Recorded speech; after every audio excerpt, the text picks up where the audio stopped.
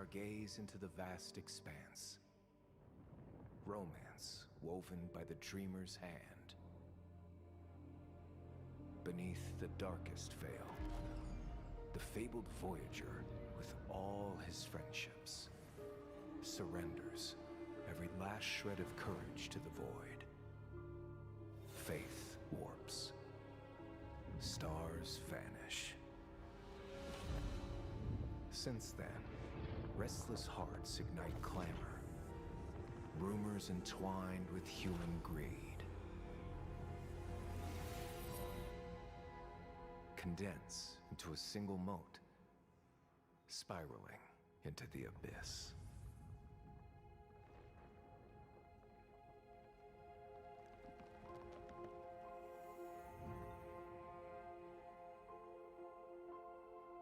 Yet the travelers press on.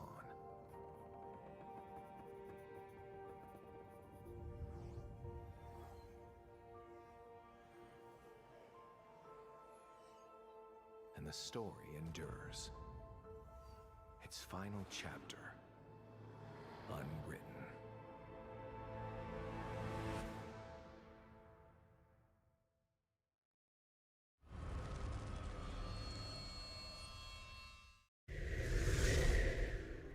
Matters that escape notice.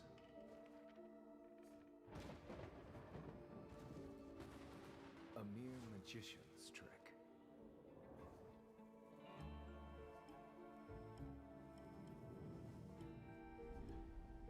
All the truth in the world is laid bare before our eyes.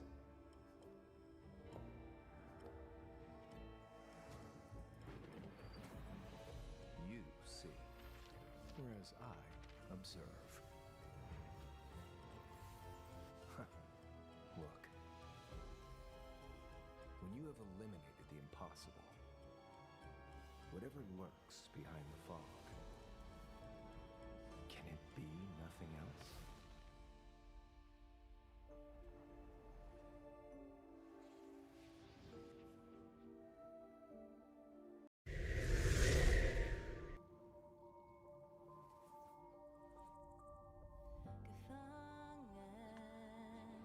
A larva goes through several transformations.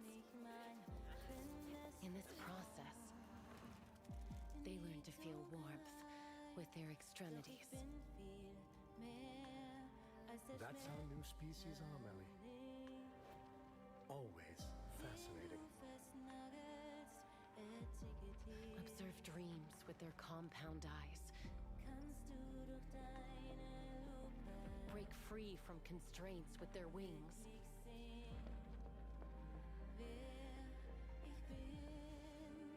You don't belong here, Melly.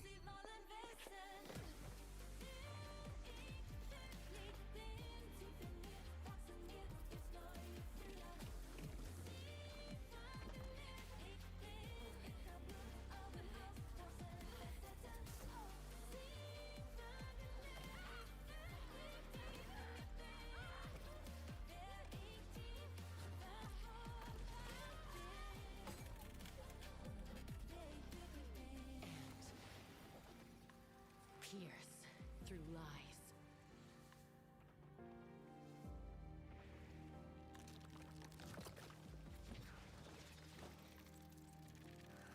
With their stingers.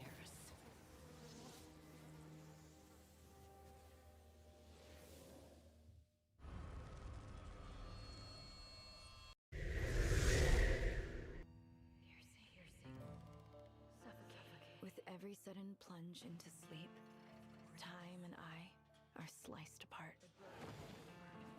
Oh God, it's happening again. Poor girl, tormented by phantoms, even in her dreams. Inside that little box, light and shadow shift. Steady, unbroken. No more panic when everything freezes. A complete day. That's how it was meant to be. This gift is mending me, but the shadow of loss always follows right behind joy. Another child of darkness destined for the noose. Such grand theories. These people, they all owe her for what was taken. Just a little more time. did it. My pain finally has meaning. Justice? No. Vengeance. He'll taste the same suffering. But where did you go? No matter. I'll tear through every layer of time. Until I find you.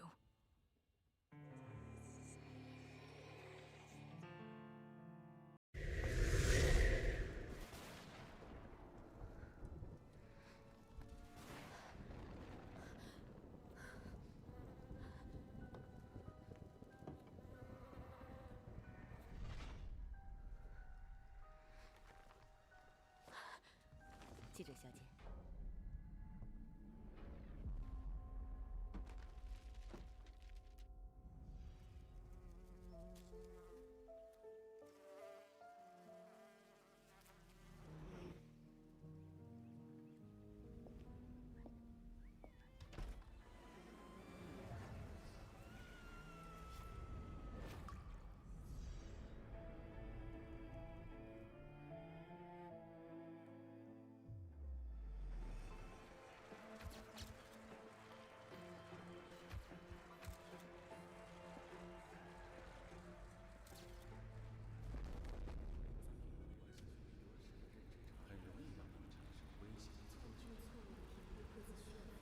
进化的过程确实不需要考虑淘汰者的处境。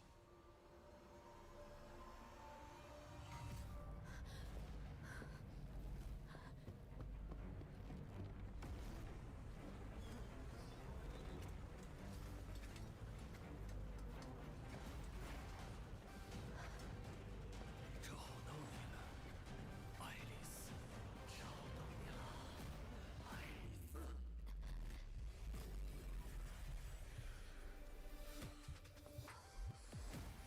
找到你了，爱丽丝。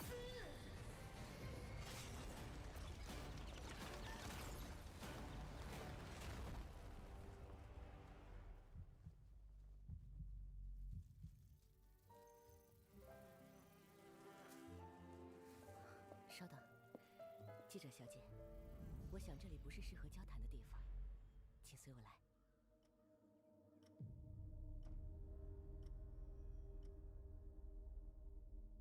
In search of the bluebird of happiness. As the diamond sparkles atop the brim, all things take shape and follow suit. This promise of eternity feels so stifling. Why not break it? Old dreams from the land of memory are out of reach. Let the claws tear them apart. Blueprints in the clouds will scatter with the tremors. Even as you descend, some still seek answers. Topple the heavy tombstone. Wild roses will bloom after eternal rest. The hammer of revolution falls. The bluebird shatters into stardust. What a heady feast this is.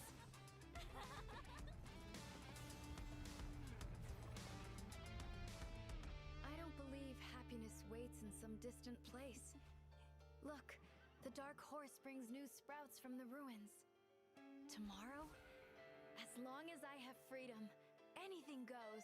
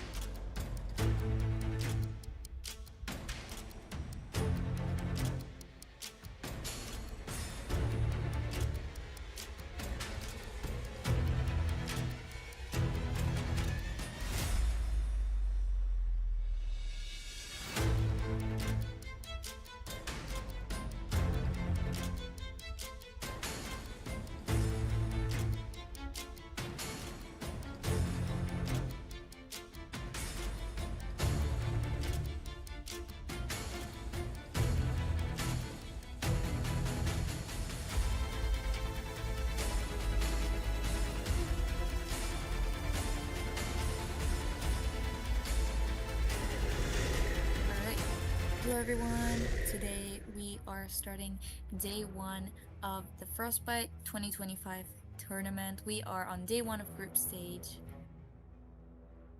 And I am joined here today by Seven. I am also going to be one of your commentators. I'm Justice.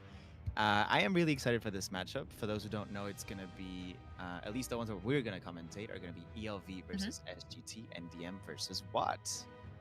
Yes, that's right. Very excited to be here because, you know, like, it's always exciting to commentate for IDV tourneys. And yeah. I agree. And then there's definitely some, I would say, probably big names in this first matchup for ELV getting into very high up in IVT. And I also know a couple of, I know some familiar faces here, so familiar names. Looks like we're choosing the map right now, so we're just going to be waiting a bit for that.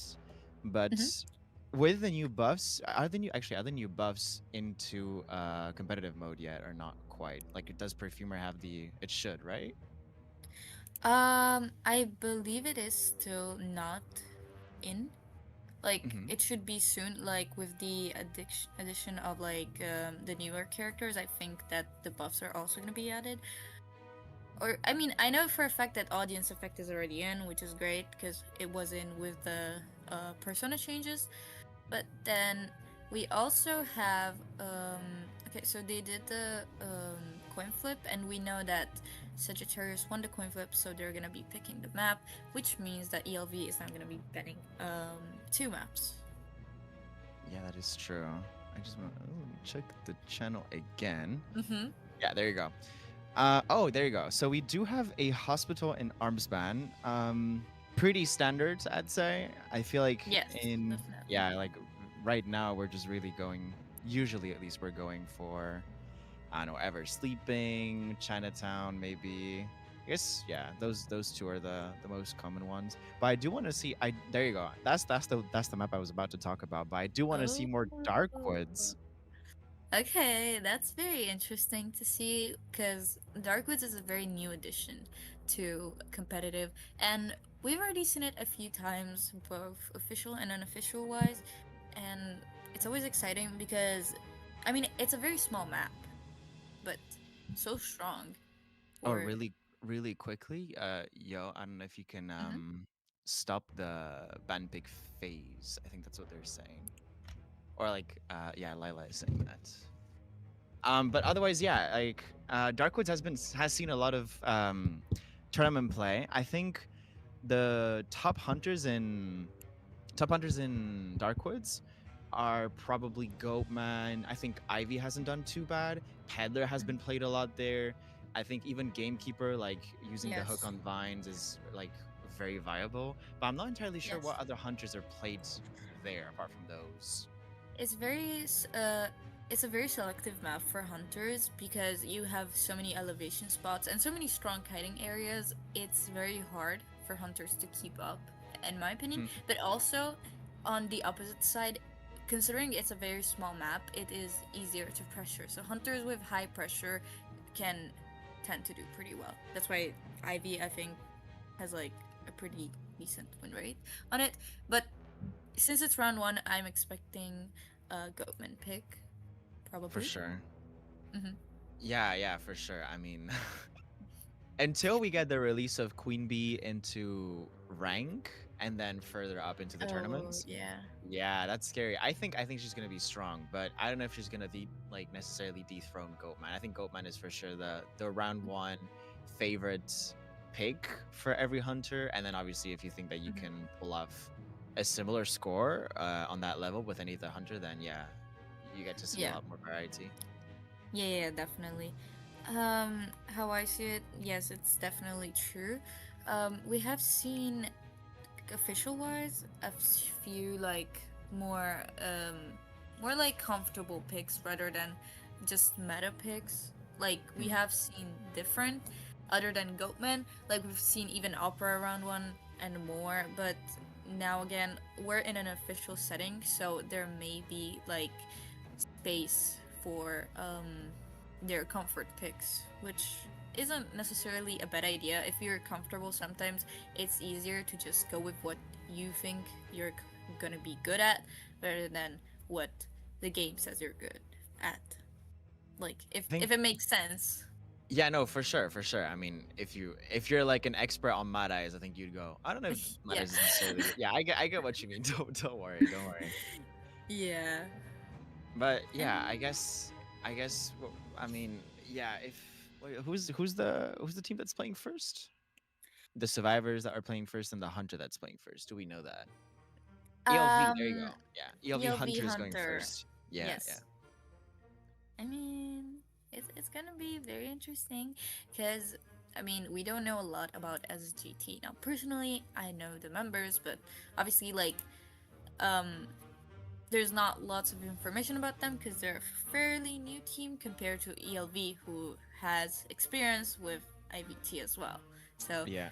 it's gonna be a tough matchup for SGT, but nothing is for certain, and we root for both teams to do their very best.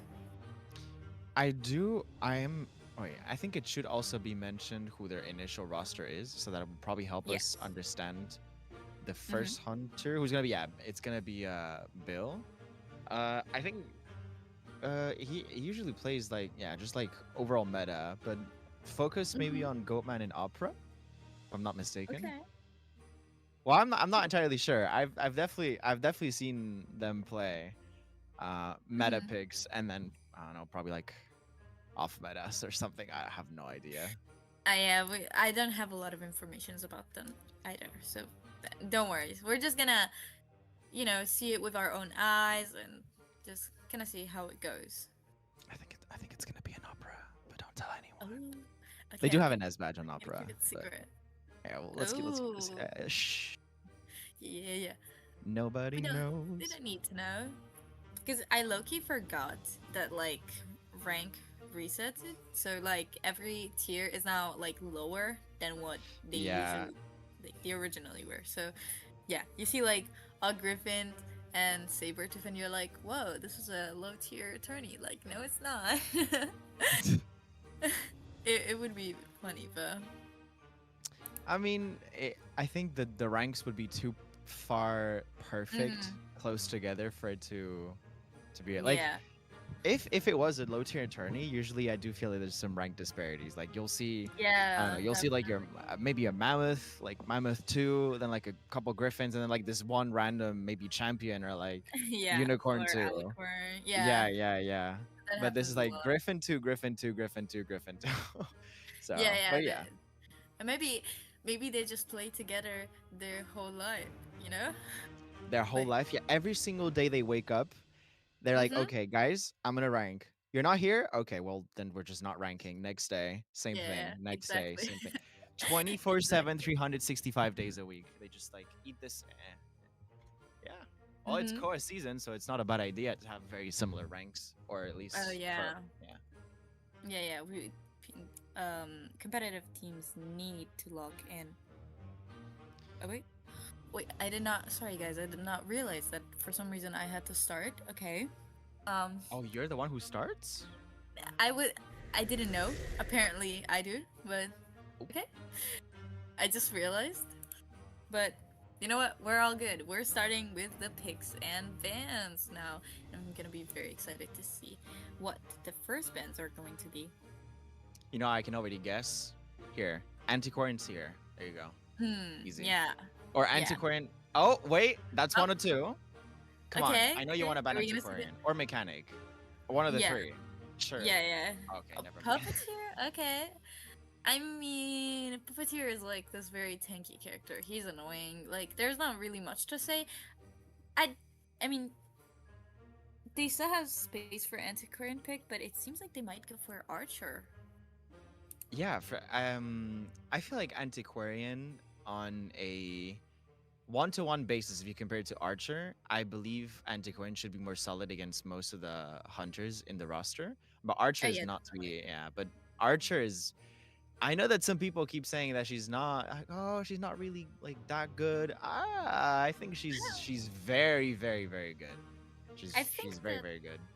I think it depends on the way you use her. She's more like of a kiter than like if you're gonna harass. I don't think she's too good for like balloon harassing in itself, but like sustaining like with the like support during the kite is like very good in my opinion. And we are gonna be seeing an archer mechanic pick and an antiquarian ban. I think this is fair. They probably need to pick a very strong and solid pick right now, to like kind of, you know, make their team a little bit stronger than it is because of the mechanic. And we're gonna be seeing a potential airplanist. Yeah, I'm a bit surprised. I thought they would have gone for something a bit more. Not like airplanist isn't solid on rescue, but yeah, something Yeah, like no. Gravekeeper or like Merc. Well, I don't know. Merc is a bit of a shoe run. I Run one. yeah, I guess they just saved the rescue pick for last since the hunter didn't ban rescue, but now they did ban Gravekeeper, which probably means they're gonna be going for first officer. Yeah. Which I feel like in this, I've started to realize that Merc has been not like Merc is bad, but has been picked up way like lower in round ones, somewhat round twos as well, because you have characters like First Officer Yeah. and Grave that do better against the current hunter pool that people usually play. So Yeah. I mean, considering the current meta, I would assume that First Officer and Gravekeeper are like the most picked, but because they go so well against these meta hunters. Merc can work, but unfortunately, you know, Opera is very fast to catch up on those elbow pads. Ivy can, you know, like know your location after you like go down. Hullabaloo can get a double down on you. And you know, Merc has very slow self heal, so it can be a bit of an issue. So usually we go for those picks that can kind of guarantee the rescue without like a double down. It still happens sometimes, but these are like safer picks in my opinion, like for round 1 and round 2.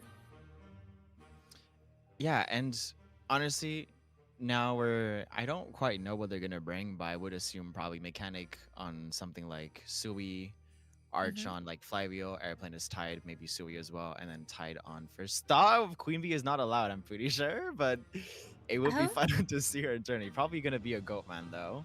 Yes. Yeah, there you go. It's gonna be a going. Goatman run 1 as we mostly predicted 7.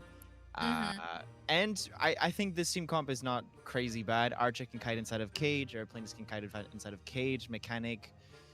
Yeah, a bit tough maybe. And First Officer is not a bad option at all against Goatman, using that watch inside to stall as much as time as possible. So Yeah. a good matchup. I think very standard.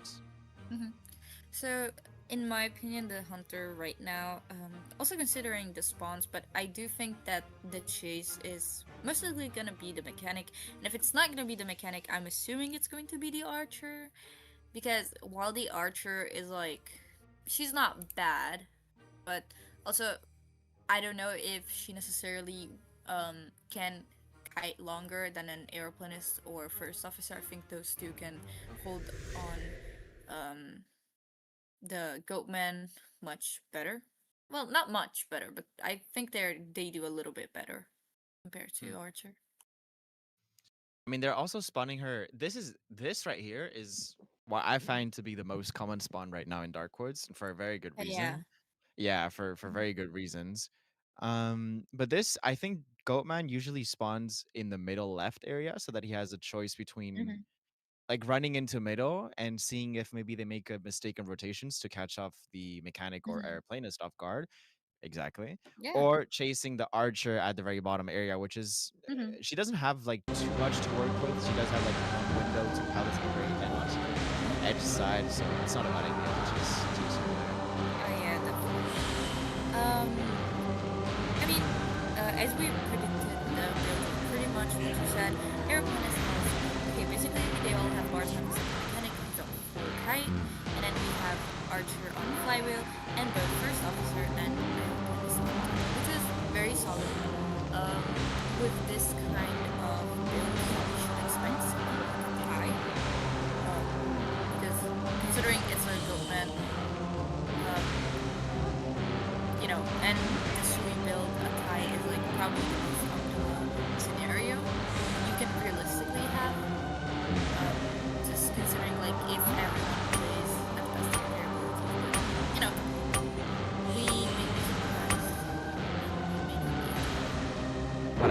to see though, before we get into this game, is due to the very crazy emergence and popularity of the audience effect strat. Are we gonna Yeah. use it here today?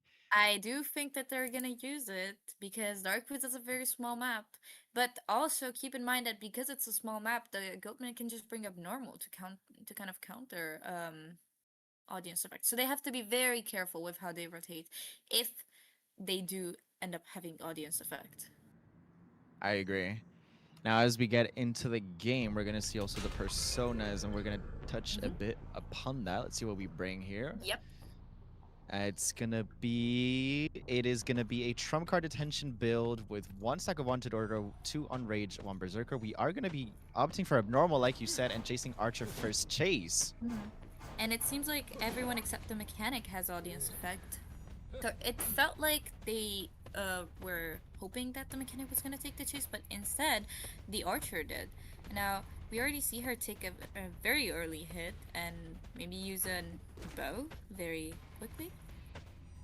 This is scary. Yeah, let's go. Let's be the wait. Nice stun, but can we or can we not get out of this cage? I think this is gonna be tough. Oh, he can't go through. But it's wait. I think this might be the cage cut it out. Yes. Okay, that is the cage cut it out. But we're gonna be trading 1 pushback and 1 arrow. We do have Flywheel coming up ready in 2 seconds. So this chase is not too bad. But let's see if we can get it to last a bit longer. Oh, fortunately, we did. It seems like the Archer also used a jump back, but was not able to use it effectively. So we still took the hit, and as we can see, the Abnormal is most likely going to be used now. And while audience effect is a thing, the coding progress is greatly affected now. Yeah, the only one who's really benefiting from that decoding progress is Airplanist right now. But the mechanic does have Verbal out, is decoding 2 ciphers. So we do still have 3 ciphers. And First Officer's doing a pretty good job at stalling this rescue, but it's gonna be a hit and potentially a no double down, which is good. Yeah. We're gonna be pushing probably for the corner and gonna be rotating the Aeroplanist closer to get the rescue possibly.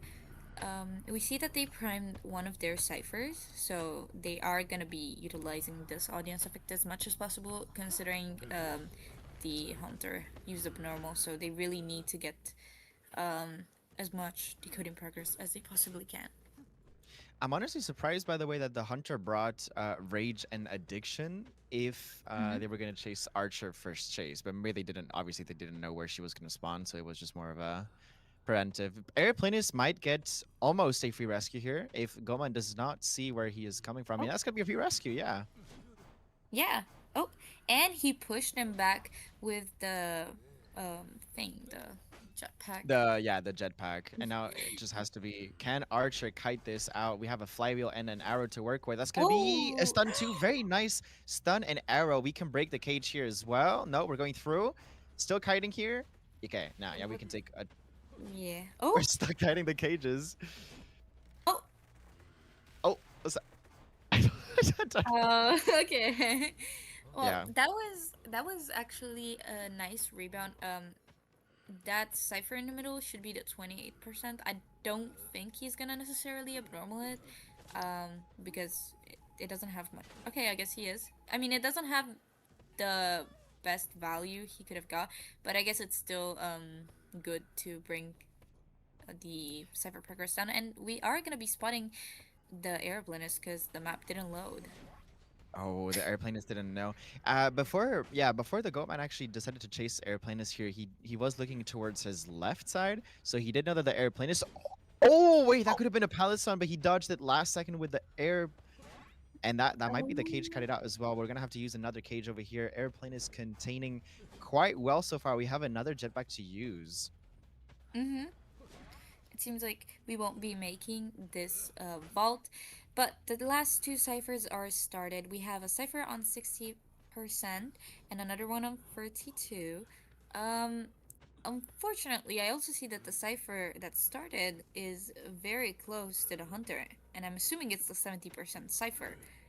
Yeah, that bot cipher over there is the one that's 76%, and this bot does end up dying, which either way it was about to die. It only had like what 10% left.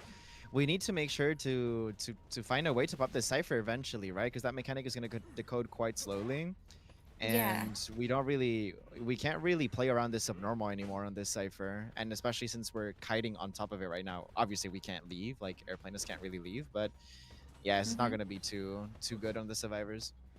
Yeah, I'm assuming he wants to go for like a double down. Well, I don't know if he's gonna be able to go for the. At this point, he's gonna have to commit to the first officer, but yeah, he's losing a bit of time right now. He does have normal up, but it is very late into the game, so it depends on how the survivors move. In the meantime, this first officer is using the last pocket watch to kite out this cage, and it seems like they started a new cipher, which is a great idea right now. But keep in mind that this mechanic, if she wants to go for the rescue, she has no BT, so it's you know, very scary. Scary, yeah. But this first officer's like this obviously this is both of his watches, so he doesn't have any contain anymore. But this is a very good kite. Mm-hmm. This allowed the mechanic to finish her cipher. This airplanist is now finishing his own cipher over here, which should be, yeah, I think by the time he gets to the chair, should be around like 60, 70. But like you Mm-hmm. said, mechanic no with no BT, we need to make sure that we body block her if she does end up going for rescue. And this airplanist is half health, so we can't afford to just switch. Maybe put a cage on Cypher and abnormal, right? Like right here, he's Yeah, thinking about it. we are gonna be using a jetpack. He's just gonna commit, using two of his cages to try and kill this airplanist. He is gonna be able to kite just a little bit longer, but unfortunately gonna go down. The cipher is gonna be at 80. He is gonna be switching again, but he has no cages up, and the cipher here is at 75. At this point, while he is wasting time, his abnormal has been up for a while, so the value of this, like, as you can see, they have no more items left. So at the moment, there is not much else they can do except waste his time, like trying to get just a little bit of the coding progress. And now we're chasing mechanic. I think we're just gonna pop here. Yeah, we're definitely gonna pop. Yeah. I don't think Gotman knew that mechanic had no BT, because that would have been a really good play. Just down her. Yeah. Yeah, and that would have changed the tides of the game. But we still have a trump card end game. We have a vague idea. We do know where the first officer is. Nobody's on gate yet, and first officer's coming down. That trump card is going to come into play here, I think. Yes, definitely. The gate is not gonna be open on time. The mechanic is going to be staying in the middle of the map, but he can see her from here. So, yeah, this gate is like at 70, but it seems like this airplane is quickly gonna go down. He does have enough for one more cage, and he's just gonna leave. And there's a big chance that this is gonna be a 4K. And it. Oh, Oh, he missed that. Oh wait, oh, he can still kind of get it. I was gonna say, actually, the airplane does not have self heal. He's the only one of the team that was forced to use self heal to get the ciphers done.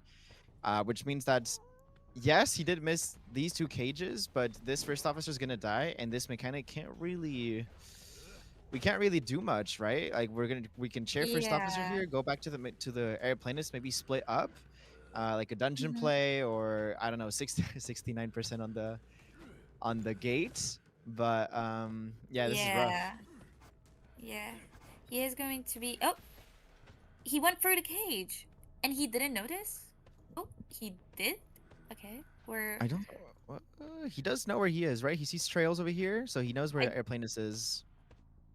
I do think that if this mechanics is gonna start this gate, she's not gonna be able to open it in time, just because I mean, it depends on how fast and how much this airplane can kite for a Ooh. great jump back. Yeah, that was a really good jump back.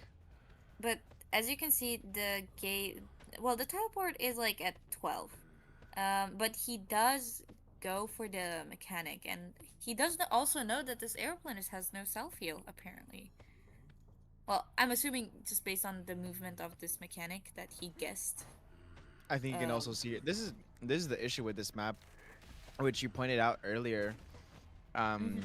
is that you can see the survivors from really far away, right? Yeah, It's quite open. It looks like it's not. It shouldn't be open, but because you're on low graphics. If you stay on low graphics, you can see across the entirety of the map. yeah, yeah. Like it's a little crazy, you know, but it seems like we're gonna be Just staring. We're gonna wait Okay. until the airplanist bleeds out, and then we're gonna pick up mechanic to cheer her to prevent to prevent maybe airplanist being on Yeah. dungeon, I guess, or maybe like picking up last second. I don't know. Yeah. But I you know. nonetheless, this should be a 4K for ELV's Mhm. Hunter. Well, mechanic is gonna pick up right here, maybe. No, okay. Yeah, they're just gonna surrender. Well, what can we really say about this matchup? I think that in itself, um, the the survivors didn't do too bad. I think that the only issue was the positioning towards the end when he teleported. Um, I do think that mechanic was a little bit too close to the airplane escape. Maybe it was a little bit of miscommunication on the. I mean, they should have known that TP was up because abnormal wasn't used for a long time. So I think that maybe this first officer thought that he could kite for longer, or just I mean, it is very small. Like it's a small map again, but we can't also forget that while it is small for survivors, it is also small for hunters. So hunters with a lot of mobility like goatmen will get to one side of the map to the other very quickly. Yes, and now we're gonna have the second half of first round. Sorry, second half of first round.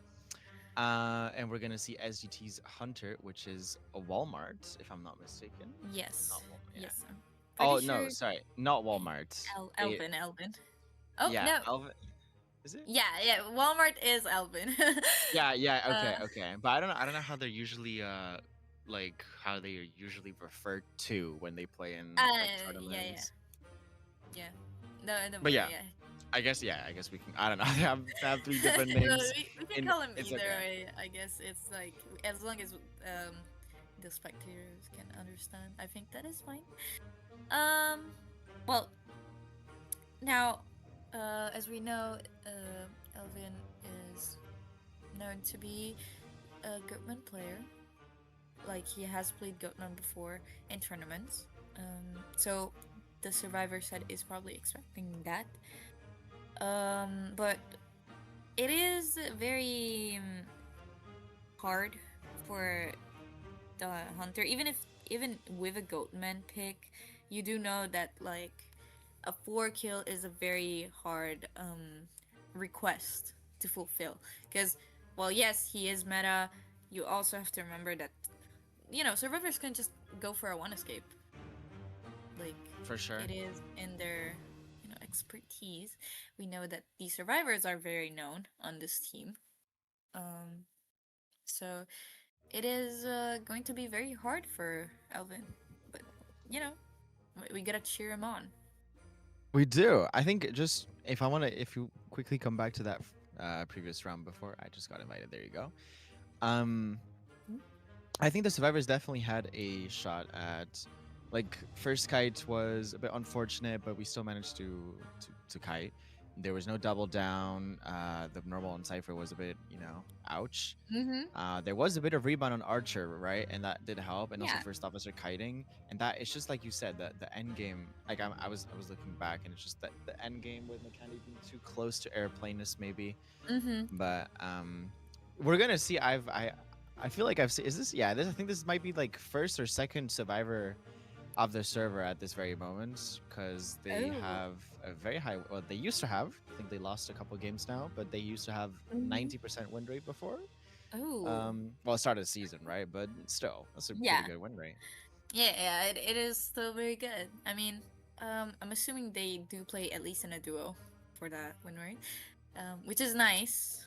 I love playing with someone because honestly, playing alone kind of sucks sometimes because you're missing out on a lot of communications, which is agree. unfortunate. Like, I don't think that like in itself the random issue is much of like a random issue, but more of like lack of communication. Because I do think that if this game had more communications, then it would be much easier for survivors to win. Especially because survivor side right now with the new buffs is kind of busted. I will not be lying to you. Like these new Hmm. buffs are very, very good. And even like the nerfs they made to audience effect, like yes, it got nerfed, but it went from a 12% to a 10%. I mean, you know, what's It's still 10 10%, 2% I gonna be? guess. Yeah. Yeah. Like a 10% compared to like a 12 is still very good, especially considering that, um I mean, it's just like so strong. Like just the thought of audience effect to me is like, oh, like it's very hard for hunters now. Like it's even harder than it was before because you have to keep in mind that like you see like four ciphers remaining, but it's not actually four. It's like two ciphers on 99, and then you have one on 50, and then one on 30 maybe. So, um, yeah, like you are very you have to be well aware of the survivor's positioning for that. But we're gonna be starting with the bans and picks right about now. And well, it would be safe maybe for me to predict that the first two bands are going to be the same as in Seer and Antiquarian, or Seer and Mechanic, which makes Mm-hmm. sense. But these Yeah. survivors, I I feel like, yeah, the higher team. Well, I would say the higher teams that have the achieved the IVTs, yeah, like top four, top eight. I don't know if they're like necessarily meta slaves as far as Survivor goes. I have seen special picks, say like, well, I have seen Eve play Mind's Eye, for example, or like, I don't know, just play forward cowboy, those especially. Mm-hmm. But we're gonna see the two first picks being Lucky Guy and Archer. So I guess Lucky Guy makes complete sense. Archer makes complete sense. Very similar to Yeah. last team's SGT. Also seeing a Gravekeeper ban and a first officer pick. So picked the Rescuer third this time. Who do you think is gonna be the last fourth pick for this Survivor team? Um, I mean, considering the team comp right now, they need a kiter most likely. Like a second, tide bringer, Hmm. hopefully. Maybe like an airplane again, or oh, a perfumer. You know I what? I have I have played competitive mode recently, and if I'm not mistaken, the buffs are there. I think that's why they're buffing, they're nerfing or buffing. They're banning Puppeteer. The hunters are banning Oh, Puppeteer more often because Puppeteer right now is incredibly good. 9 seconds of Puppet, yeah. has rebound every time. You can And harass him and he has rebound every time again. doesn't Speed he also boost if get a you, speed boost? Yeah. but the speed boost is only, which is not, it comes at a disadvantage sometimes, but you Mm-hmm. only get the speed boost if you successfully undonned. And the issue with that is that most puppeteers will Oh, use the puppet, right? Most puppeteers will use the puppet to mm-hmm. block a hit. And Yeah. if you want to get this right, obviously, but if you want to Yeah. get the speed boost, you need to undaunt, and that incentivizes you to use your puppet earlier and not as like a reactive thing. It's not like a perfume where you use your Mm-hmm. perfume and then, you know what I mean. So Yes, I get you it. could, It's like it, it's more of a yeah, flywheel, but yeah, and with a speed boost. yeah, but it's, yeah, I feel like the undaunt, if you want to get the speed boost with undaunt, you're incentivized to use your puppets a bit more Yeah. often. However, we move on from the puppeteer shenanigans. We are going to come back into the game, and we do have our selected hunter, which, as expected, well, wow, guys, who would have guessed? It's Oh almost my like it's, god. yeah, it's gonna be Goatman, as Mm-hmm. expected. Oh, Oh, we're just gonna be protecting this lucky guy, I guess. yeah, Interesting. we're boxing. Yeah, we're boxing in the lucky guy, and I also really, I'm a real fan of these builds as well. So we do have Perfumer on Tide Flywheel. I think she's gonna become one of those sub rescues now, but the ability of Mhm. tanking a tear shock or maybe like the double hits. Yeah, Yeah, yeah. it's something. Like I get it's like 3 seconds, but if used well, those 3 seconds aren't just 3 seconds. They're like you're actually tanking the hit. Especially if you're like, oh, you're going for detention rescue. You just go like, you fake, then you rescue. Like, well, obviously it depends on the hunter's patience as well. But hunter is gonna spawn under the archer, and wait, what I find very peculiar is the archer build right now, because we do have a broken windows, which against Goatman, it doesn't have as much utility as Flywheel does. Flywheel is obviously better against Goatman, but I'm very curious to see this Broken Windows go into effect. Against the Goatman, it's gonna be hard, but um, Could probably another be character. could be maybe because I'm like reaching maybe like they have something planned with the window there, Yeah, or the yeah, palette's gonna maybe. be useful. Broken windows might be useful too. Yeah, Mm-hmm. to use the speed boost in. But yeah, we're gonna get into this game now. This is gonna be second half of the first round. The first half was a 4 kill on ELV's from ELV's hunters. And now let's see if SGT can get it back with another 4K on Goatman against ELV survivors. Oh yeah, that's gonna be a tough one. But we're getting into the match right now, and we're gonna be looking at the builds real quick just to get like little things. We have Wanted Order, and Impact with Rage and Berserker on the Scopeman, and I'm assuming they are gonna be bringing Audience Effect. Yes, that's right, and I'm pretty sure that all of them are bringing it. Yep, that sounds about right. And this hunter is gonna be chasing the first officer first. Which managed to get a really good palace done here. Not using any cages though, so not really being hasty with these. We have rotated away from this locked cipher, I believe, which was at the very corner, but we are going to be opting to chase the Mm-hmm. lucky guy who has a perfume and a ball to Oh, kite here. that's very nice. I do think the hunter saw it, but I'm assuming he just wants to swing, maybe for the extra presence. Yep. He does have a lot of resentment built up, so it's not like too bad for him. Like he just pushed the first officer off a cipher. We're gonna be seeing the second cage, amazing flywheel and a ball being used. Oh, Oh, oh, oh, he I got think. confused. Oh no, he got confused. Damn, yeah, he got confused with the ball. He thought he was gonna go on the other side, but lucky guy just pulled just about enough ball to get to that pallet. It's about unfortunate because Mhm. this, yeah, it Goatman could have for sure gotten that first hit and then saved out the blink here Yeah. for the second one. But we do have a basement nearby. It is a-okay. Now the question is, can we get this down as quickly as possible? Yeah, there you go. Yeah. So, now we know that this Goatman does have Blink, but the progress is already so good for them.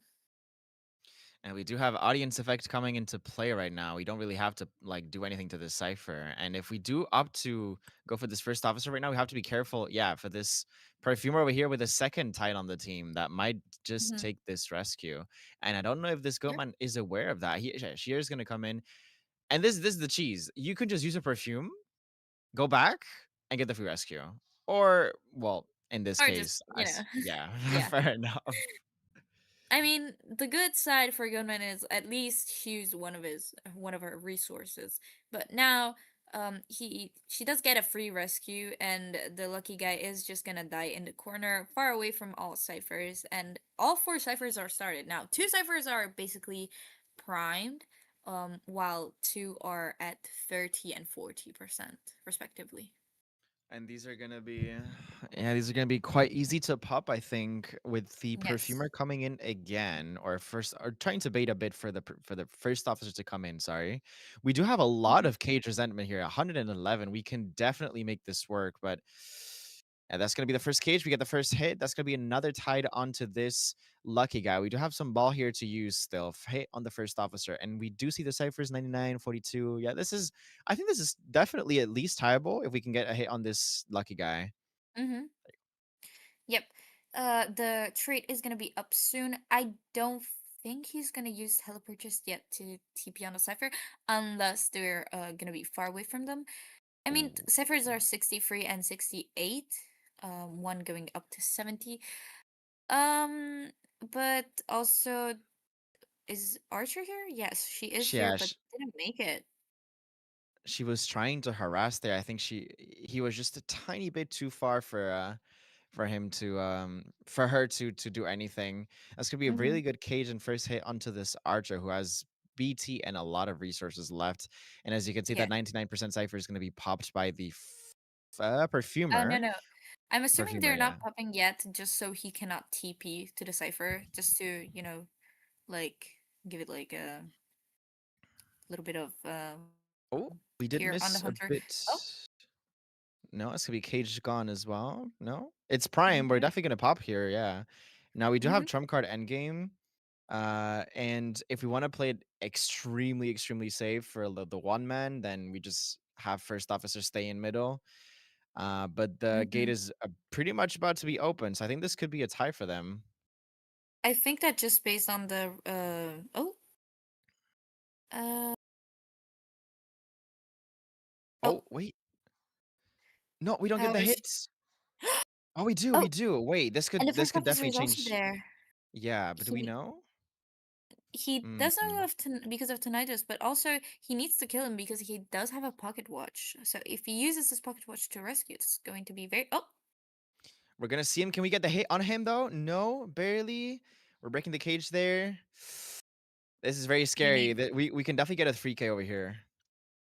oh he needs to be very careful to not hit the chair. Oh Oh, wait. oh, That's his third watch gone. I think he can get the hit here. That's it. And oh, we're and getting the the archer rescue. and the Ooh, archer wait. came for the rescue. They need to no matter what he does, he is forced to choose someone here. The perfumer is going to be down in the gate. Archer still has a bow up, by the way. And She I think might try. she can get it, yeah. Most likely. We're Oh, waiting. We're being very patient. Can we get the stun? We're playing mind games. We don't get it, but we can get a tie maybe. We have a cage, so we can. Oh, this is so scary. I don't like. we They need need to to make a force the decision. first I think they need officer to aim for out. that one man. No. Yeah, definitely. The Yeah. first officer is going to leave, and while Sagittarius is gonna lose this round, I mean, look at the result. It wasn't that bad because they did get the hunter did still get a free kill. So now they have a 2 points different. Uh, free? No wait. I believe Let it. me. Yeah. It's 5-0 and then 3-1. So Yes, it's it's 8. What is it? 8. Oh, sorry. No, not 8. It's 6-3. There you go. It's a 3-point yeah, lead. yeah. Yeah. So I mean, it's not too bad. It honestly could have been worse, especially considering the beginning of the match, where again the kite was actually very nice. The first kite was pretty good. It was almost a free cipher kite, which against Goatman as a lucky guy is great. Um, Unfortunately, yeah, the Goatman did get a little bit confused there, but he did get back at the end game. Being very patient paid him off, and I honestly think that a free kill there in that scenario was probably the best thing he could have got, because that archer moving in for the rescue was, at that point he just had to get as many people killed as possible, but someone was gonna escape eventually because the gate was open, and you know, a free kill is still a free kill. Yeah. This is like we definitely needed to try and aim for. I don't know. Mhm. I think like for the survivors, the one man is the ideal scenario. Obviously, if you get a bit more greedy, then obviously a tie is way better. You get more leeway to work with later on. But Mhm. we're gonna move on to round 2. That's gonna be 1-0 on ELV, and I do want to see. Yeah, it looks like Mhm. for now we're just gonna be waiting for them Yeah, the to be bans the and first. things for the Okay, map. choose. Okay, there you go. Okay, SGG gets to ban a Mhm. map, right? Yes, and Yeah. we do know for a fact that Darkwoods is not going to be available again because it was picked round 1, so that means that it's global banned. We also have some interesting characters global banned. Obviously, for the hunter side, on both teams we have Goatman banned, and for the survivors, if I recall correctly, for Sagittarius we have the mechanic, aeroplanist, first officer, and archer global bans, and on ELV's survivor side, we have Lucky Guy, Archer, First Officer, and Perfumer. I And I mean, think we got Archer pick from both teams, by the way. yeah, I feel like she's the maybe the second option next to Mm-hmm. that antiquarian. Yeah. or maybe just testing the waters, like seeing if Archer is gonna be Mm-hmm. as a strong contender next to Antiquarian. But yeah, I guess in neither match actually she did not end up Mm-hmm. doing too much. I feel like in this last second half of the round, we didn't really see that Archer harass that could have really changed the tides of the game, especially Oh against yeah, Goldman. definitely. Yeah, Yeah. but there was potential, and it's just I think different circumstances, different like outcome of the game. Yes. Um, We yeah, do have 2 subs. Well, 1 sub from ELV side and 1 from for SGT, and they are gonna be swapping their hunter SGT. Well, ELV, I'm not too sure. they did. Yeah, that's their hunter. Bill, the one you see there Okay. is yeah, I think that is Yeah. Turkey. Yeah, it's Turkey Billy. So I guess that makes sense. Mhm. We still don't know what the map bans are, obviously, because we have to do the subs first. First. But yeah, I don't know. I don't know what the next map is necessarily going to be. I think good round 2 map. Well, I thought usually it was Ever Sleeping Town, but they might end up banning that. Maybe Yeah. maybe Moonlit. I don't know. She hasn't been It's played it's too an much. option. Considering round 2 is usually like opera or IV. Well, IV not so much in Moonlit. I think opera does perform better in Moonlit because of Yeah. her mobility. But it could. Yeah. Okay. We're gonna see it. We're gonna ban Leos on SGT's side, and we need to see ELV picking a map. We're just gonna wait until they do that. Have you seen? I've seen this one screenshot of Asia servers survivors, and I correct me. I don't know if you know. I think the highest this season might have been 500 stars on Asia server. Oh, I think I saw something like that. Yeah. What? Oh, yeah. I did see it. Oh, I was very surprised. Like, I mean, to be able to get that many stars, you need to have like, well, obviously you need to have a lot of time spare.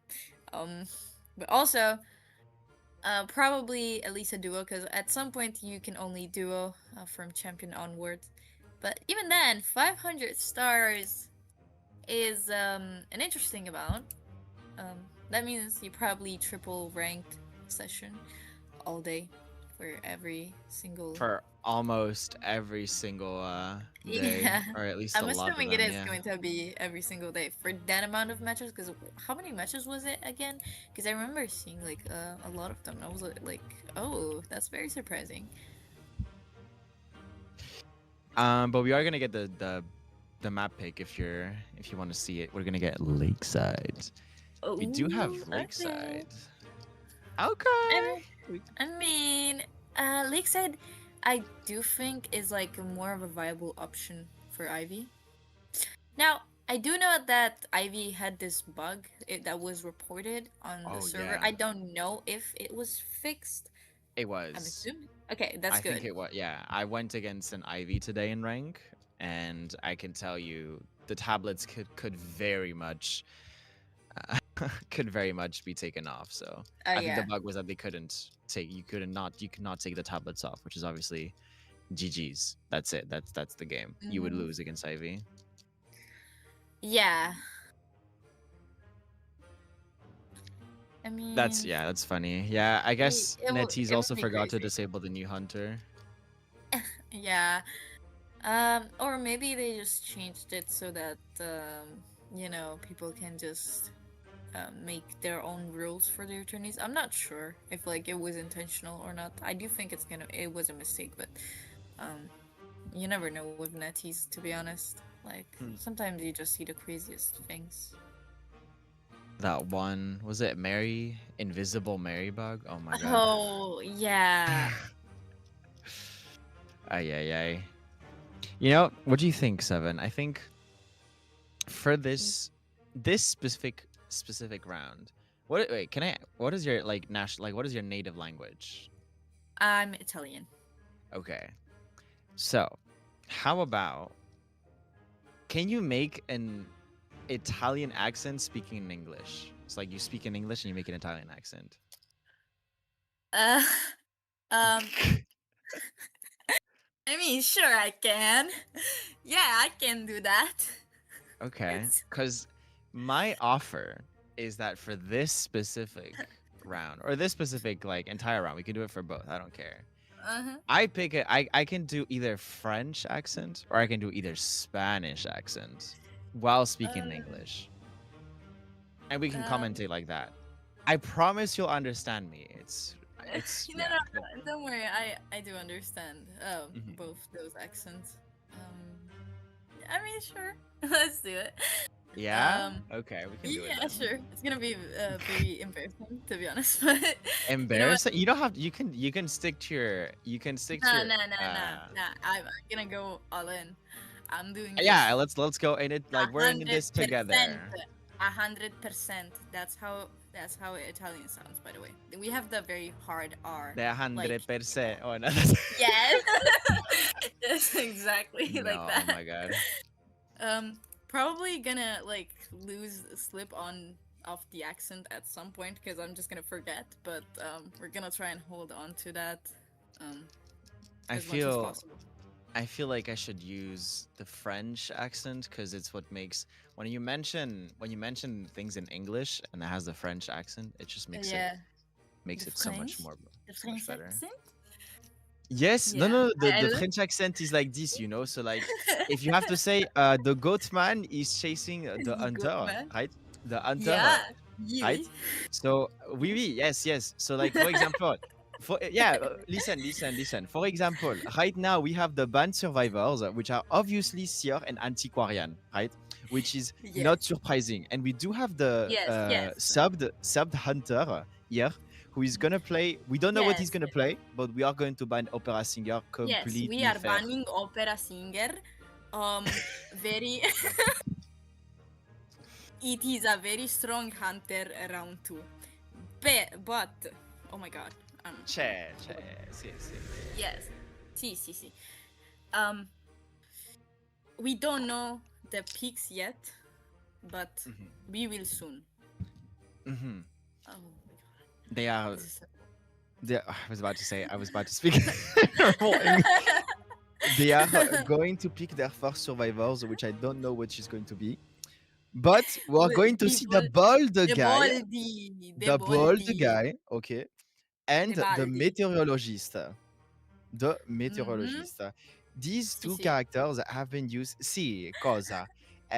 These two characters have been picked quite a lot, I think, in like And- round 2, round 3. Sì. Right. Like they've been picked a lot in round 2, round Oui. 3, and for a good reason as well. I think Escapologist doesn't have too much kiting, like personal kiting, but his ability to change the what's it called? The chairs is like mwah, peak. Okay, it is peak. But we're gonna see Puppeteer pick as well and Fire Investigator ban. Oh yes. We see the Fire Investigator ban. It is a very good pick round 2 because he counters both Ivy and Opera Singer. But we see the Puppeteer pick, which is also very strong because Puppeteer is strong, very strong. I agree with that sentence that you just used. Puppeteer very strong, big boy, tanky boy, and take multiple hits before go down, basically. So perfect option. But the last pick that we're going to see is coordinator, and I am a bit scared that we're going to see maybe I don't know what this other plays, by the way, so I have no idea. But like, how well do you think Ivy is going to do into this team comp? Because I think Escapologist can afford to take the 100% corruption, and he'll be fine with the smoke eating. Puppeteer just needs to use a puppet before he gets to And 100. Undaunted. Yes, Yeah. Undaunted. But we also know that coordinator and meteorologist need to look at the hunter sometimes to use their items. So it is also not too bad to go Ivy here. mean, otherwise, what would you play here? What would you play? I guess we're just gonna wait until the hunter decides. I don't know. If this was me, I would surrender. That's it. Free win. That's no. I'm obviously joking. I don't know. I don't know what I don't. I'm not like a super fan of Lakeside, so I have no idea what the hunter's gonna play. I'm switching it up. Je sais pas. Je sais pas. Je sais pas. Ah. Okay. Okay. Do I have to switch it up to Italian? Like we're going to see the Yeah, lucky guy ban at the yeah, end, and it gone it yeah. come It is mamma mia. it is going to be a shadow. A shadow, yeah, and it is probably the Ivy is going to take. What is she going to take? Is she going to take insolence and detention and then the Probably. blink? Yeah. Oui, oui. Probably. Oui. So. Oh my god. This actually, like, I actually need to focus to do this because, like, you know, you just, your brain just molds into the English accent, so just suddenly doing your own accent is so weird. Or, like, You know, I am honestly used to doing this French accent. It is part of my life. It is part of myself. It is me. Like this is me. And I ask this of you is that you me, and accept this me. is me. No, I Accept do me for accept who I you. am. I do accept you. Even though the Italians hate the French, I'm an exception. I'm gonna Okay. accept you. I appreciate that. But This we do have a triple tide on the team. Meteorologist tide BT. Sorry, not meteorologist. Puppeteer tide BT. Escapologist tide broken windows. And then finally, we do have the coordinator on Flywheel BT. The IV is going to spawn in between the coordinator and the meteorologist. And personally, I think I would try to send the main body to the coordinator and then chase maybe the meteorologist with Ghost because we can cancel her out of Cloud if she does use the Cloud. She can also use the push maybe, but we're going to see. We're going to see. Yes, indeed. Indeed, we're going to see. And for now, we can only make speculations on what the hunter is going to do. But Speculate. yes, speculate. A very hard word because you know we need to be very professional because obviously doing this accent thing is for professional people only. You know. I mean, I am a professional at my job, but dude, I would be very Yes. surprised Yes. if Yes. anyone would doubt me and my capabilities of understanding the game and not being able to commentate the game, as we are going to be starting it off. This is going to be round two, guys. Round two of ELV's Hunter, first half. ELV's Hunter against SGT Survivors. Seven, can you start us off with the persona builds and tell us a bit on what you see? Yes, as soon as we get into this match, okay, I'm just gonna speak fast and just gonna drop it off. Now, we do have the IV on insolence detention with, it seems, impact and 1 stack of berserk. Moving on to the coordinator committing with the full body, and the ghost is gonna be moving a little bit towards Crab Shack where the coordinator might rotate. We have everyone without wait, let me check. Yes, they do not have audience effect except for the coordinator actually. But I don't think they were planning on using the audience effect here because it's a very big map. But yeah, we're gonna be seeing the ghost move towards the other side of the map, actually towards the middle. What do you think of this? I think, well, I'm pretty sure the survivors just did a wonderful job at rotating then, it must be, Oh because yeah. this kite's, yeah, this, like, she's trying to pressure the ciphers, but she's not really getting any cipher. Well, this escapologist is obviously getting pressured off, but this Cody's kite so far is really long. I think what Ivy was trying to do is exactly this right here, which is going to be. We do miss the gun, and the 98 on coordinator. She can probably use the flywheel here to take it off. That is a huge start for Oh. the survivors against this Ivy. The pressure just completely. Sorry, I completely missed the French accent, but like, at No, this it's point, okay. Don't worry. Yeah, and at this point, like you need to commit to the coordinator because the coordinator has no more items, so it is the best chase option. But right now, the survivors have great progress on ciphers, and we are going to be teleporting right next to the meteorologist. We're gonna be pushing back, and we're just gonna keep kiting. this is it. Yeah, like so far, it's really, really good kite. I guess we're gonna have to wait. Maybe no, we missed the scarce though. That's gonna be the first insolence taken off. That's gonna be Cordy getting a first hit. Meteorologist came in for the support early, which is pretty good. I wonder if we're Mhm. gonna try to do that again over here. Meteorologist, no, he's gonna take the Shack cipher. The ciphers are looking pretty healthy too. I You think know, the first three ciphers are gonna pop. I'm surprised they didn't pop the Lux cipher, especially because they don't have audience effect. But I think they just wanted to not get a hit on a meteorologist. But coordinator will go down and is gonna be shared at Cornfield, and most likely we're gonna be seeing the escapologist moving in, unless we just have the meteorologist rescue, which wouldn't be a bad idea considering of how close she is right now to the cipher to the chair. Sorry, and Yeah, she's we gonna have be. we have triple tides, right? And the only three tides actually Yeah. are every single one of these survivors. So this is a very strong position for them, I think, to guarantee maybe a tie. Yeah. And this I'm surprised they changed the chair here. I'm assuming it's to maybe make it a bit harder to pressure the ciphers. She's waiting. Yeah, it's very smart. She's waiting for the. Well, I'm surprised you can. Did you see that? The ghost can Y- whatever. Small detail. Yeah, no, don't worry. The ghost is Um, moonwalking. yeah, it's very surprising.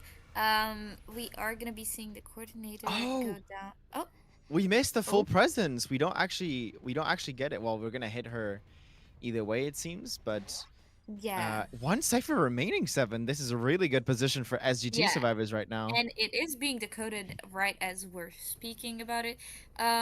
The coordinator died very far from it because the last cipher is going to be the shack one. We start a second cipher just in case that is also pretty close to the gate, so just in case it's there. But this Cordy does have BT and she does have flywheel up, so keeping that is definitely a good idea. I don't think she's gonna be switching to the meteorologist. I think she just wants to apply pressure, just so that. Oh, never mind. I guess we are committing. But we did start already a new cipher that is at 48%. So I don't know how You know, much we the value of the switch is. I mean, we definitely had to switch that, I believe, because otherwise it's gonna be a pop for free on Mm. meteorologist. I mean, And yeah, I guess. yeah. So it's just a matter of you see that full presence ticking out right now. We have to make sure we don't get full presence on The Cordy, and Cordy. to make sure that Yeah. the cipher. Ooh, yeah, you see, even if she gets leech, we have blink actually, but the cipher's gonna be primed by the time she gets blinked. If she ends up using blink here, this is gonna be really bad. That's the pop Oh. blink out. And We look at and the positioning of the shadow is not the greatest right now. Well, she did position herself a bit better. Okay. We're gonna be going back to the coordinator, but um we do still have full health on the puppeteer so he can tank a hit. We need to be very careful right now. He's probably gonna switch now. Maybe. No. Okay. We're gonna be mm, destroying, not destroying the tablet actually. Switching and going for that puppeteer. Having him use the puppeteer wouldn't be too bad. Just so that he doesn't have the pressure. Coordinator most likely will die here if she stays on that gate. I But guess but this is, yeah. I think Ivy understands that she couldn't, if she committed there and she didn't leave this Yith over here. yeah. Yes, she would have killed the Cordy, but then they can get this gate open. Yes, definitely. We are going to be healing the coordinator, so we want to play a long game, especially since there's only 50 seconds of detention left, so they definitely can do that. And Blink isn't going to be up for the next 75 seconds, so they definitely can pull this off if they wanted to. Honestly, like really, really good end game from these survivors. I'm just praying that this, there you go, that this puppeteer can use this puppet here to extend his kite a bit. I wonder where the Hmm. dungeon is right now. I can't really see. Oh, Yeah, it it's could be middle. close. Oh, We are gonna be going for the gate right there, but it might be open in time actually. It is I going to think be it open in is, time. yeah. And escapologists can definitely make it out with for free with the what's it called? Yeah, with this smoke thing. I guess it just Hmm. means that the puppeteer is gonna take. Oh wait, puppet has dungeon. No, Yeah, wait, is this gonna and be a four escape? I don't. Yeah, it's not going to be, No. but a free escape. It's still going to be a very good result for SGT, who now has, you know, it's a very good lead for round two, second half. You know, they just played it perfectly. I do think that this match couldn't have gone better for them. A free escape For against sure. IB is a wonderful result. Four escape was going to be very hard, but honestly, this was very good. What do you think exactly was like the issue here for the Hunter side? Because I do think that the blink at the beginning played a huge factor into this. And I think honestly, the last bit might have Mm-hmm. been a bit of miscommunication on the survivors because the puppeteer was like, "I have that. I'm already gonna guess." The puppeteer in VC was like, "I Yeah. have dungeon. I have dungeon. I have dungeon." Used puppet without thinking too much, like without thinking too much there, and the teammates were Mhm. like, "Oh, we're like not really close to the gate so far," and like, "Oh, ouch!" Yeah. And also the Like, yeah, the he detention probably running out there. Yeah, Yeah, probably didn't know like the exact location of the other two survivors. that is a bit unfortunate. Um, but now we get to see the second half of this round. Round two, sorry. Really good score from SGT. Puts them, as like you said, on a very good lead. 3 points. The only way that they can that the ELV gets this like controlled is if they also get a 3 escape. By which point would we get into a round 3? I don't know because it would be 1-0 and they would have point lead. So how does it work in this tourney? I would Um, want to ask. I mean, I'm pretty sure there's going to be round over points over time. Um, so yeah, we are probably gonna be seeing that kind of stuff eventually. Right now, uh, we are looking for we're just adjusting the global bans and then we're gonna invite the members. We do have SGT's Hunter this time, which is not gonna be Elvin, it's going to be Mori, and SGT's no, sorry, ELV survivors. Which now they need to get at least a free escape to at least tie this round if they wanna hold on to that advantage they had from round one. Yeah, and they were at a really good position in round And one, or at least the round lead was really mhm. good. And look at it this way, right? Because yes, SGT lost first round, but also now look at it this way: SGT had first pick for a map, so this means that they're gonna be having uh, round two, round three map pick again, unless as ELV somehow four escapes, which on Lakeside is going to be very hard. And just by banning a few characters, you kind of like avoid that. But regardless, they might want to go aggressive or they just want to go for a tie strategy, and kind of save the best for later. Maybe. I feel like that. I don't know how underrated or that might be. Like understanding that your second round is gonna be tough, aiming for a tie, and then expecting to do way better in the third round. I don't know if people tend to like. If there's any teams that do that, they're like, oh, Mhm. okay, we understand that the second round is gonna be hard, so let's play survivors that are good, but maybe save that like very important key survivor of something like Gravekeeper for round 3 or something. I don't know. We do have Mori here, Mhm. which is gonna be the subbed in Hunter 4. Um, sorry, I kind of lost track there. Yeah, for SUT, and I've seen that. What have I seen them play? I've seen them play Ivy. obviously Ivy is not banned. Sorry, yeah, that was the previous match. Yeah. So I've seen them play Ivy, if I am not mistaken. I might have seen them play Hullabaloo before. I think I've seen them play Wu Chang before, but I'm not entirely sure. Yes, you're right. And I don't know anything else, so I think we're just gonna have to leave it there with the speculation. Yeah, definitely that's what it's going to be. But we also know that I mean, I know that this hunter always plays for round 2, run 3, so probably not only an IV, but maybe an upper as well, you know? I mean, upper and Lakeside is like, it does the job, I would say.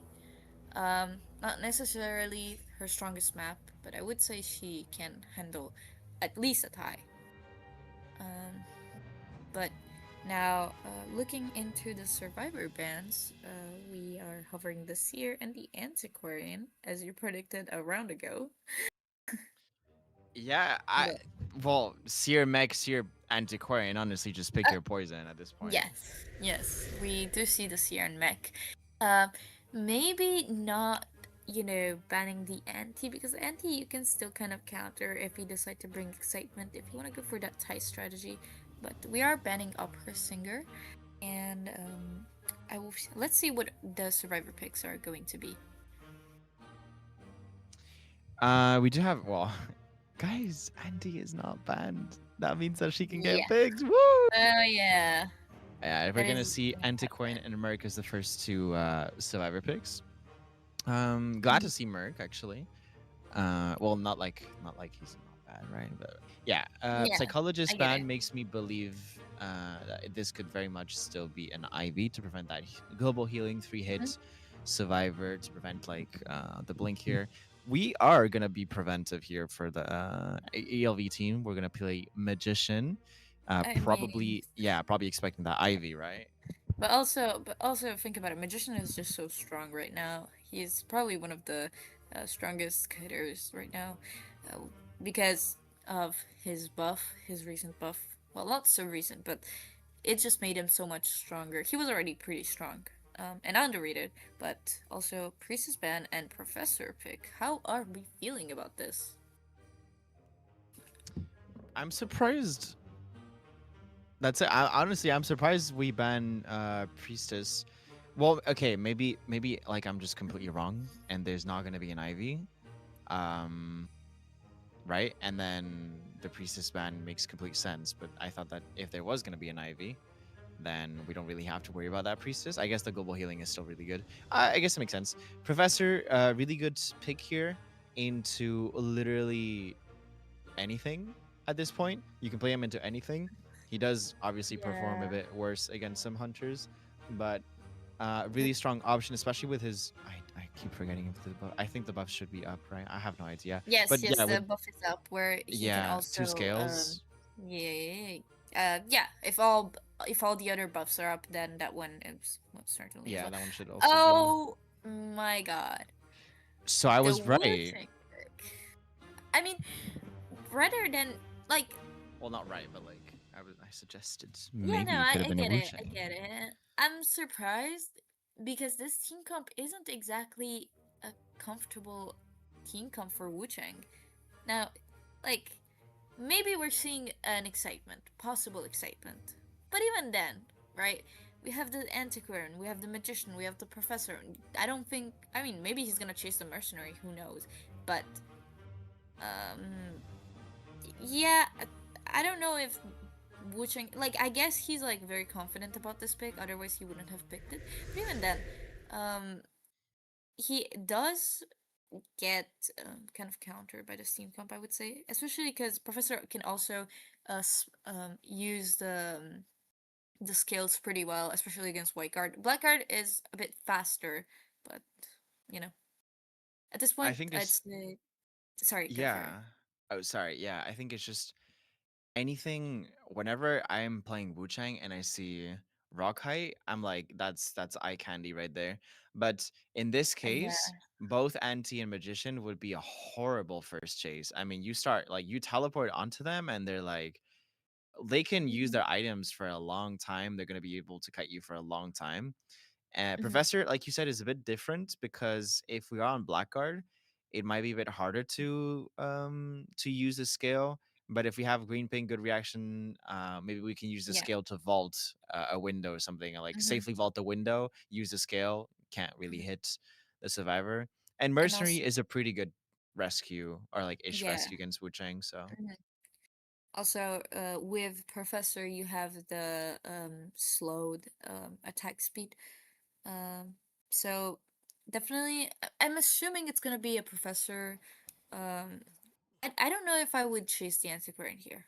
Like, she spawned in logs, which logs for anti is a pretty good area, and Wu Chang relies a lot on presence. So, chasing the professor here with an insolence might be the best option.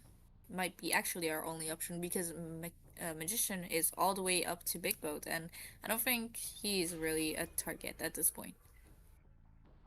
all right, so we're gonna go into this game. Let's see what the hunter has brought for us. We are gonna be looking at a insolence detention build with teleports, not even blink. Very confident in his ability to get this down off. We have full pallet breaking and impulsive for this. Now we are gonna be able to vault this window, and antiquarian first chase is gonna be quite hard, isn't it?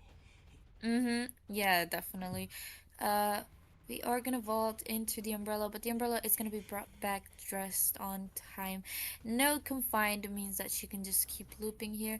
He needs to, he needs to switch anytime soon. Oh, we're not switching. Okay. Might see, yeah, the stick here, and probably they know at this point, like, oh, this hunter might not have, yeah, going for the safe vault. They might know by now that he doesn't have excitement.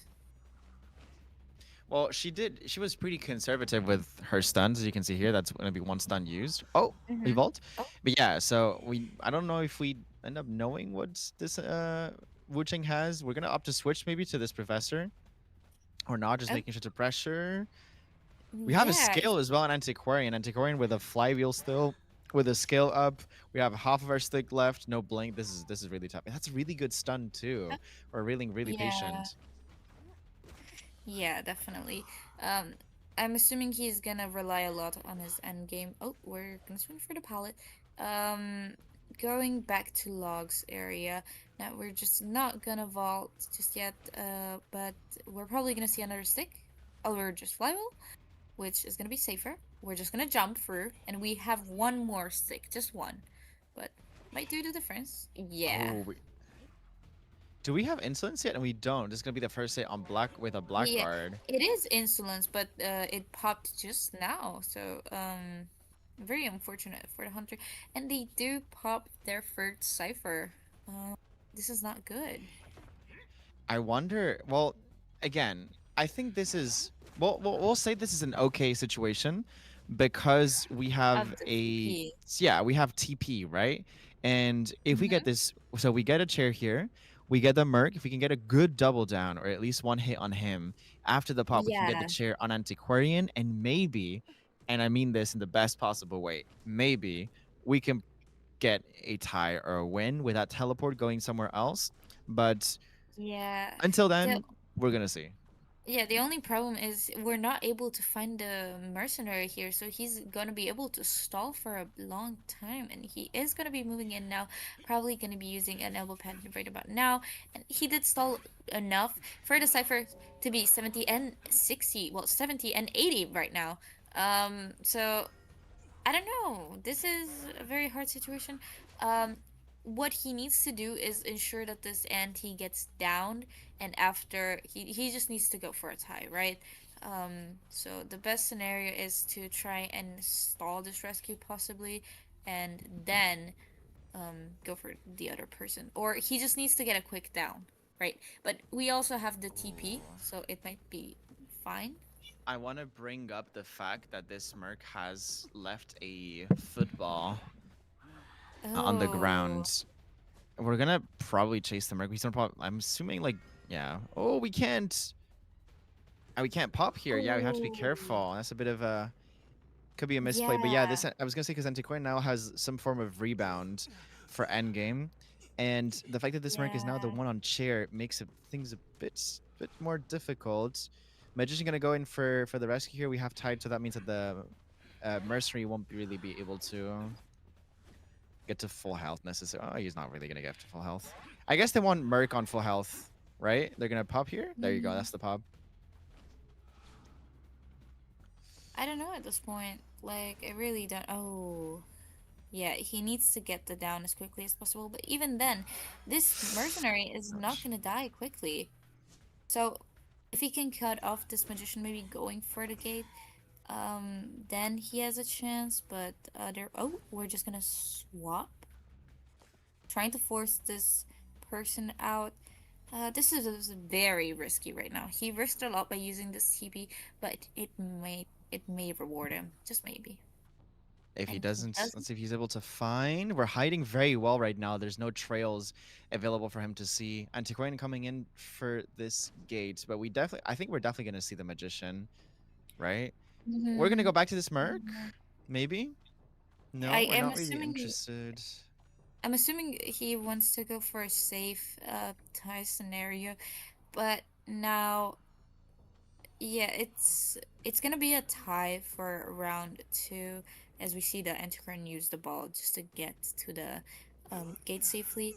And now, looking at it this way, um, while Sagittarius did have the lead in round two, now not so much, and ELV will keep on their 3 points lead. But we do keep in mind that round three is gonna depend. It may depend on points based on if they tie or not.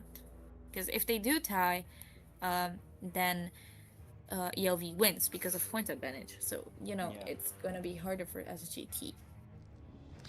SGT needs to make sure that they win the round no matter what, truly. Mm-hmm. Yeah. They can't really afford to tie. The score itself I don't think matters, And but needs to be a win. I mean, look at it this way, right? Sagittarius not only needs to win, but they need to still have more points than ELV, because because ELV has 3 points advantage. That means that even if they win rounds, okay, no, if they win round, they actually go to round 4 overtime. Yeah. Actually, So. If they make ELV Hunter go again here first. Oh, sorry, no, not. Yeah, because it's gonna be round 3. If they make ELV Hunter go again, and Hunter gets a 4K, then that's GG's by default. Yes. So, which is a nice way of putting it. Yeah. Yeah. I mean, 4K, you gotta bring your best hunter out. That's for sure. But still very it's very hard to get a 4K nowadays. I guess the survivors can just use audience effect and just try to like safe rush. It's very hard at that point. But yeah, right now we are soon gonna be going into round 3. We saw both the Ivy and the Wucheng come out on round 2, which means that on round 3, SGT still has a pretty good hunter selection, like Hullabaloo, Opera Singer, Ivy, so one of them could come out at the very end, considering that on round 3 you do get 2 hunter events, but then you still have one open, so maybe we're gonna be seeing one of those. For survivors, we have, if I'm not mistaken, from round 2, we have Meteorologist. Let me just recall real quick, because I know for a fact we have Meteorologist, and then the Escapologist. Meteorologist, Escapologist, and Puppeteer, and Cordy on SGT's blocked side, while in addition to the first round bans, and then for ELV, we have Anti-Mercenary, Magician, and Professor banned. So I do think that they still have a lot of good options open, considering neither of them use the Gravekeeper yet, who is known to be one of the strongest survivors right now. Because he's just so strong. He can kite, he can rescue, he can kind of do it all. And then I don't know. It's very hard right now. SGT has the pick for the map, which is good because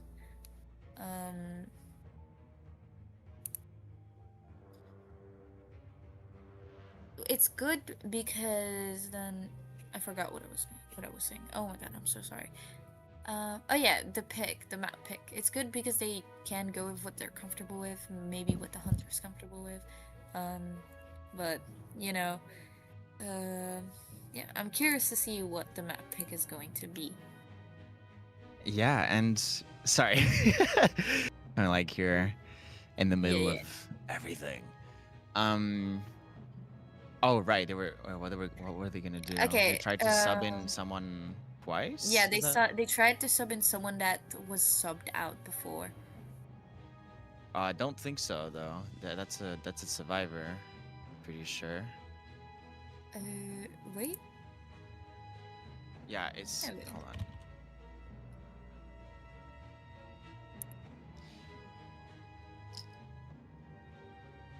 Yeah, indeed. But yeah, they're trying to basically what's happening right now for the chatters.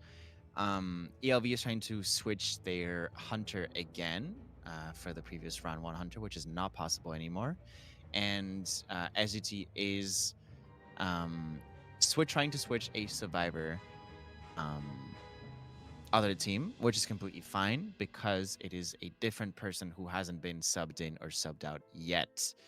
So we're just waiting until that gets resolved in the meantime. Yeah, from what it seems like, the situation is going to be that the hunter that played in round 2 is going to be playing round 3 again. So just a quick explanation for those watching. Once you sub a person out, that person cannot be subbed back in. Like, you can have the person who was subbed in round 2 be subbed for another person in round 3 again, but you cannot just have someone go back in, like go back out and in and out. Yeah,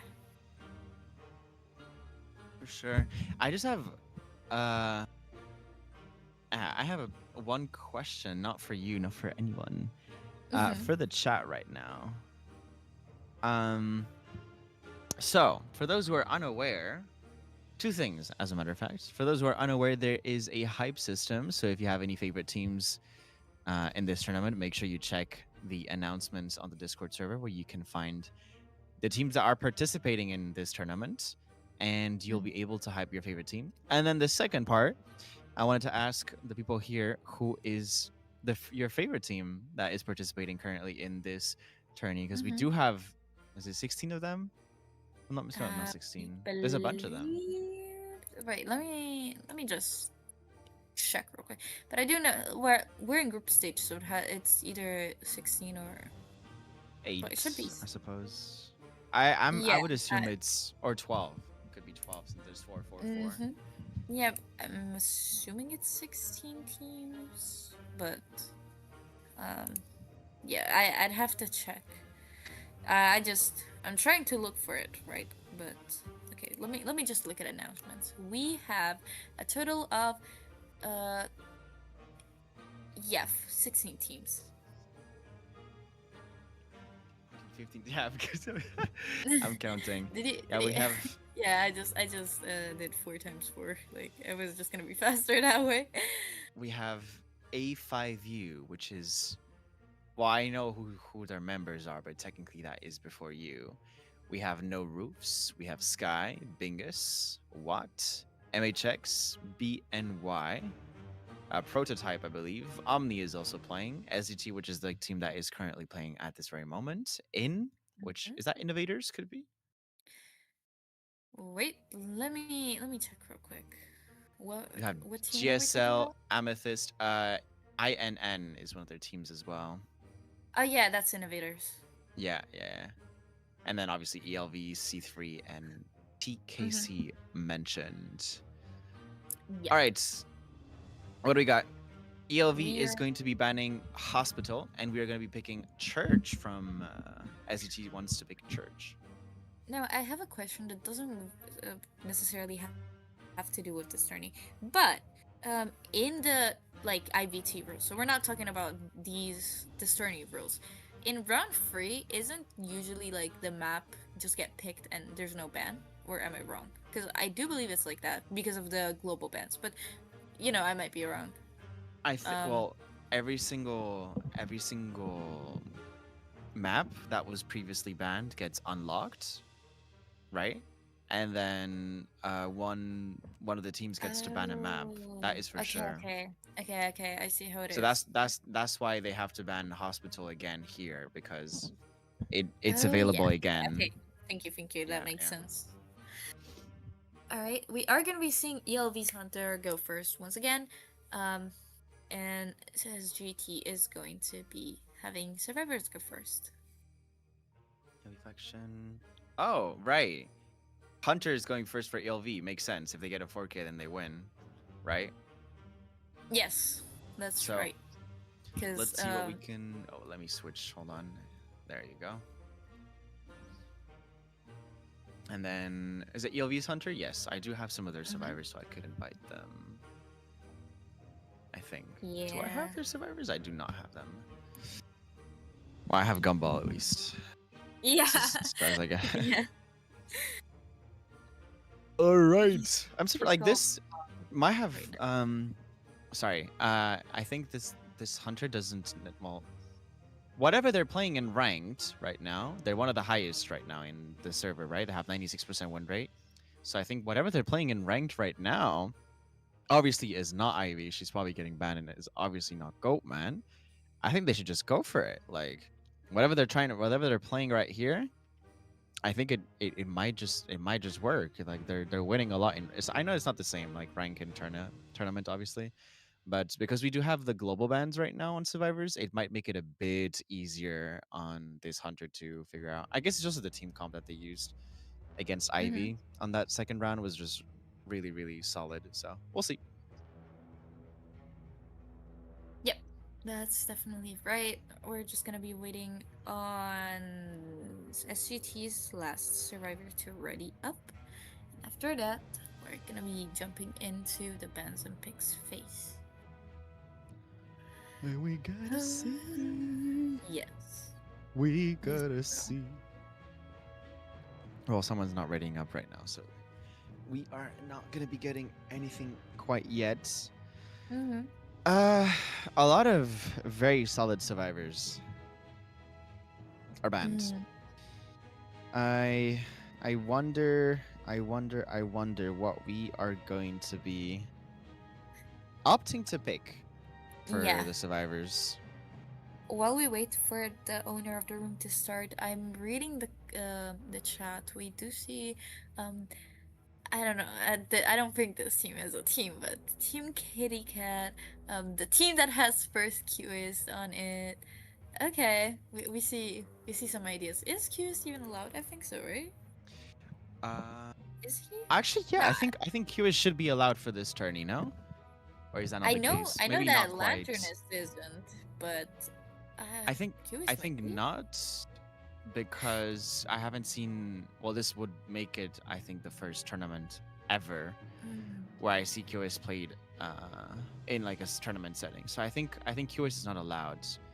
You said that people are saying that he plays QS?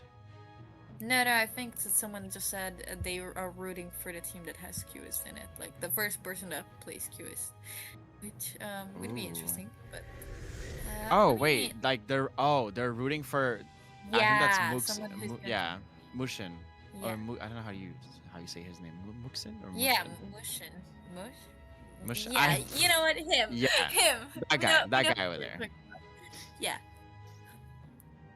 But yeah, we get to see the Hullabaloo and Opera Singer bands. Makes complete sense. I mean, or just get rid of the whole meta at this point. And we do Yeah. have a Lucky Guy Seer band as well on these on the Hunter side. Very surprised to see the Lucky Guy band instead of anything else.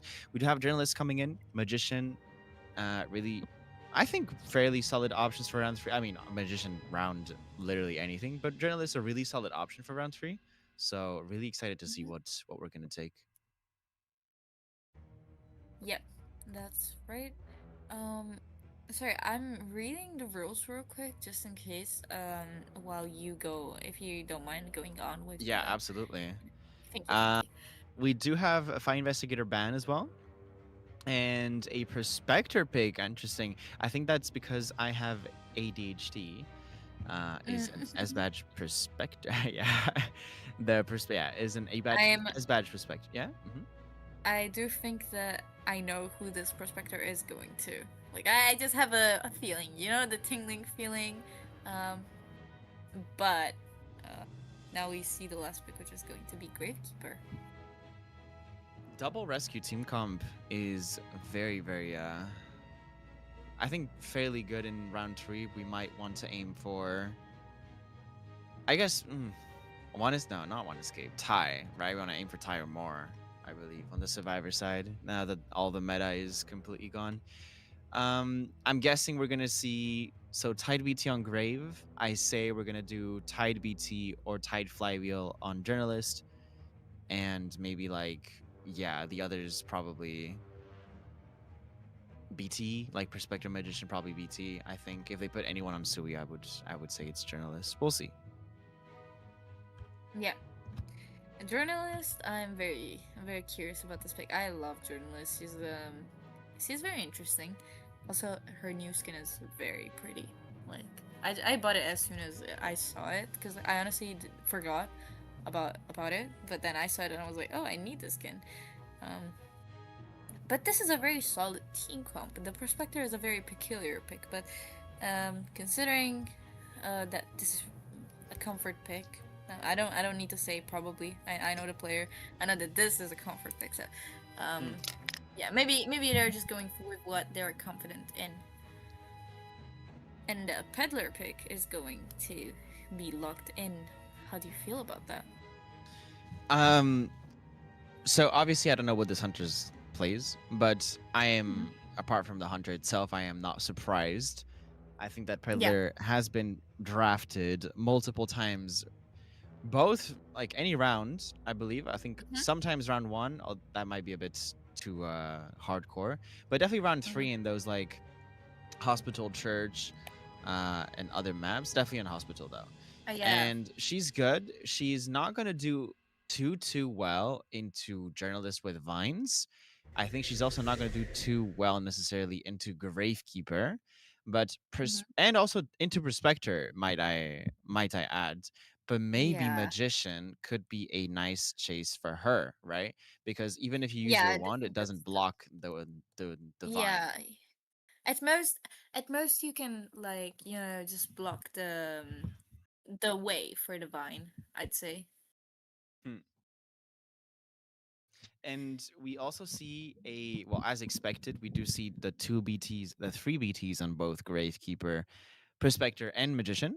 And we also have the Yep. tied Broken Windows on Journalist, which, yeah, like she's, in this case, it's perfect because if she ends up taking first Mm-hmm. kite, we still have that second time on the grave, and we still have Broken Windows on Journalist to deal Yeah. with anything, right? We can kite with that Broken Mm-hmm. Windows. We'll see how Peddler decides to go about it. I think she could also decide to go middle into Prospector.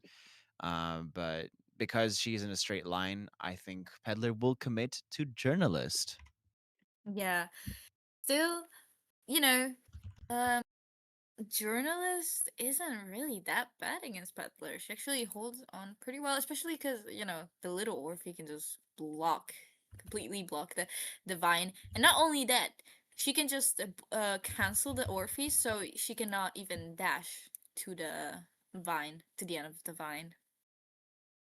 So even if she takes the chase, I'm assuming this peddler is mostly gonna rely on the chips and just the walls.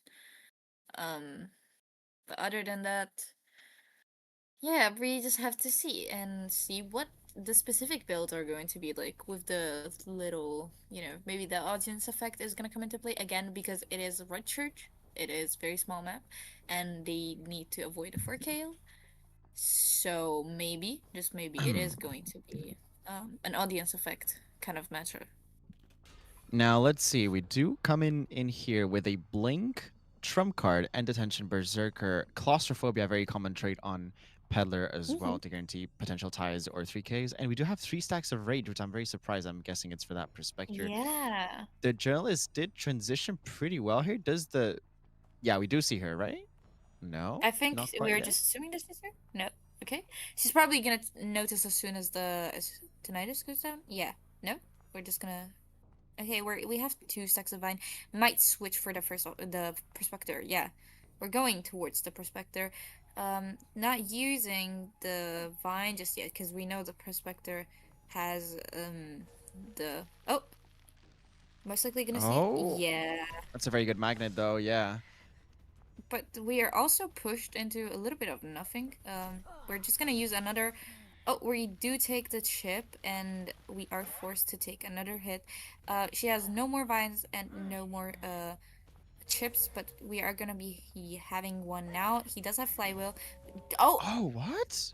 Damn, that was a weird delayed, I guess delay. I thought the yeah. flywheel was gonna hit there, but I don't know if you Yes, noticed I how did. clutch that full rage came in to make sure that the Yeah. magnet's just like completely nullified. Yeah, definitely. We know that the survivors have audience effects, so they're most likely gonna be utilizing that to the most of its advantage. But now, we have a chip ready. Just gonna in a vine. So we are gonna be taking a chip and a hit, and the peddler still has blink up. We need to try and make her use it. And we're kind of running into each other. They have to be careful because she might even. Oh, we're gonna be trying to snipe. We tried to snipe the Gravekeeper, but I guess he was a bit too far. It's gonna be full presence on Peddler. And we do die on top of this cipher though, which is not ideal, right? Because this was the Prospector cipher. Yeah. Sorry, I think they are making what you just suggested. They are making the audience effect strategy still. This is why their ciphers are looking really healthy actually. 69, 67, and 99% ciphers, and we're starting the last one Yeah. actually. And with a journalist with a tide here, very good. Honestly, not too bad of a position here for the survivors, I would say. Maybe just a bit scary for the Gravekeeper, because if this rescue does not come into play, we can teleport to the grave. He dies, and it becomes a bit scary then. We did miss the. Okay, she does have blink up, so they need to be very careful with that. She might even utilize it now. We're gonna be taking the stun, and yeah, the stun doesn't last a lot. He might go down anytime soon. Yeah, we don't see the journalist going for the support. We're actually gonna see her just try to pop that cipher. It is going to be at 80% now. But look at the progress right now. It's really not looking bad for them. They need to be very careful with that journalist though. She doesn't have BT. And they both got off the cipher because they didn't know the trait. And she is gonna TP to the journalist. We take the Orphe vine, and now she knows for a fact that this journalist has no BT because she sees the broken windows. This is very dangerous for the survivors right now. Yeah, this is the tough part now. This no BT on journalist is gonna might hurt just a tiny bit, right? And Gravekeeper she's can't getting cleared rescue. on Oh, on is the that last cipher. cipher too? Yes. Against Peddler, that's not good. We can just lock this cipher forever now. Yeah, because I was gonna say it would have been fine if like they just popped. At most, like they can try to hope for the hunter to get a good result. But now, I don't know.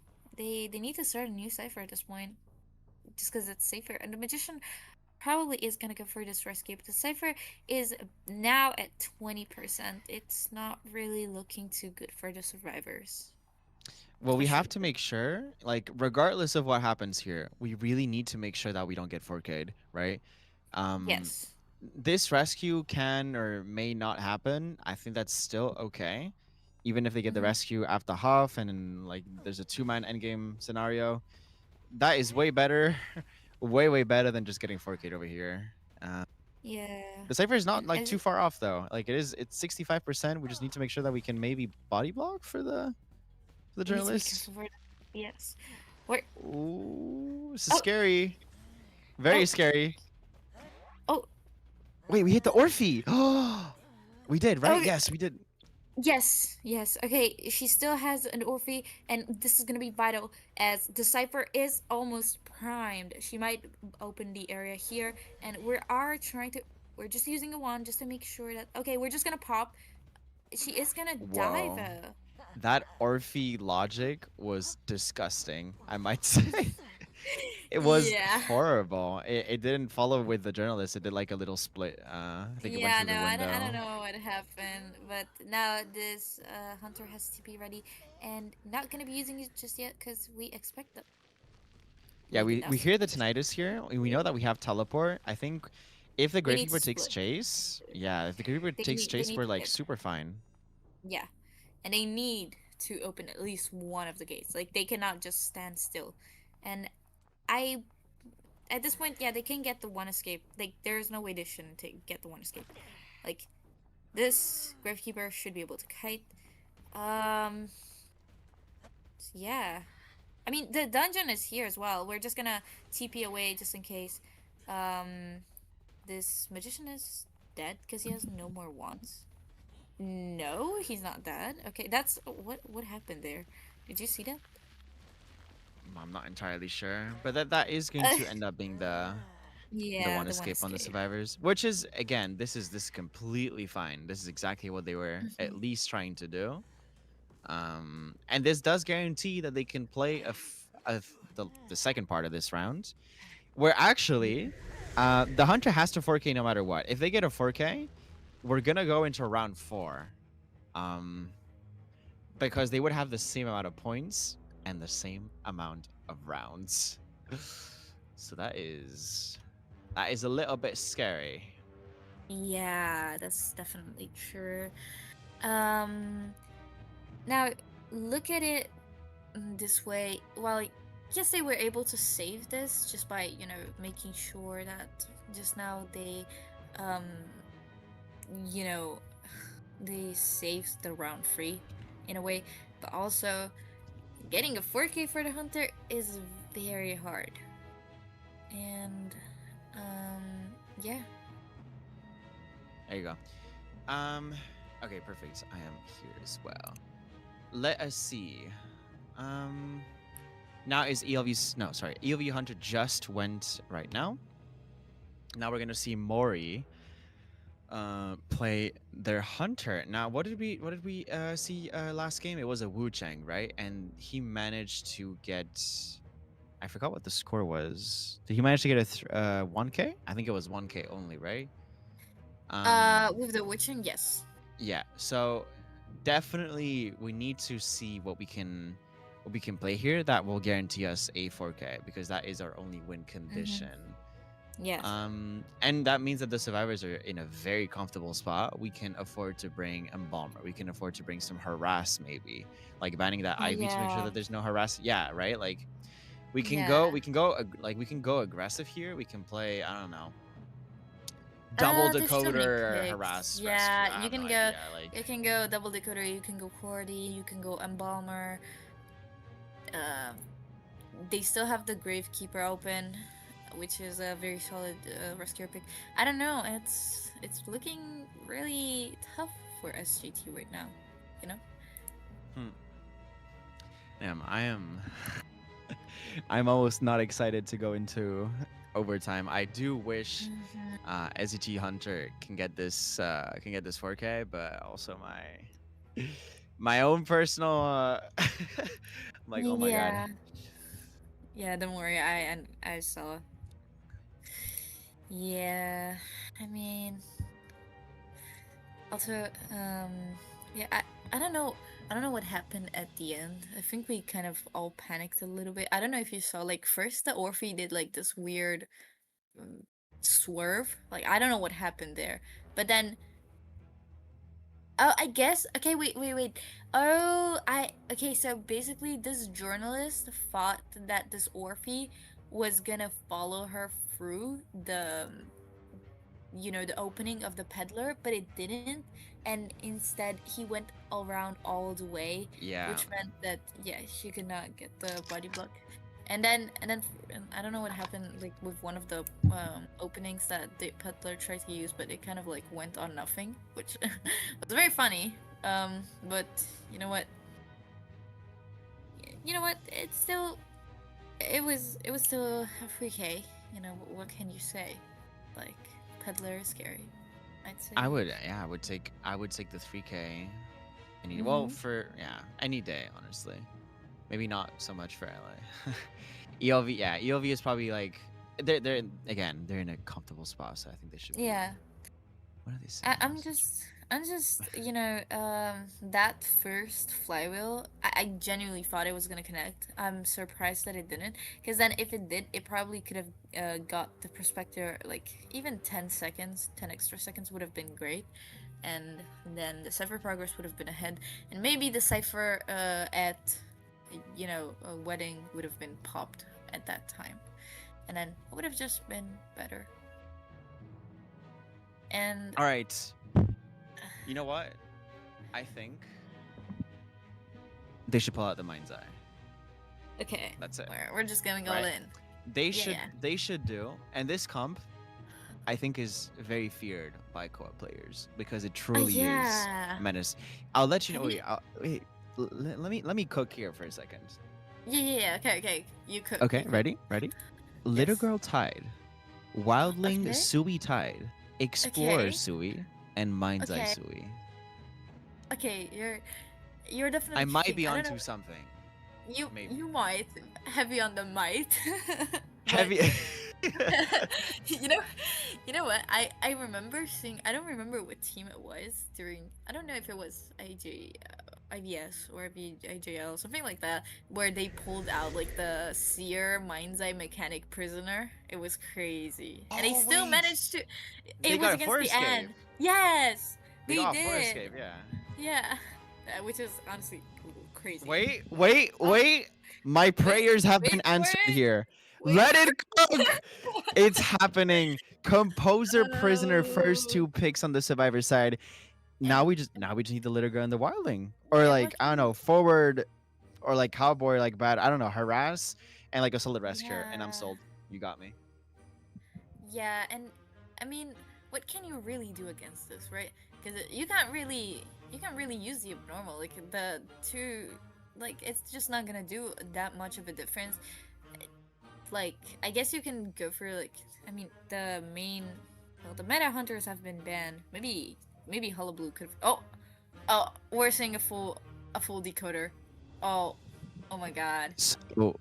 So I was onto something, and I'm gonna need ELV.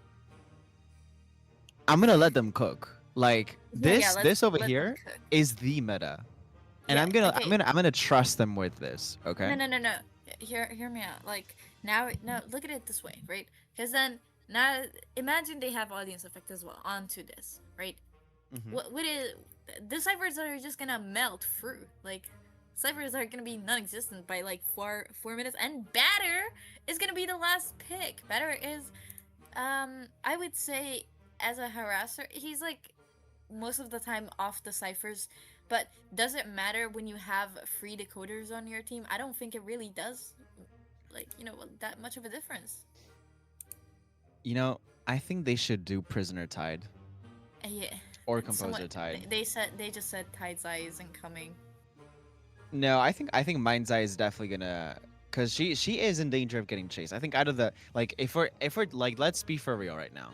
Out of the 3 decoders, the most prone one to getting chased is Mind's Eye.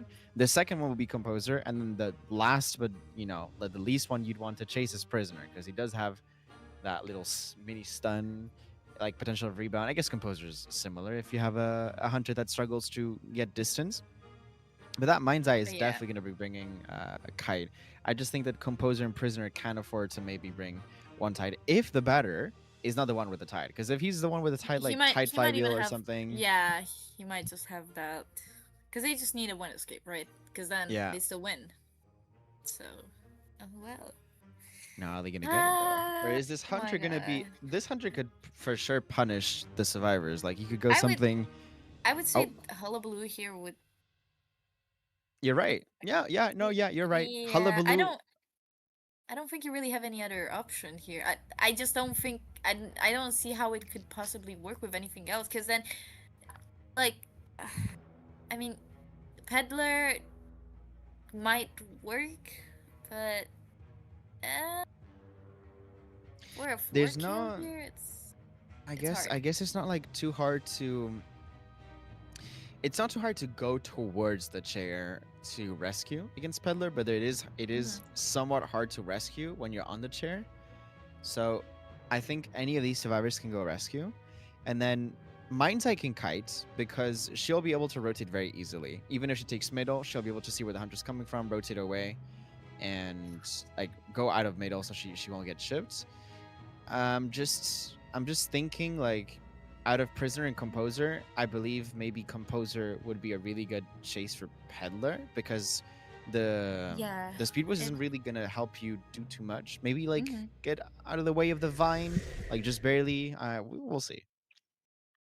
Yeah. Eh, Oh, as expected though, yeah. we do have a We tied. That's crazy though. I was not expecting this, but tied broken windows composer, tied 5-year prisoner, broken windows BT, mind's eye, and a full sui batter.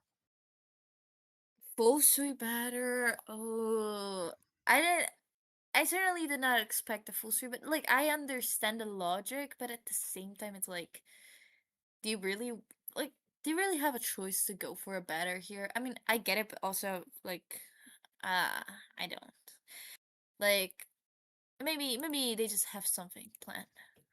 I don't know if it's something planned though, considering this is a team comp. I don't know, man. It feels very very random, but at the same time, the win conditions are clear. We just need at least a one escape, so this is definitely worth the try. The only thing that would really stop them in the tracks over here is a bad first kite Yeah, and a tear shock on chair yeah, without any that would rescue. just. Mm-hmm. But otherwise, Yeah, which matter of I don't fact, know. wouldn't I mean, thinking about it now that you mention it, wouldn't have. Oh my god, I cannot speak. Wouldn't it have been safer to go for a lawyer who cannot get terror shocked rather than maybe a mindset composer? I think that's exactly what the chat was asking for. Well, it's a bit delayed, but they were saying, Yeah, yeah, like tied. Well, not tied lawyer, but like lawyer would have been a really good option here yeah. because he does Well, have solid self-contain. I mean, I guess they picked the mindset for the meme and I don't know composer just because composer. I don't know. Uh, I mean, you know, maybe they expected of Hala. I'm not too sure. But even then, I think it would have made sense to bring Lawyer out even then. I don't know. Uh we But yeah, are going to be moving in to the match with Peddler who has 2 stacks of destructiveness and 3 stacks of tolerance. And we have trump card detention. Very standard. For survivors, let me just get a build right now. No audience effect in sight, but yeah, we are chasing the composer first, who already used the speed buff. well, yeah, that's not good. And now we can use vine. He could just be dead. Oh no, we missed the vine.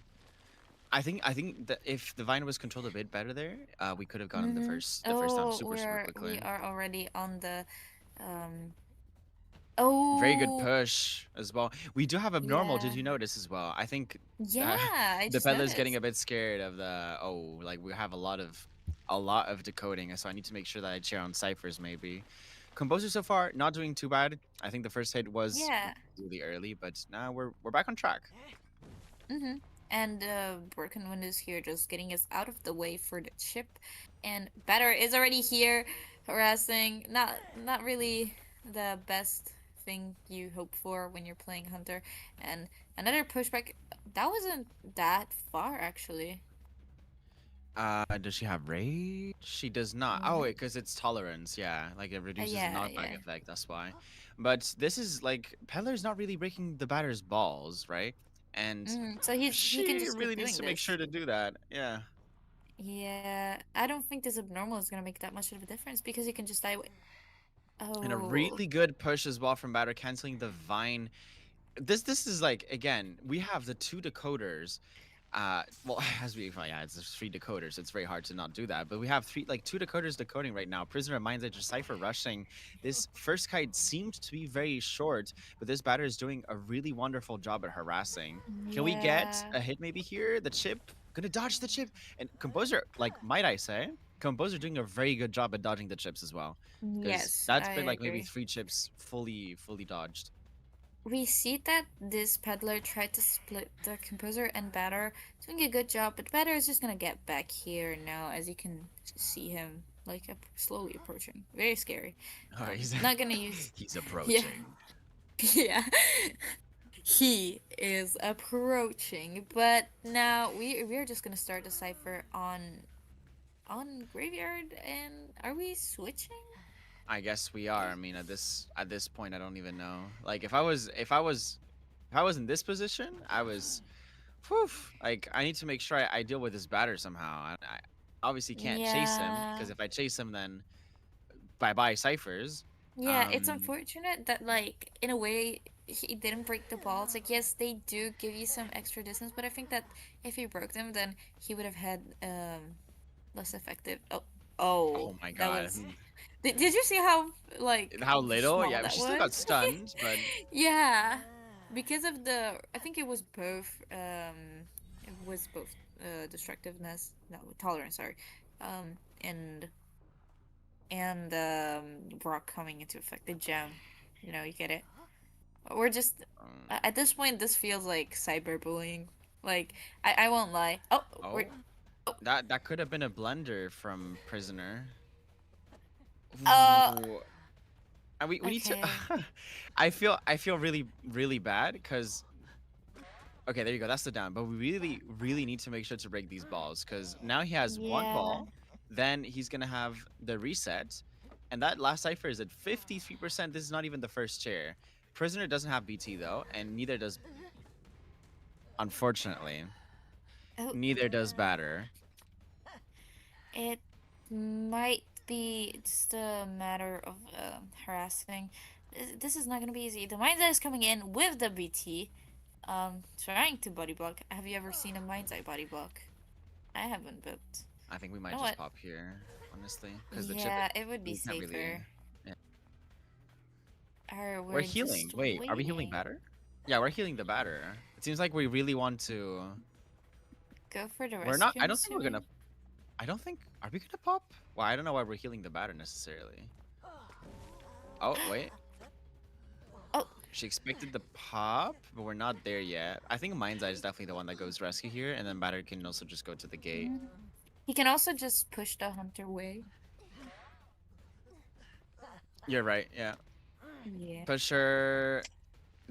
And, I love that there's barely any. and There's and they can barely just any pop pushback. now. Yeah.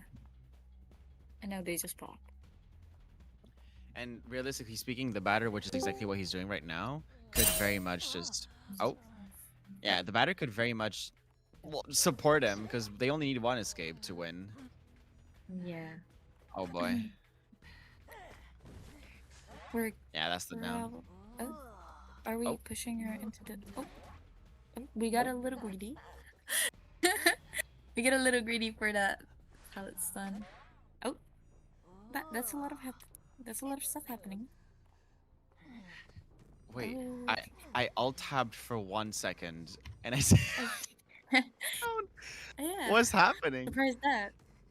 Yeah, she teleported on time on the mind's eye, but then they will get up, and I mean we see the composer. I don't know where we're. Okay, we're going for the that. I still I don't even know what to say at this point. I think they want like for escape type scenario. Oh, that is it. Oh, the batter. I don't think no. I mean, no, we're not getting the no. I mean, I guess we get the one, but oh no. I think they're Wait, prisoner I is think they're gonna go for this. prisoner I think they're is gonna go for this. untied. Yeah. Yes, they are going for it. He has to force them out, but he is going to get the rescue. Wait, never mind. He's going back. He didn't force them out though. If This is scary. if Well, prisoner they gets can this still afford rescue, it, but it should be a for escape. yes, it is going to be a first game. He has tied up, Uh, so. which yeah, I think this is the smartest play for them. Mm-hmm. Oh wait. And the tension is down now. They could force the mindset to take the hit, and then prisoner. Oh, they're healing. They really want to go for it. A big end. They just want to go for the for escape. This is greedy as hell. Yeah. I know that they can probably like the mind's eye is very close to the gate, so she can just leave at any Mm-hmm. moment. But if You're on prisoner, your own. Yeah. yeah, bye. I think this is Yeah, this composer is the only one that's kind of like not safe because of the, you know, um.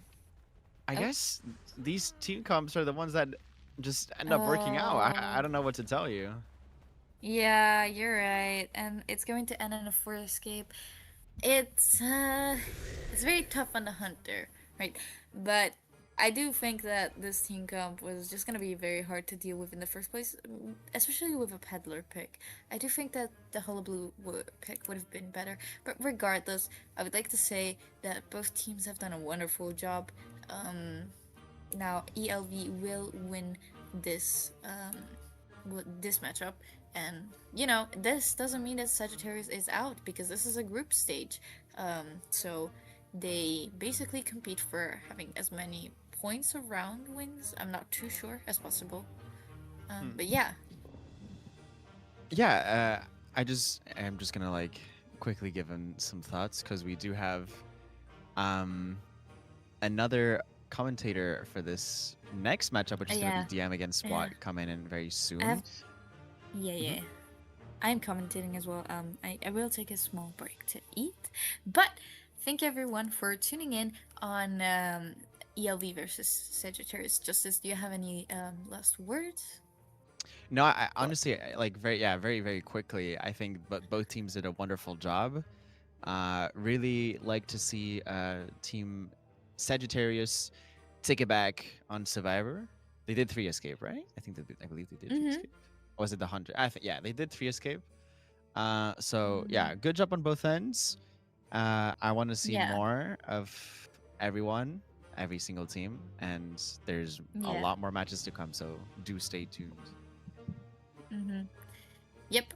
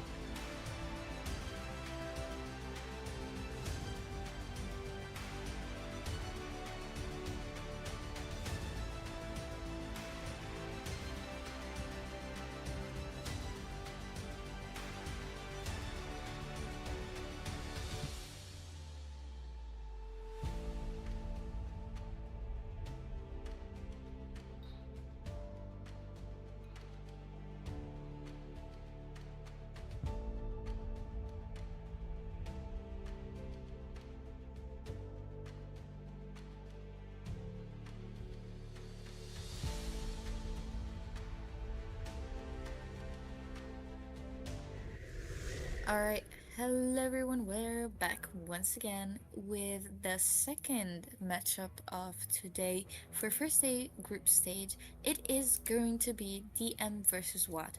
I am Seven, once again commentating for today, and right now I am with a new commentator who is going to be Yell. So how are you feeling about this matchup today?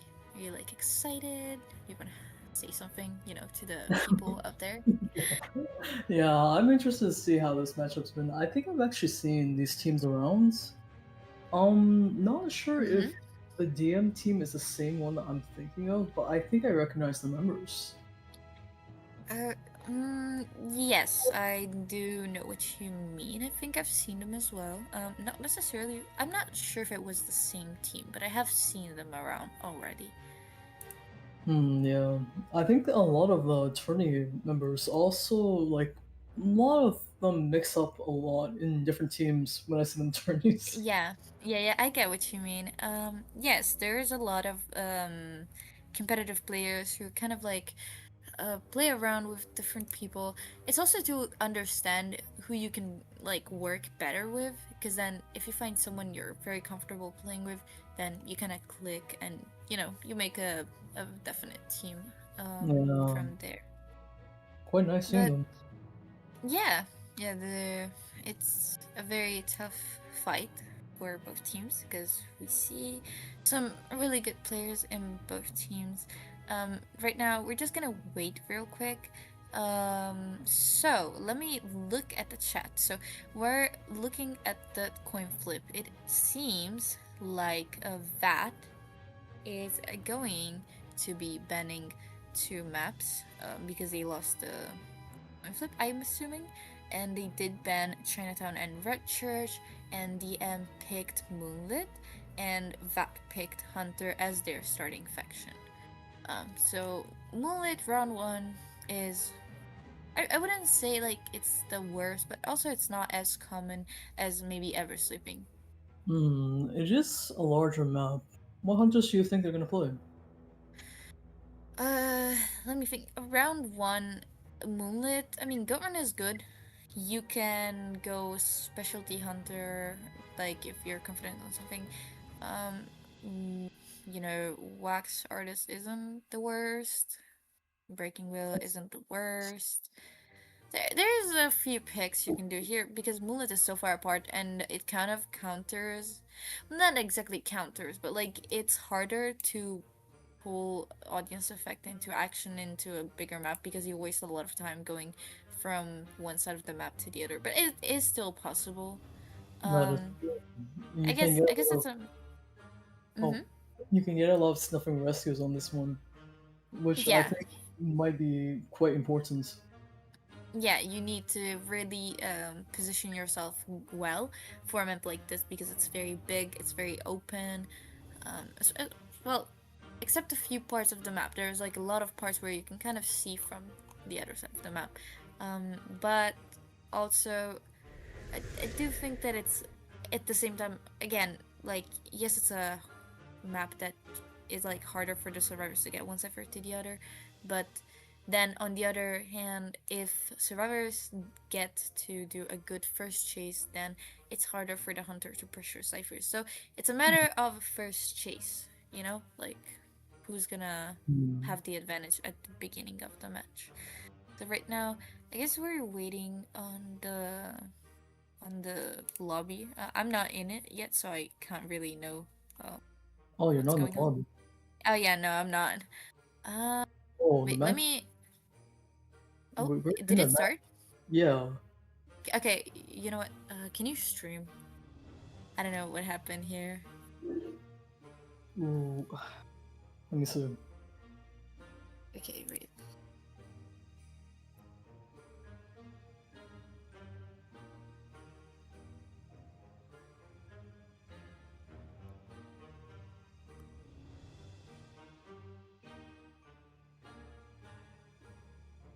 Sorry, I'm gonna have to log into like a second account to stream.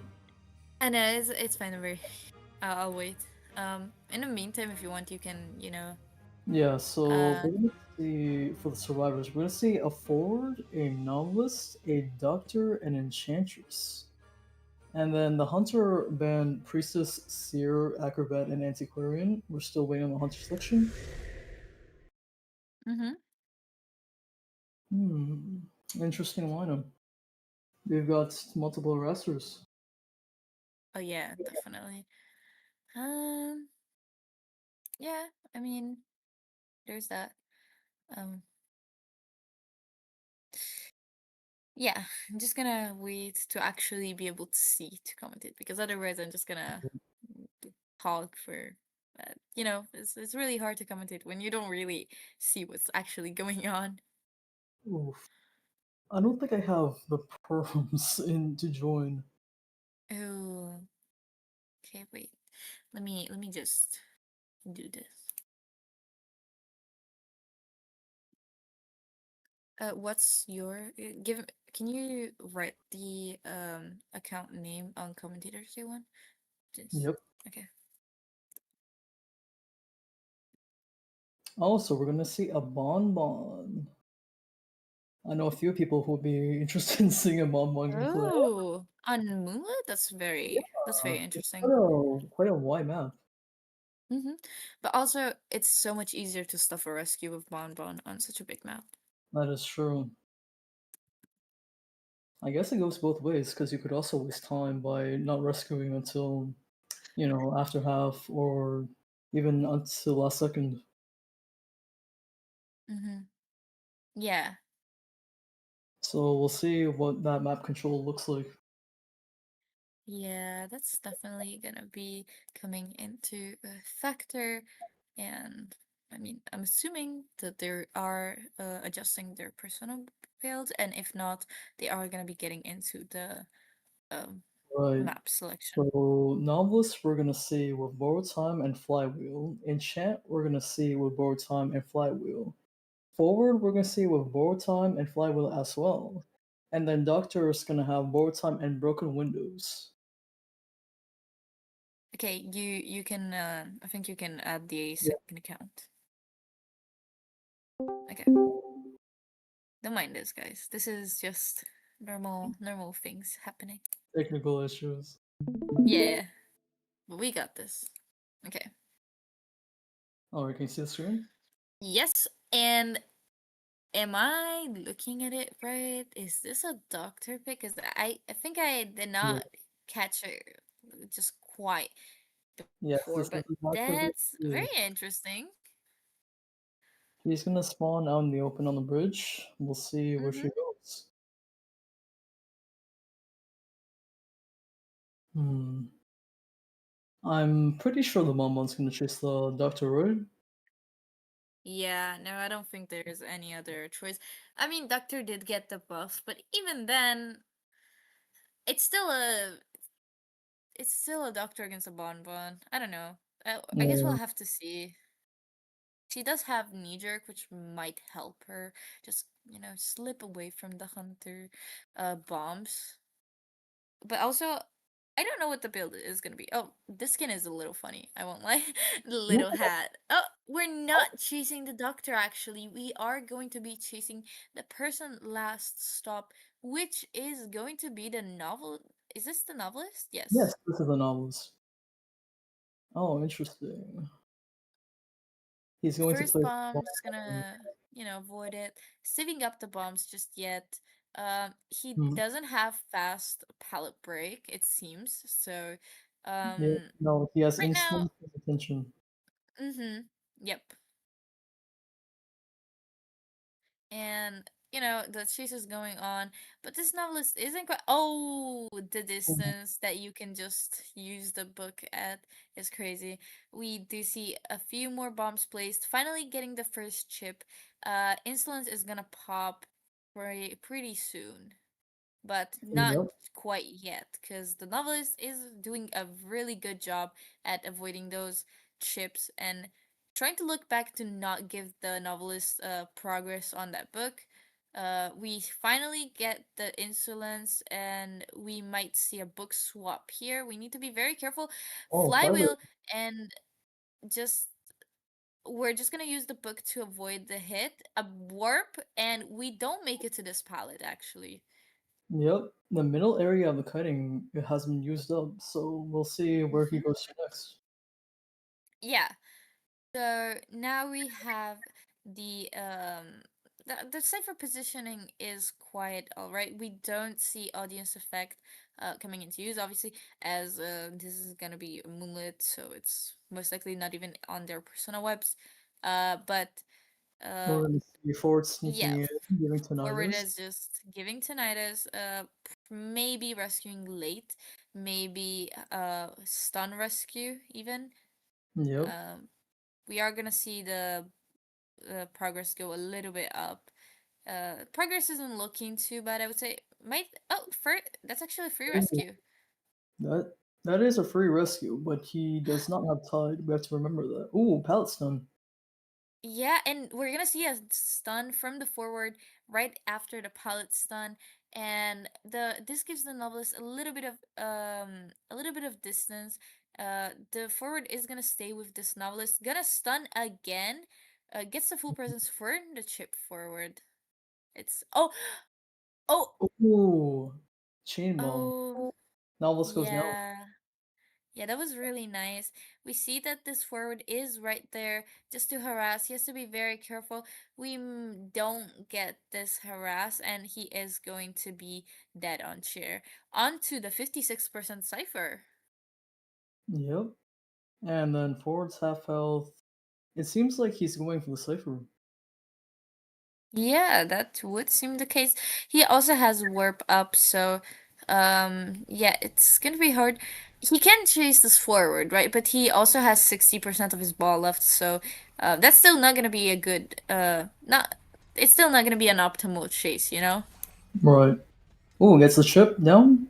Football is used. He just has to be we missed the bomb, but we also missed the flywheel, and we managed to get away, but we do die here.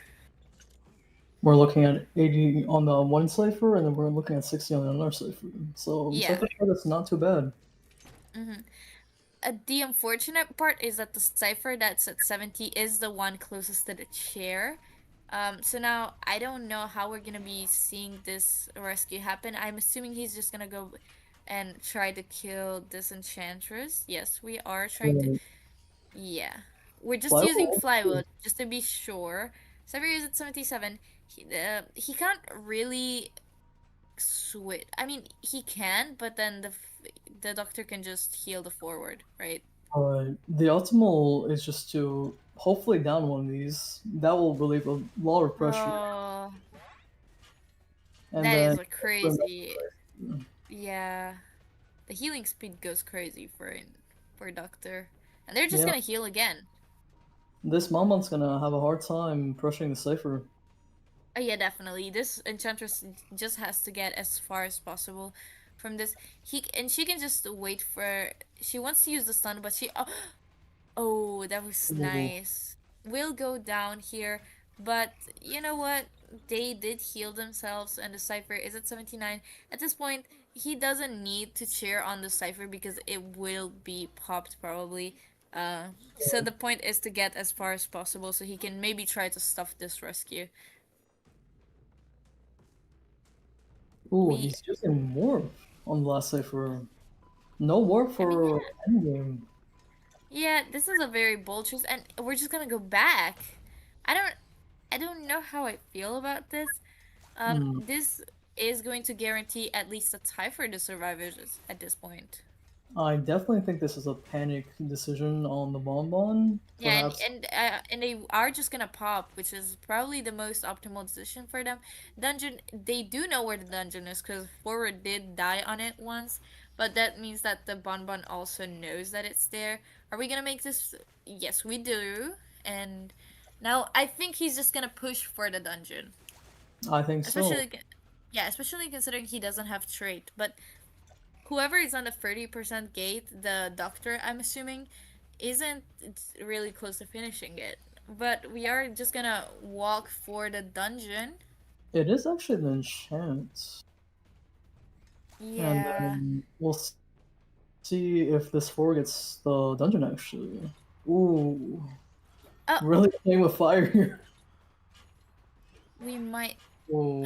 Maybe he has flywheel. Maybe he makes it. He makes it because no, he doesn't. He doesn't. Oh, that was so close. If he would have died just a little bit closer, he would have made it. But that's a tie for round 1 first half.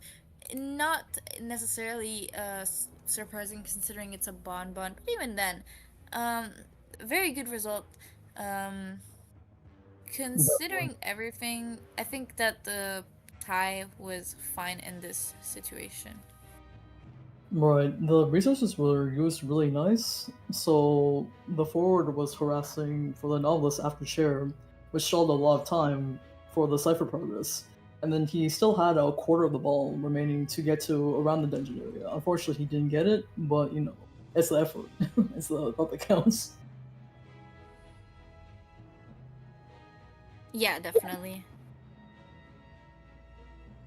All right. Alright, I just sent a message to the room owner, hoping that they're gonna see it, so I can be in game. Let me check real quick. Okay, there. Alright, now we are in round 1, second half. Whose map decision was this again? Was it DM's? Yes, this was DM's map pick, and this was not their hunter, so we still have to see their hunter. And I'm assuming that the hunter is gonna be the reason why they picked Moonlit, because usually you do give advantage to the hunter for first round at least, and then maybe just go for a safer, you know. Yeah, you usually cater to the hunters because I think survivors have a more diverse character pool for sure, but hunters usually they have less options, and that will go down as the round goes on.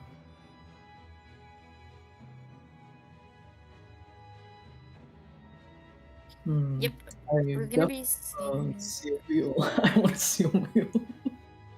You want to see a wheel? I do want to see a wheel on this map. Oh, you don't? No, I do. I mean...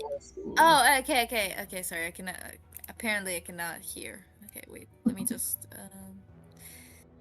Yeah, no, wheel wouldn't be too bad here. It's not his best map, but also it's definitely a viable map pick for him. Yeah, we're... I don't know at this point. Honestly, it depends on the hunter. And honestly, I don't know the hunter too well, so I can't say for sure what they're gonna be playing. I am not sure. I wonder if we're gonna see another niche pick on like Monbon. Oh yeah. It wouldn't be like, it would honestly be entertaining to see, because you know you usually see the Goatmans round 1, and for a change, it's nice to see these hunters, even if Bonbon is just a little annoying, you know, because those stuff rescues surely aren't fun. Oh yeah, for sure. I would definitely not want to rescue against a Monbon. But you know what? I'm honestly like, if you look back at it, the survivors did such a wonderful job just avoiding those chips. Like they were like slithering away from them, actually. What? Yeah, I just said that they did a really nice job avoiding the chip hits. I think it was a really good executive decision to bring Flywheel on most of the survivors. Yes. Alright, so we're gonna go into the picks and bans now. Okay, so we're gonna see a Seer man, first off. Pretty typical. And an Antiquarian man. Interesting. Yeah,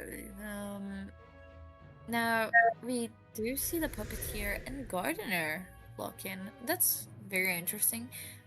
We have seen Gardener in the past to be played on Moonlit, but it's not as common as before, I would say.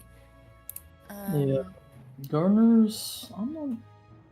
we got a lot of tanky characters. I've seen a lot of puppeteers picks, so that's Yeah, good. puppeteer is very common. And yeah, and after the buff, it's just crazy, you know. Oh, I thought he was already annoying to chase first when he already I came. know he's just more annoying. Like, totally makes sense, right? Right? Oh, we're gonna see a Gravekeeper pick. Wait, wait. I'm confused. Did the hunter not ban anyone? I don't think so. I'm not sure they ran out of time or. Yeah, I'm assuming that's the case. Or they? No, wait. No, if they run out of time, it would have shown a different. Wait. No, I think. Okay, I don't know. I'm confused. But yeah, peculiar. But acrobat pick moonlit. You know what? Makes sense. Yep, there is the last stop rotation. That's pretty strong. Yeah. And even if they're not confident on, you know, what the hunter is gonna pick, they can still spawn him one spot above four stop, which makes it safer for whoever spawns there. Occasionally that happens. But Alright. yeah. And we also saw the meteorologist man. So we have a pretty tanky team, and with the addition of the acrobat for kiting. Mm-hmm. Yeah. Now, we're just gonna wait on them to adjust their persona webs, and then we are going to be seeing the hunter lock their pick. Maybe it's going to be a slow hunter that because of the harass, because meteorologists can track the hunter. Yeah, that is a possibility. Um, I'm just thinking about it. Uh, I'm really Oh, no, I don't think we're allowed to play that yet. And we are yeah. gonna be locking in the Goatman, very typical.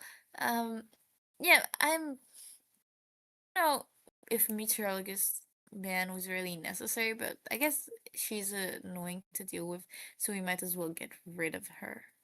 Alright. I think usually I'm used to more like tanky tanky character bans for Goatman players because they can really waste time in the cages.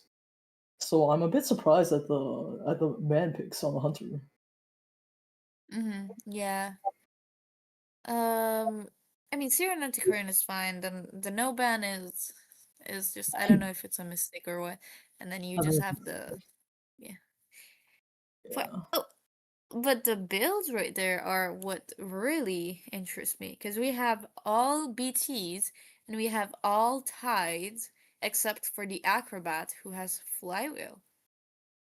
Right. Now, now that screams confidence to me because well, I mean, I guess they really expected the Goatman.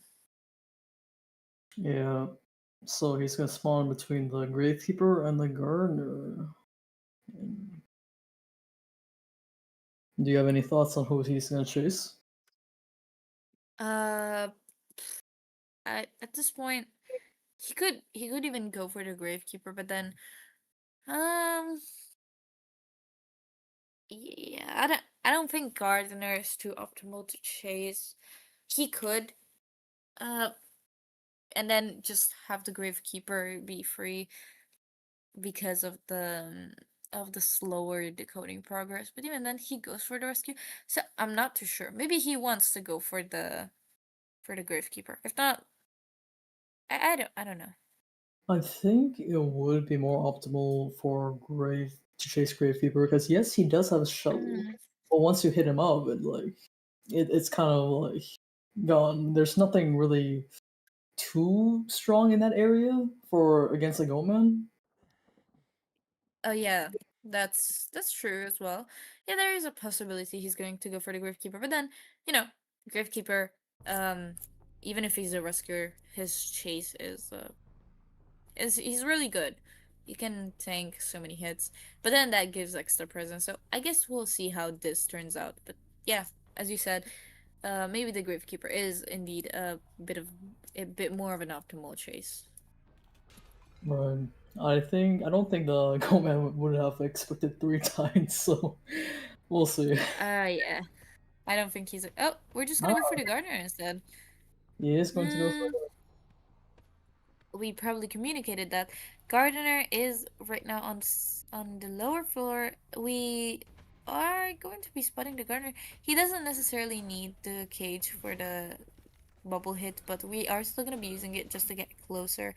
Not enough resentment for a cage just yet, but we'll soon have it. And Peeper coming into place. I did not realize that, but very Hmm. nice second hit. Yes, it seems that this hunter is carrying Trump and detention. Yeah, that's right. And we are going to be seeing the gardener trying to get the bubble ready.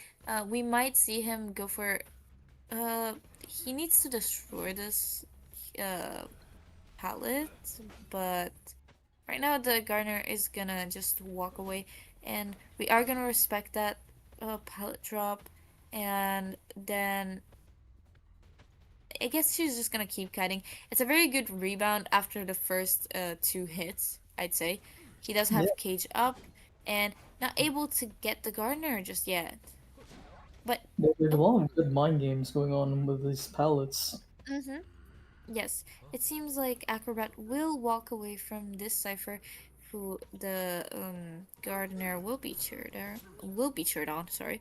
And right now they know that TS peepers are not abnormal, so he can't really pressure too much. But on the side of survivors, we don't have any audience effect. We have a few peculiar traits for each specific survivor, but other than that, there's not really much to say. This Goatman, however, will get more hits out of the puppeteer. He did hit the chair, and we are just gonna be getting a bubble ready set up, and we're gonna be seeing a second cage. And we got last effort on the gardener. Yes, that's right. And I'm assuming that they want the gardener to die as far from this cipher as possible, but it seems like she's just gonna die into true story. The Um, cipher progress, we got 2 ciphers popped, another one about to be popped, and another one started. So I it's kind of slow actually. yeah, I think they're banking on wasting time with the tides, with having everybody take turns rescuing. Yeah, I think it was also the acrobat getting off the cipher and having to rotate away because, he was on the cipher that is now being popped um by the puppeteer. Now the Griffkeeper will just waste as much time as possible to stall this rescue because he does want to save up time. Um, Also, I want to just point out that the Goatman doesn't have 120 resentment as max anymore, but 110. So this means that he does hold less, and now the Gardener will try to make. Okay, she tried to shield herself, but didn't work as she But got interrupted. the bubble was not primed enough, so we are gonna see last. Yeah. She does fall down. And we have 1 cipher at 25%. Nobody working on it, but we are on last. Yes. Um, Reason why it's not being worked on is because the Puppeteer and Gravekeeper are healing themselves, just to be sure. I don't know if they're gonna get this rescue. They're not gonna get this heal on time. It was at 70%, but it's still not enough. This Gravekeeper gonna use a shovel. He does have one more shovel to work with, but we are starting a new cipher, and the positioning isn't too great because the Puppeteer is the closest, and now that wastes a lot of time because the cipher and the chair are so far apart. Right, What the do you Gravekeeper think? does go. The Gravekeeper does go on off, and then the acrobat. It's really hard to say because the puppeteer is half health. It is a puppeteer, so he can still rescue, but it seems like he's taking the long way around since the cipher progress isn't enough to be primed. I think they might just pop and go for the one guaranteed as well. It That's seems still a chance. yes. Dungeon is middle, so that might be the most optimal situation in this. Yeah, we see the puppeteer moving in for the rescue possibly. I don't know. He has max resentment. It's not really the ideal. Yeah. This Hmm. rescue is unfortunately not gonna happen. He is going to be blocked. Oh, wait. He He is gonna make it at least close enough to the. I he guess he does. was just gonna. Yeah, I don't know what happened there, but Cause okay, we. so the Goldman put like a cage in front, and the Yeah, but he. I mean, puppeteer was not in it. I Um, think. I think what should have happened, he should have put like a second cage to cage yeah, him in, but now, um, he does have TP up, and the acrobat is the one on. We're just gonna switch, I guess. yeah, he That does. also makes sense. This acrobat does have a flywheel to work with. Not gonna use it, but this puppeteer is gonna work on the gate, and this is most likely gonna be a tie, as we see the Gryfkeeper use the shovel just to get closer. And I don't think he makes it on time because he doesn't have enough resentment for that. Right, I think we're gonna see a tie here. Once again, and we are gonna tie round one. That's pretty Which, neck and neck. He is mhm, gonna try and get over, but the gate is open, so yeah. And there you go, round one tie. It is going to be a tough matchup. I can already feel this. yes. Very well played by both the survivor and the hunter. Yes, that's right. We had a lot of time wasting, but ultimately, I think the really crucial part was that the puppeteer did get the rescue for endgame. So Yeah. it was 3 survivors of. Yeah, that's definitely right. Yeah, I do think he did have enough resentment to put up a second cage. So I don't know, honestly. You know, I think it was just a bit of panic right there. It happens, you know. Yeah. Props to the hunter for still doing a very nice job. Survivors did wonderful, getting that high, even though the progress wasn't like exactly the best initially. Right, it wasn't really in their favor, but then the Gravekeeper was able to stall the rescue, and then Gardner died away from them, made him use the TP. So yeah, overall I'd say really nice job. So yeah. Definitely. I think um wasting time definitely helped because we had almost a heal off, but I think also the choice of the characters was very crucial in this as well, in wasting time against the Scopeman. Well, we Oh yeah, won't that's. be able to see those characters in the next matches, so we'll see what kind of comps they do next. I mean, look, the other team, who was it again? Side, they used Doctor, so they just don't have Doctor anymore. But they don't really have to worry about that. They don't really need the Doctor, anyways. I mean, I guess it's nice to have her, I guess, with the new You adjustment. But even then, yeah, you got better picks as well. you do have other like healing characters. You could also just take the healing builds if that Yeah, works. yeah, that makes a lot of sense. Sorry, I cannot speak right now. Oh my god, but yeah. Looking into round two, we have to wait for the M, I think. Yes, the M to ban a map. So, what could we possibly expect as bans? I mean, at this point, they picked Moonlit. I don't know what they banned last round. They banned Chinatown and Red Church. Maybe, Hmm. if I they wonder. picked Moonlit, they're pretty off the charts, I would say. I wonder if they're gonna pick a smaller map since their hunter did pick Bonbon. So I Yeah. wonder if their hunter is more favored to smaller maps. I'm not too sure. Yeah, maybe that's also a thing.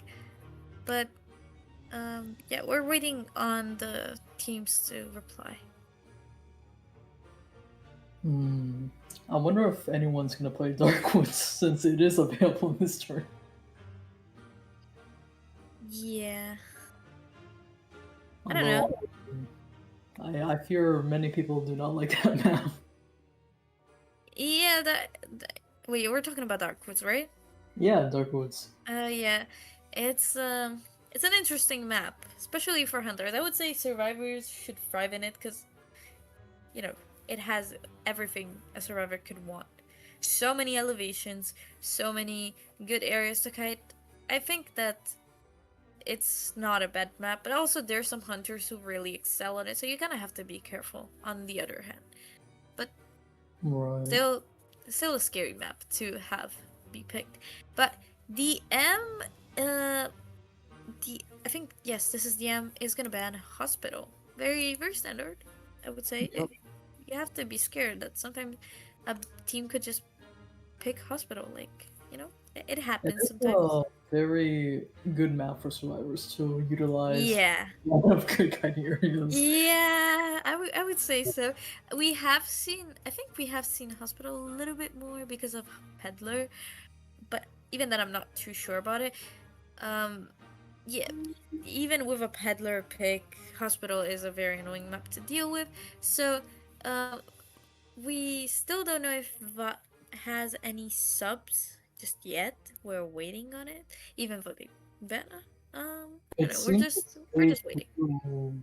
It seems like they will be subbing in somebody. Yeah, is this meant? Okay, you know what? Let's just wait and see, I guess. Yeah.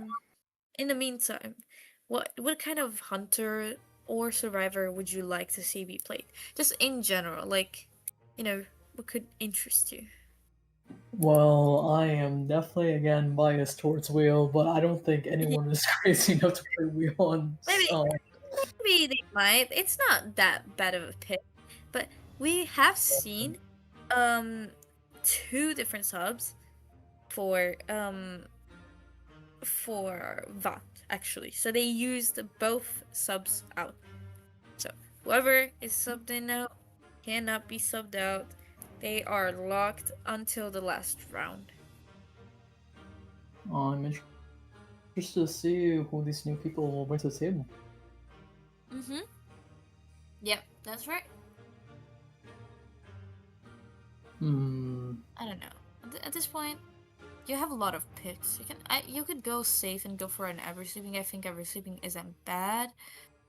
For a round 2, Chinatown isn't exactly the worst. It depends on your sort of, maybe even your hunter side. I don't know. Depends on what they are planning, really. Alright. It's definitely Ever Sleeping and Chinatown. I think it's like a middle ground that I think a lot of survivors and hunters both like. Oh, they did pick Darkwoods. Well, it is exactly what you feared. The map. I would like to say the map. The map. As a hunterman, I have to say I do like that map. You like it? I do actually like that map. That's surprising, actually. You know what? It's the first time I hear it, but who do you main? Be honest. Well, I usually play Wheel, but I do also like playing Night Watch and Nyan. I'm so surprised that even with those hunter picks, you like that map. You know, like, it's surprising. It's quite an open map. The fireplace area is definitely the easiest to down somebody. I think the only area in that map I don't actually like chasing in is the jungle. I'm not sure what's called, the jungle gym, like in the treehouse area. Yeah, the treehouse. There's a lot of names for it. You can call it that as well, to be honest. Right. Yeah. That's. I think it's the only area that I don't like chasing in. Everything else is relatively spread out. So, I think it's quite easy to down somebody when they're transitioning or just kiting in general. Yeah.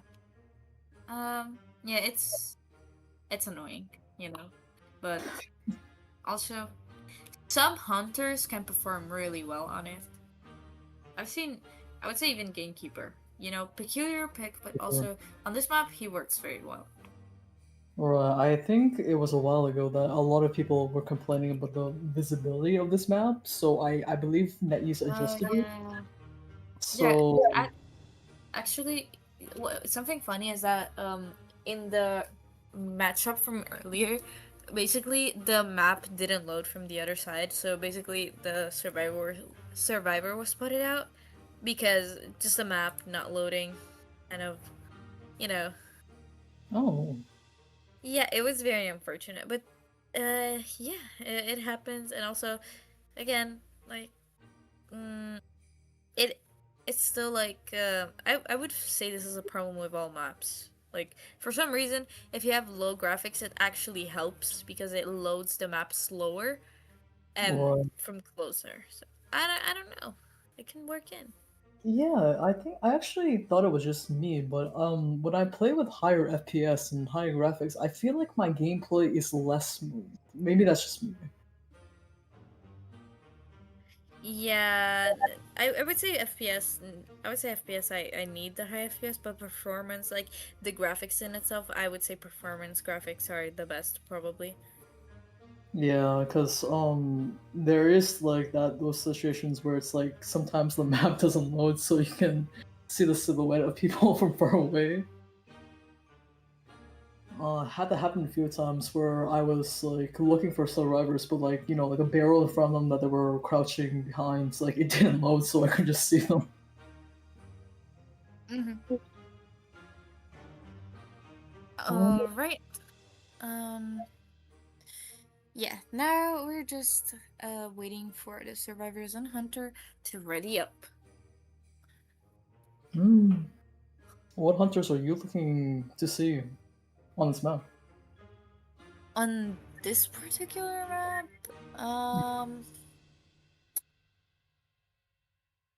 Hunter was I'm not too fond of this map, but maybe maybe the Gamekeeper.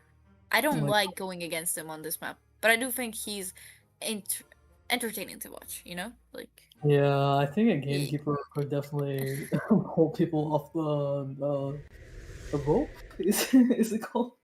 Mm-hmm. Oh, All right. we're gonna see a Nightman. Yeah, that's mechanic is definitely understandable. Knight is very interesting. Are we Epic Reptilian ban? You feel Okay. ban, bro. I feel like this is definitely a target ban. Wait. We might need to pause. Mhm. Mm, oh. The, so there's an issue with the okay, there's an issue with like the with the subs, but I don't know. We did see the mercenary and prisoner in the meantime picked out and the priestess ban. Very I would say very good picks for Darkwoods. They can work very well. Right. It's a very old lineup. Lucky guy. Whoa. Mhm. Hmm. We're gonna see a survivor ban. I'm not quite sure what this hunter's gonna ban. A weeping Yeah. ban. Oh, Oh my. I don't think I've seen a weeping ban in I don't know how long. yeah, it's very peculiar. Yes, and we are gonna be seeing the psychologist get picked as the last survivor for this. So we do have some form of healing if need be. Um, it's not like the strongest team comp actually. Um, because the lucky guy kind of is weak right now. The prisoner as well, but like I'd say pick either or. But I guess it's fine because it's Darkwoods. I don't know. Yeah, I think this is a very like how to say it's like a jack of all trades team. Like so, there's a little bit of everything, but like no very hard specialty. I want to say because the lucky guy Yeah. could act as a harasser if need be, but it's like not obviously not the best harasser. Yeah, no, he's not primarily used for harass, but peddler pick is going to be locked in. She can work on this map. The elevations don't make it exactly easy for her. Oh, I'm not so sure about this pick because the peddler, yes, there are obviously walls on this map, but there I don't recall there being that much. Because the map again, I said is quite spread out, at least in my opinion. So I'm not sure if this would be the best pick. Yeah, I'm not too sure either, honestly, but I guess we'll have to see how it unfolds. Right. Okay, so we are gonna be isolating the lucky guy on this map spawn. Yeah, we're gonna Oh be doing a very uh, no, they oh switched it. oh Oh, oh we're gonna be isolating the prisoner of all things. yeah. You know what? Maybe it works. Okay, so we are gonna be seeing a typical tide and borrowed time on the mercenary. Psychologist has broken windows and borrowed time. Lucky guy has flywheel and broke borrowed time. So maybe a possibly harassment. And we're gonna be seeing the prisoner with borrowed time and broken windows. Yeah. I assume Uh, you're expecting the prisoner to get chased, and obviously mercenaries in the middle, ready for rescue. mm-hmm. Yeah, the positioning allows for this situation to happen. I don't think the hunter is gonna go for anyone else. Maybe the psychologist, but then I do think that prisoner is a bit of a more optimal choice because Right. psychologist can just tank 2 hits and yeah, and just still live, you know. Right, and you don't really want the wasted time for the prisoner to decode. Mm-hmm. Yes, that's right. I mean, we still have the lucky guy who can use the doll and still get like that extra 50% on the cipher. Alright. Alright, so I guess the match is starting. We'll see who this hunter goes for.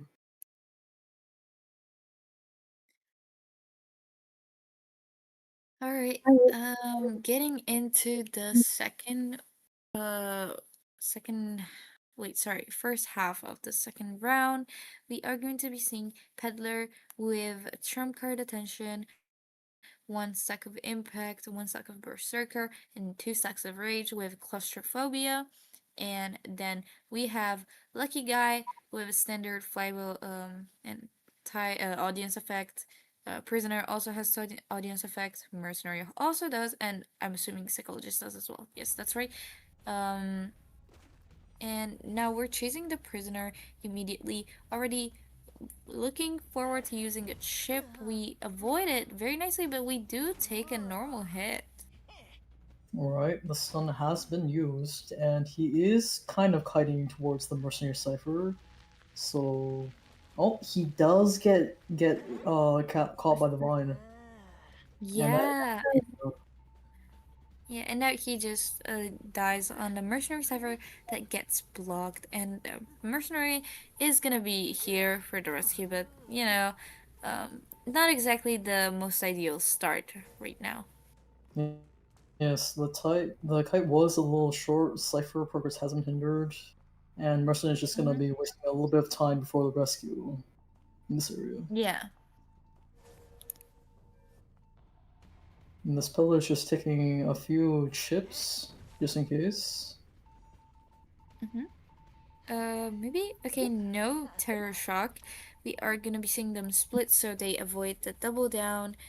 Prisoner gonna be trying to not die, but the peddler will get the full presence from this and gonna be taking an extra vine, just for precaution, so He she has is something going to be extra to work with. transitioning. Yep. Hmm. He is going to be transitioning into a newer area with no other survivors. So we Yeah, see the psychologist go for the rescue because she's going around. Mercenary is still on his old cipher.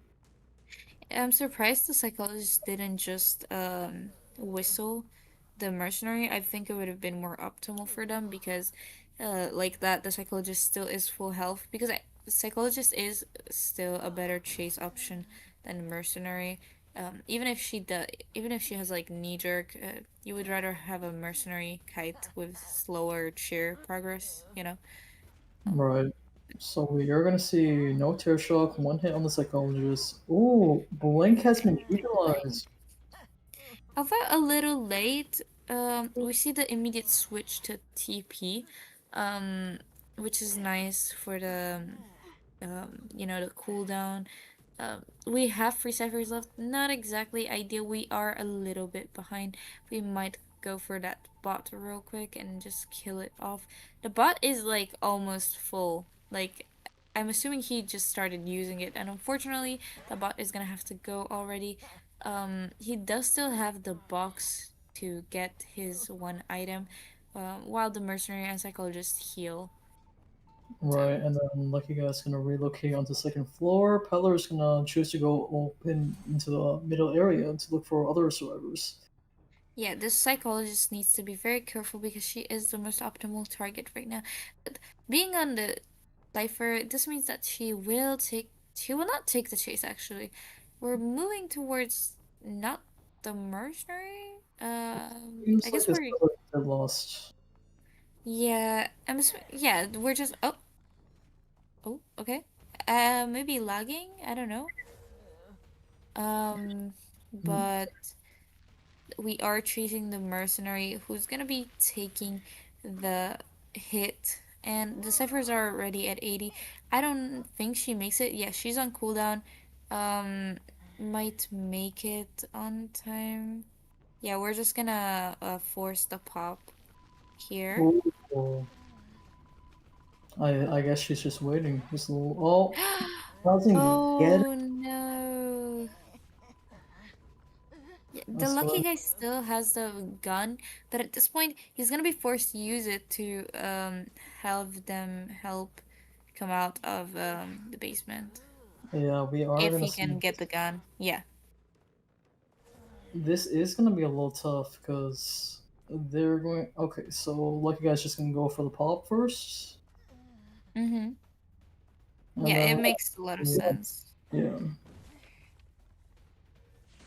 Oh, gun It's has gonna been. be preventive. Yeah, it makes sense, because then otherwise he doesn't get the rescue, and it's just very unsafe from there. Avoids the chip. That is a very scary passage, but won't be able to use it. The psychologist is stuck in there. We're just waiting at this point. Right, we're gonna see a bit of mind game to see if the pillar can get the psychologist down with no attack recovery, and the cipher is prime, so Because at I this don't. point, it would be funny to even see them just go for the pop, but it seems like she tried to get a double down, not quite able to. She's gonna go for the, uh, yeah, and they're just gonna pop, Yeah, which makes a lot of sense. TP is up. I'm assuming she might actually TP. Yeah. TP has been used, and she's going to go for the mercenary who uses an elbow pad. He will Not take the hit and chipping him so he doesn't die slowly. That's very nice and very smart from the peddler. Psychologist is still not on the gate, so this leaves room for a free kill, maybe even a fourth kill. right. The lucky guy is in the middle area. It doesn't seem like he's going to be hiding to rescue the mercenaries. So the peddler seems to think somebody's hiding in this area. Who this might be wasting a lot of time to not go directly to the gate. Oh, it seems like they will end this match in another tie. Seems like we have a lot of ties today. I guess it is a choice to play safe. You still want to secure the tie rather than loss. Yeah, that's definitely true. Maybe the hunter for the other team will be able to change things up for the survivors, you know? But let's see.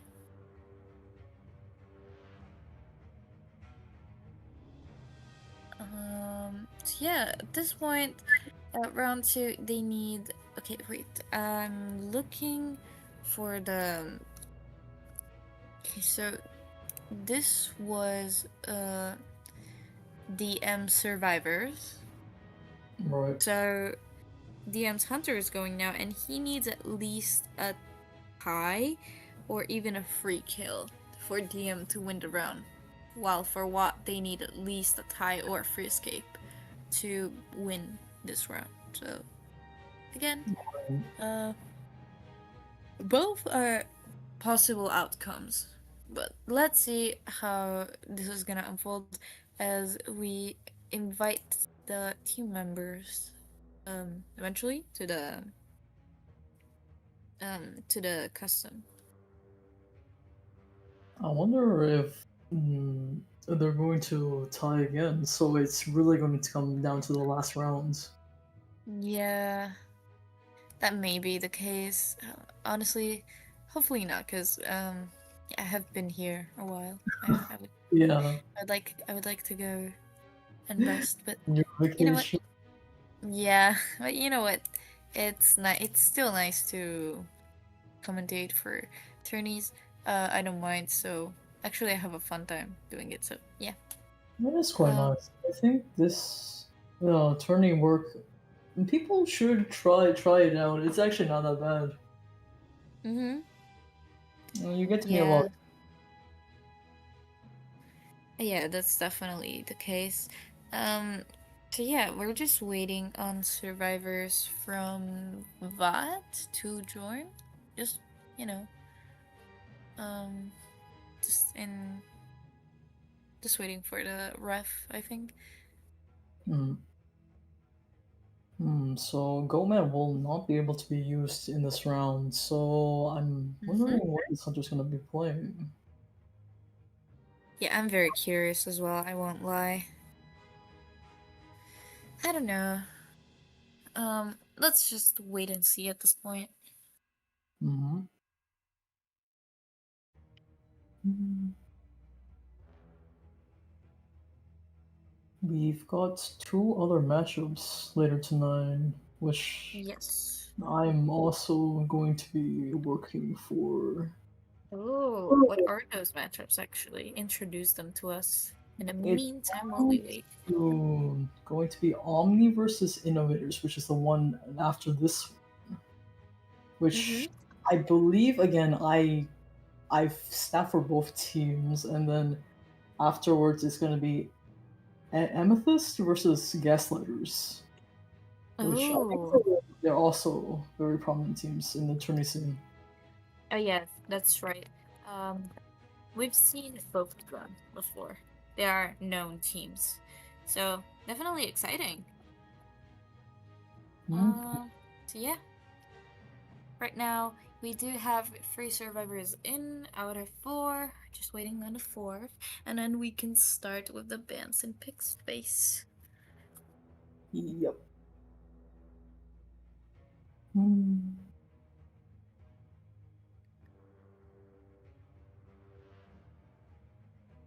It's really early now, but I'm looking forward to see how the new hunter that just came out will be used in tourney later on.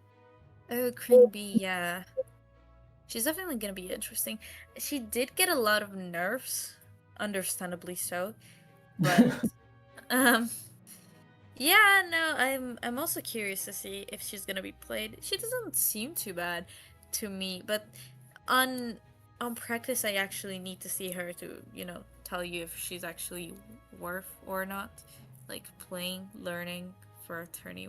So yeah. Yeah, I think a lot of people were calling her a second Hullblue when she first was like released the skills. Um, but I feel like she is more balanced in my opinion.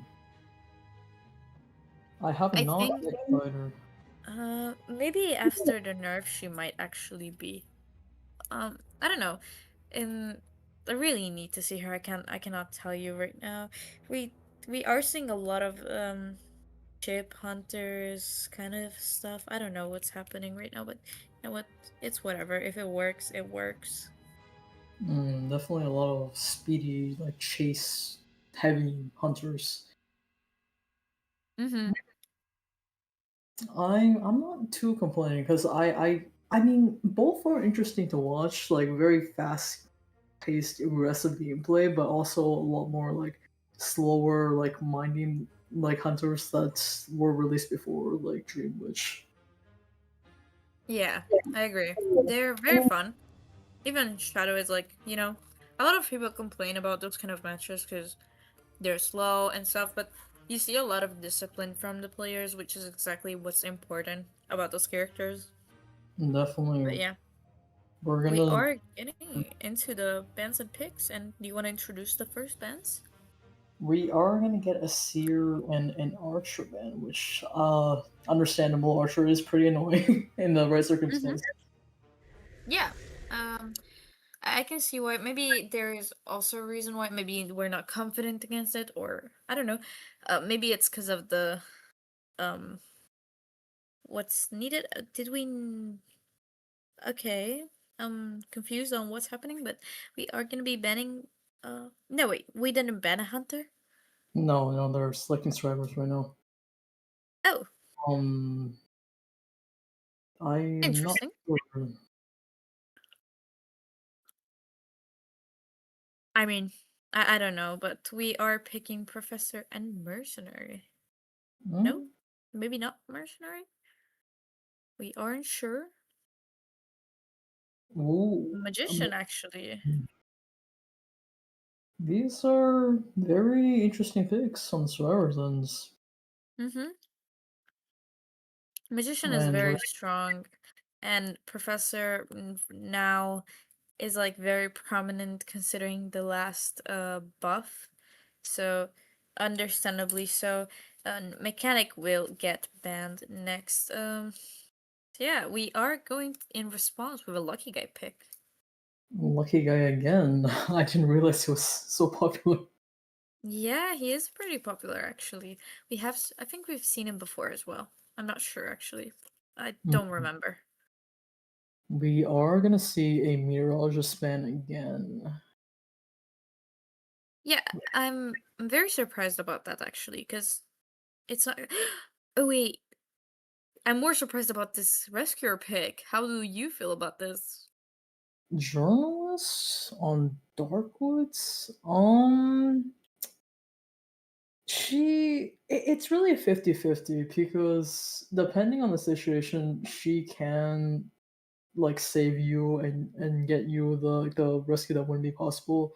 But at the same Hmm. time, I feel like again, depending on what the hunter is, that might not be the best choice. Yeah, I get what you mean. Honestly, um, I'm very excited for a journalist. We have seen a journalist before as well. I love seeing her, but she's also a very risky pick at times because you can just miss the Orpheus and Yeah, just definitely. take the hit, and it's not pleasant. So definitely need a lot of practice on this character to bring it Yeah, to a competitive level. definitely seen a few too many Orpheus betray the Alice. Yeah, you should have seen the one from last matchup. It was really funny. But Hello Blue pick. How are we feeling about this now?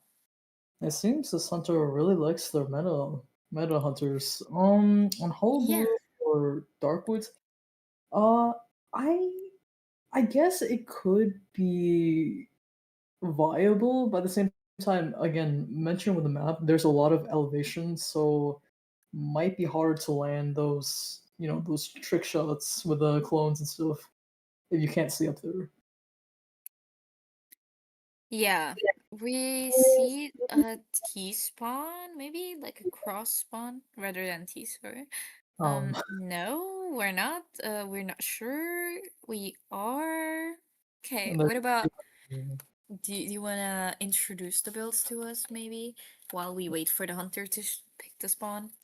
So, Professor, we're gonna see everybody with more time except for Lucky Guy. Interesting. Lucky Guy is running Flywheel and Broken Windows.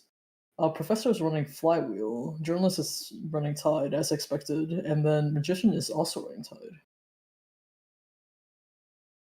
I mean, you know what? It can work. I think we're expecting the lucky guy to be chased, which is actually a possibility. We won't be seeing the rescuer in middles, so the Hullable is going to spawn on the other side. So we have a few options at first chase. Mm-hmm. Um, yeah, I'd say even the professor isn't too bad actually. I don't know if they expected the whole blue pick here actually. Um, lucky guy and journalist can work, magician as well. Professor, I'm not too sure about that. It depends on the last color, I'm assuming. So if Yeah, you keep the red as last color, you can't really delete like the colors, but other than that, I don't know. Maybe Professor Chase. I don't know. I believe so. Professor isn't that strong as Hullable. If, like, again, like you said, you leave red as your last color because he cannot pop the shields in that field. Mm-hmm. Yep. So he can't automatically like get the skill off. I don't know. Well, I guess we'll see. You know. I don't know how Professor works into Hullabaloo. It looks very weird to me, but let's see. We are moving in towards the Professor as we predicted. No, actually, going for the journalist. That is a choice. Mm-hmm. Especially since Orphe can take the colors as well. Right. Closing in the palette with the first Orphe, just kind of avoiding to be too close to the hunter just yet. He's being very patient with the colors. We are going to be seeing another Orphe who can kind of take the hits for us. I don't know where this Orphe is going, to be honest. I don't know why he's over there, but okay. Right. We're gonna see a little bit of mind game with these palettes, but Yeah, we used the rotation but didn't quite connect. The Orphe is gonna take the damage for us. The positioning looks great for journalist, not able to get the color, and she can just wait on the Orphe, but no, actually gets the hit instead. I'm gonna be rotating to cottage. right, And she's this gonna Hullabaloo take, has insulin, so yeah. yeah, she's gonna take all. Oh, gets the pass. Oh, nice. And I would like to point out that the cipher progress is actually pretty good right now. She's still kiting. She's still, managing to survive, but she will. Oh, and she cannot die for like the next 14 seconds. Yep. He's just gonna opt for breaking the pal instead. Oh, we decided to remove. Ooh. I don't know if I think that thing there was gonna be a better choice, but you know what? It still works. I don't know why there's so many ciphers started Wait, like yeah, touched, what? but but you know what? Two ciphers are over. Okay, we're just gonna pop. Do we not have audience effect? We don't actually. Ooh, so they were very confident on that. We do have a Kiting. backdoor rescue. So while Yes. Coral Blue was distracted, we got a free rescue. So we don't Yeah. have any injured rescuers right now. Yeah, it's very good considering everything. Journalist doing an amazing job at avoiding the hits for now, just kind of trying to get some time. She's gonna be dying in the corner. Now, I don't know, this rescue in itself, kind of, I mean, they still have their ciphers, but they kind of like lost a little bit of progress while by doing that rescue a little bit earlier than necessary. And also, Right. they do have no more tides, so they this lucky guy does not have a gun for the rescue, so at this point I'm assuming that the magician is gonna be going. Maybe they Christian is going to be going, but he is quite taking his time. The lucky guy is just decoding in the same area. Yeah, he's just a moderate, you know. What? What? Oh, Okay, I'm seeing something. I don't know what I'm seeing, but surely I'm seeing something. A lucky guy, flywheels, but does get hit right after the hull blue kind of gets stuck, and we are pressuring the cipher now, and we're going back, and we're actually not. They are gonna reset if they warp what on the warp other on the other cipher that is at 96 going back, but the journals will be healed, not actually going back for the warp and going for the magician. I'm so confused right now. I can't say I understand what this hunter's doing. I Uh, think I think I think it's a panic choice rather than uh you know what, at this point last cipher is at 85. They can definitely get this cipher ready in time. Journalist is the one on the cipher might drop down. Yeah, right. he is going to drop down. No, no trump cards, so he cannot switch to. I'm gonna be using the shield. Ooh, tower What? shot. Okay, definitely unexpected. The server is at 90%. We see the lucky guy does have a flare gun to work with, which may turn the tides of this game. We know that the lucky guy has a gun. The journalist needs to pressure the cipher. The magician is almost up. Magician will get up, I'm assuming. He No, won't. he will be healed from the lucky guy. Um, we will see a backdoor from the journalist, and now that she has tied, they are probably gonna force the pop. Actually, gonna be committing to the magician, um, and the cipher is at 90%, and the cipher is not primed just yet. The lucky guy is in the vicinity, but won't use the gun. Actually, searching for another item, I think. Yes, and he did get a football, which is very nice, and now they are positioning for endgame. Now, this is looking very interesting. Gonna be waiting and then just pop. Magician is half health, but he does also have detention, so it doesn't really matter. We're just gonna be opening the gate right next to the hunter. Yeah, I guess he's banking on this magician kiting enough. No, he's getting off the gate and he's going to go to their side. I'm. Oh, Warp realized, but the lucky guy is not there, unfortunately. So I think Yeah, we're at a one man here. yeah. Oh, shit. Which we're just gonna be wasting time. Magician still does have self heal, but I don't think he's gonna be healing in time. Yeah, Yep. he. No, And this is remind me. Okay, let me just look whose hunter this was again, this just to is the make DM sure. hunter. DMs. Yeah, DM hunter. Okay, so it seems like what will win this round this time. And now we have, okay, so from round one we have 4 points for each team. Now we have let me calculate real quick because we got um wait, let me just go to okay. Mm-hmm. 4 to 4 round one. Then in round two we got a 3-1 first half, and then a 1-3. So right now we have um 8 points for DM and wait, huh? What? Wait, no. I calculated it wrong. No, we have 6 points for DM and 5, 6, 7, 8, 9, 10 points. Okay, 6 to 10.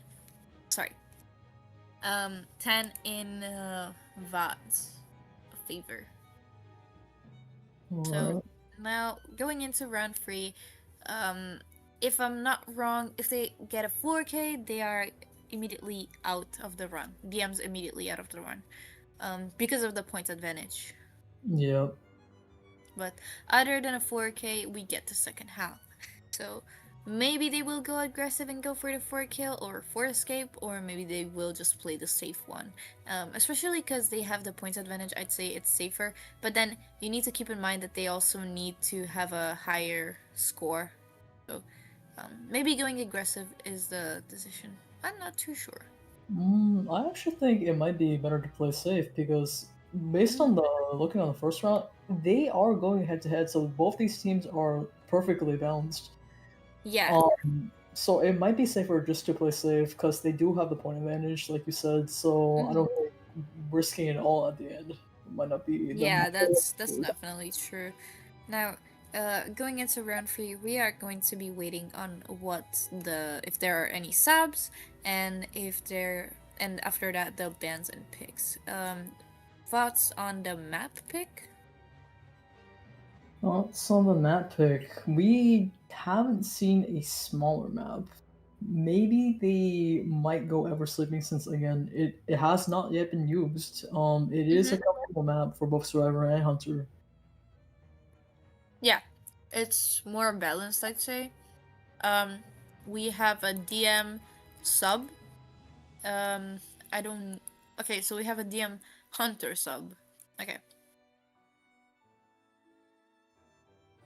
DM Hunter, so we will not be seeing.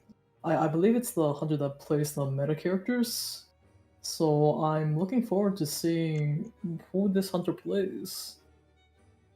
Since I think a lot of people use like for round 3 specialty like comfort picks. Yeah, because at that point you don't really have much more you can use. Yep.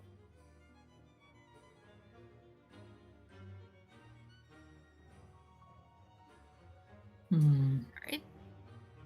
So as we know, VOT used both of their subs already, so right now they cannot sub any more people, and now we are waiting on VOT to ban a map. Probably, I mean, they could go safe and go for a hospital ban, but if they're in a winning position, I don't think, like, hospital ban is necessary. Depends on how confident they are. I'd say go for something the Hunter is more confident with. So whatever he's not confident with, you should ban. I would prefer giving priority to the Hunter at this point. Definitely. Yeah, so they are banning hospital just in case the Hunter, doesn't feel safe. There's still a small chance of that map getting picked. So yeah, so we're just waiting on DM to pick a map right now. Right. Which map do you want to be picked? I really like Chinatown. I don't know if it's gonna be picked, but I do enjoy the map, like seeing it. And also, the cipher layout of Chinatown is sometimes, I don't know if you've ever noticed, but there's this one cipher layout where there's 4 ciphers on the same side of the map. Like the hotel side, there's like inside of hotel, outside of hotel, and then the other 2 ciphers. Chinatown is definitely that map Cypher Spawn is. Yeah, sometimes it's literally the worst.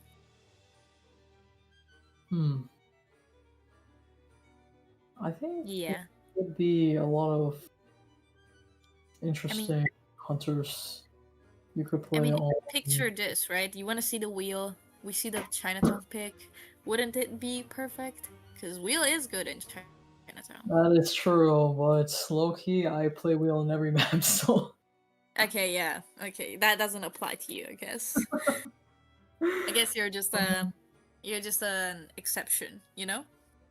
I'm not sure what hunter I would like to see.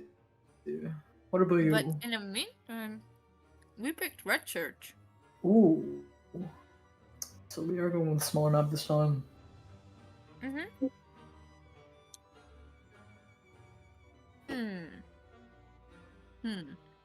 Maybe Peddler again. And I don't know. Ooh, and that is definitely the most secure hunter. You could just tunnel somebody and probably get a second down with detention if need be. It would be easier to play into a Red Church fan, but now waiting on what to pick faction, I would assume considering their advantage to go for Hunter first. But it depends on maybe if the survivors are like very confident. They could go first, but realistically I would go for the Hunter first and then Survivor second. Because survivors can kind of I don't know. Like I feel like survivors just is less stress compared to Hunter. I definitely think so because it seems to me both sides, both Survivor and Hunter faction, are pretty consistent. So I don't think they have an issue with like a particular weaker side. So I think knowing the winning condition for letting the Hunter go first is definitely smart. Yeah. But again, depends on the team right now. We're waiting on them to kind of make their call. And they will actually go Survivors first. Very interesting, but you know, I think they have it might work. definitely a lot of confidence for their Hunter. Mm-hmm. Now we're just waiting on the survivors to be invited. As we can see here, we have the first survivor and then the second, and now we're just gonna wait on all of them to be in the room. Mm-hmm. I mean, Red Church wise, there's some hunters that can be played. It's not necessarily the best map for hunter. I mean, even survivor wise, it's like fine. You know, there's some good hunters on this map. Even Dream, which is good because of the middle cipher being pressured. But other than that, there's there's a lot that you can say about this map, but overall, I would say it mainly depends on the hunter pick, because survivors have it easier on this map, in my opinion. Yeah, definitely. The palettes, and there's definitely a lot of palettes to work with. I'm not quite sure the exact amount of palettes on this map, but everything is pretty consistent. You can easily transition from one area to another. And then you definitely have that one vault area next to graveyard that I personally hate chasing. I feel like that's a very Yeah, the God Kite. Yeah, it's really bad. That palette is deadly so long as it's up. Some hunters can like even Peddler, for example. That's why she's been a rising pick in the competitive, because you can kind of counter those areas in a way, right? It really depends on the positioning, but overall, I'd say Peddler isn't bad, Anne isn't bad, and other than that, even Opera isn't bad. Richard, you have to bring max palette break, obviously, on Opera, because otherwise you actually will get a lot of distance from the survivors. So, yeah. definitely not bring Opera confined. is an option. Yeah. No, we're not bringing confined. I mean, unless you want to bring trump card confined, which you also have to be very confident for that, you know? I guess depending on the hunter, I kind of want to see a Smiley, Smiley with trump card. Oh yeah, Smiley would actually kind of work, and like Richard. Yeah, no, it's not like his. I wouldn't say that Smiley has like necessarily like worst maps. Like I think he can handle any map so long as you have like really good control. Yeah, But it's definitely a situation where it you be sharp yeah, with it those. depends more on the areas, I guess. Depending on how you play, it's when dealing with situations like, well, not situations like map areas like Red Church, you could definitely, if you play it right, you could definitely get a lot of tear shocks with servers. Yeah, that's true.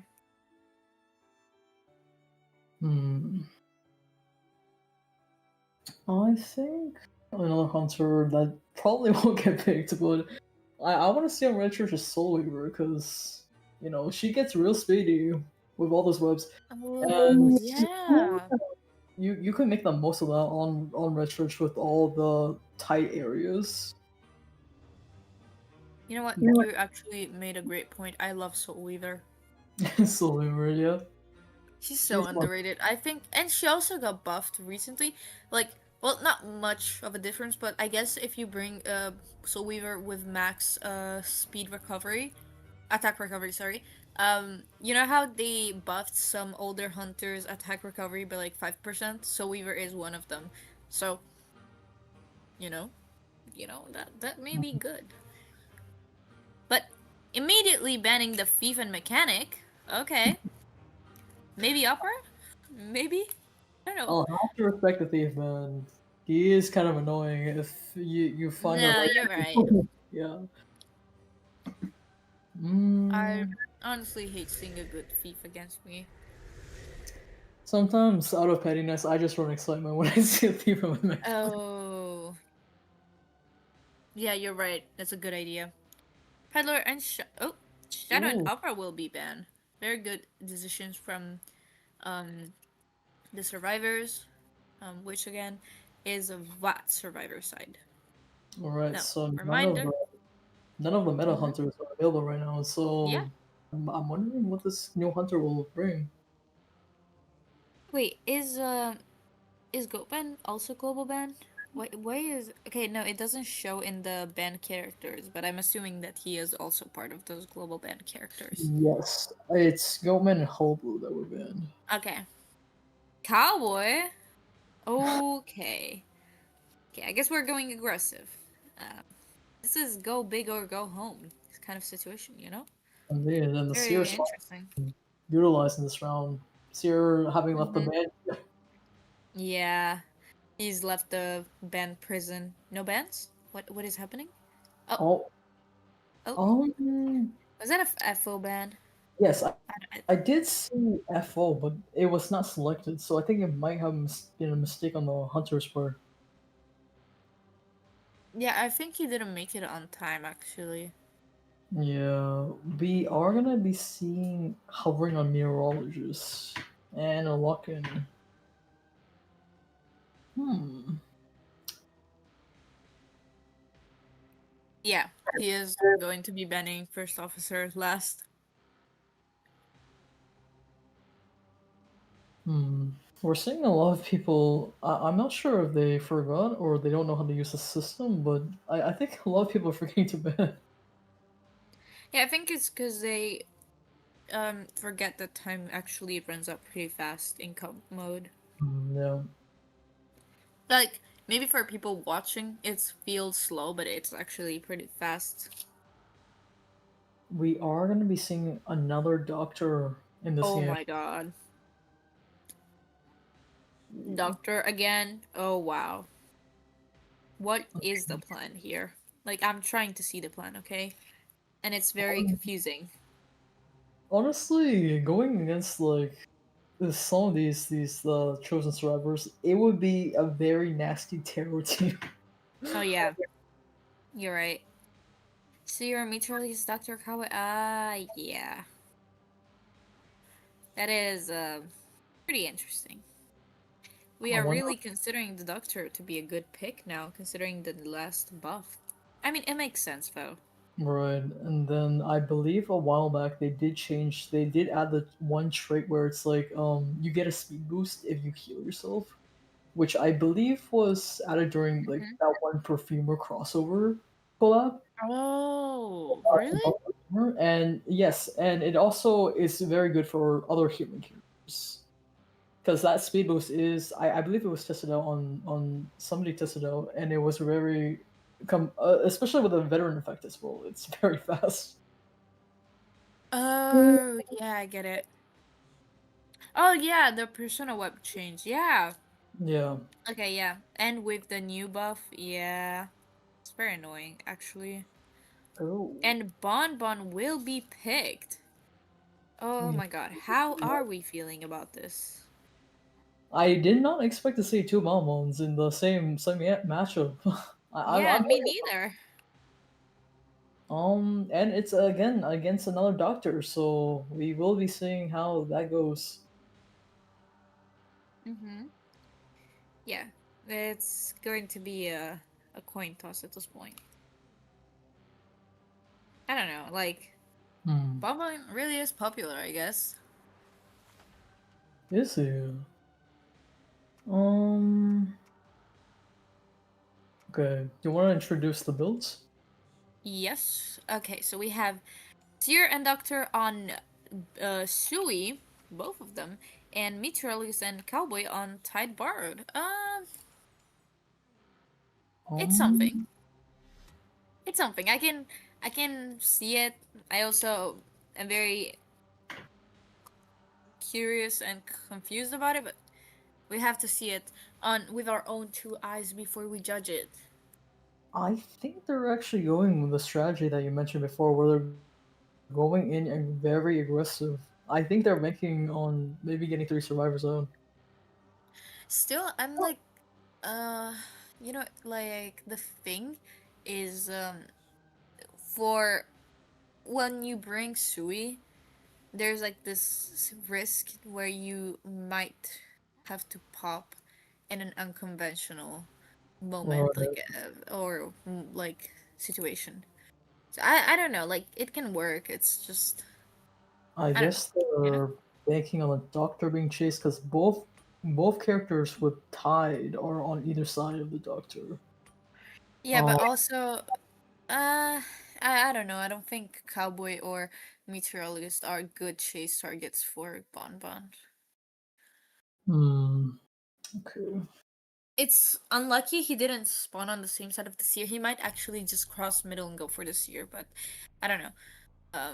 Because seer would actually probably be the best chase target here. Right. Because, but you know, probably expecting like a warp or TP. Um, depending on the build. If it's no trump card, probably warp. Well, maybe not. Yeah, Hmm. we have insolence detention with it seems to me that's is that blink? I cannot see it, but um Um, that is. I think that's warp actually. I cannot see, but yeah, we are going to be chasing the cowboy. Like, okay, unconventional chase target, but it will probably still work. We might, yeah, we are gonna be using a lasso early just to get away from the first two bombs. He still has three more, actually, soon to be four. Gonna be using the bomb and takes a chip. He has to be very careful right now. He doesn't take the hit nor the chip, and doing a pretty good job at avoiding the chips. He has one more bomb. He's probably gonna save it for when he has the second bomb ready, and gonna be using the lasso just to get away. No more bombs, and warp is up as you mentioned, but does take the hit now, and we're gonna be seeing the warp come into action. And we missed Oh, the well, failed the lasso. yeah, unfortunate. Oh, Oh, guess the you pallet's know, done not goes down. you know what? He has max pallet stun, I think. Let me check. No. He does not. That's just Cowboy's palette stun. Yeah. Very fun. Like. So the cipher progress is looking pretty good. Um, Mhm. Cowboy did use quite a bit of lasso, so rebound might be hard considering he He only has still, five. yeah, he still has 30, so it might still work. We do spectate the meteorologist for this rescue. We're gonna be using an owl. Gonna be using the wind to push her away. Cowboy will get instantly um down. And I'm assuming at this point that they might even go for the cell, but then he does have warp. The warp won't be up in time. We're just gonna be using the lasso, which probably means that he's gonna be sold. And at this point, last two ciphers are missing. Doctor starts one at graveyard, which he might cheer close to. And we're gonna be starting at the second to last cipher. Well, the last cipher actually, but It's that cipher definitely graveyard is definitely yeah. going to be a more ideal sell because a lot of resources was used in that exchange during the rescue. The Sears Owls is used, and the meteorologist also did end up using some wind. Unfortunately, Mm-hmm. Cowboy did go down immediately afterwards. So somebody is coming nearby. I'm not sure if that's to give tinnitus or to rescue. Yeah, no, we're not rescuing. I think yeah, warp is up, so we're gonna be warping to the seer with no BT. This might actually be very bad for Watts because Right. um what seer has no BT, so they have to be very careful with that. If he's able to farm an owl, it'd be great. He needs to fly will this. He does fly will.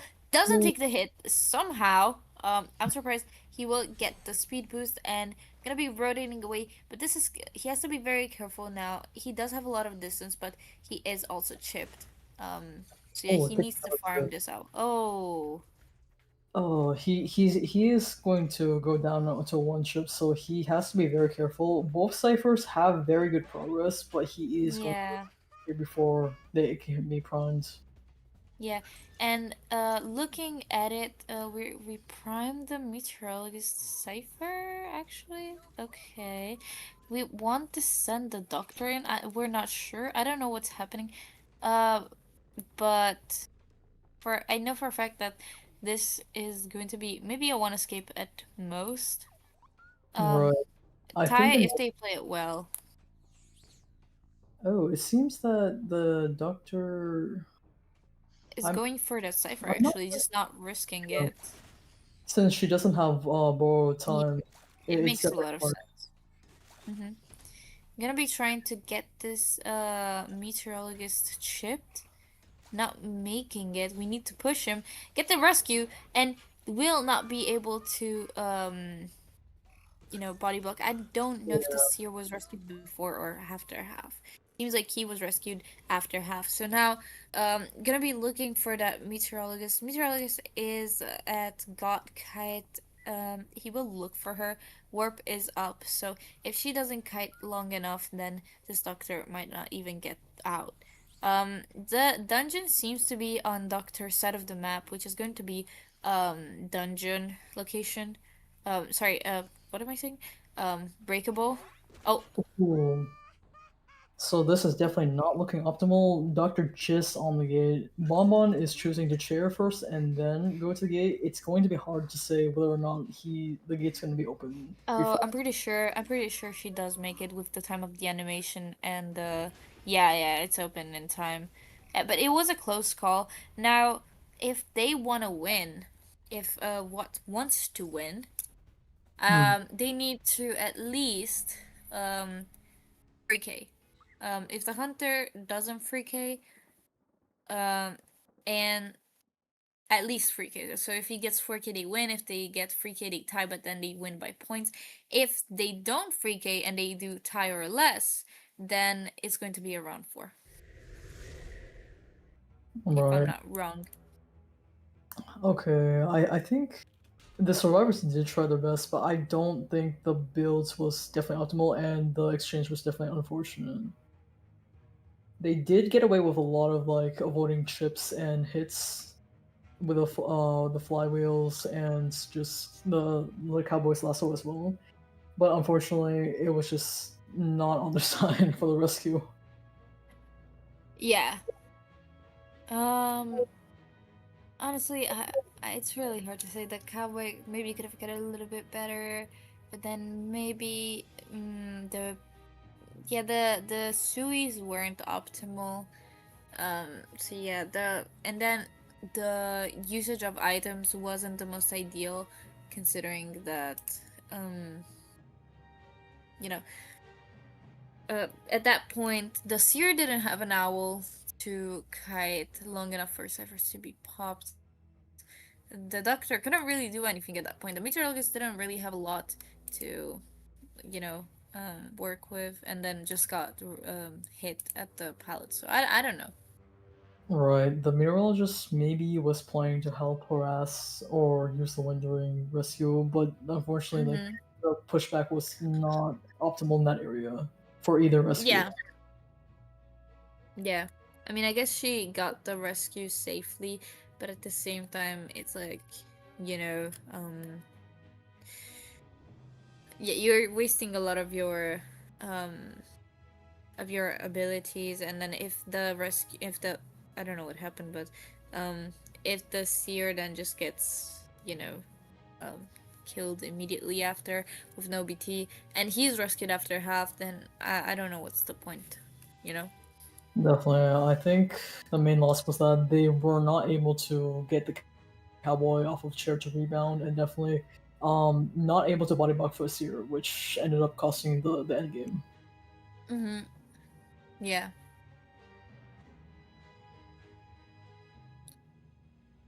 Mm, I am wondering what this other hunter will play on Red Church because they do have the meta hunters available. The Bonbon and Peller will not be able to be played. So unfortunately, we won't be able to Yeah, Peller gameplay on this map. but they do have meta picks available, you know? They do. I don't know how I feel about a Goatman in Red Shirt, but he can work with abnormal, Hullabaloo can work. I don't know, like he has his options open. So Mm, at this point, it's a matter of how these survivors are gonna be able to predict what this hunter is gonna play. yep. They do have some harassers banned, and obviously Doctor will not be available to be played for this round. Mm-hmm. So we'll see what the comp would be like. Mm-hmm. Who would have thought, right? Like a year ago or two, would you have ever thought that Doctor was gonna be meta? Like that Doctor, people were gonna be picking her, like literally picking her round one. no, honestly, the only time I really saw Doctor was ironically in Duel Hunters of all things. There's like Oh, quite a few. I'm not sure you've run into them, but like a lot of friends like to play Doctor and just it's really nasty. They just heal each other during dual coding. mm-hmm. Nothing you can do about body blocking for 3 hits. Yeah. Now getting into the match. Now we're gonna be getting into the Benson picks face.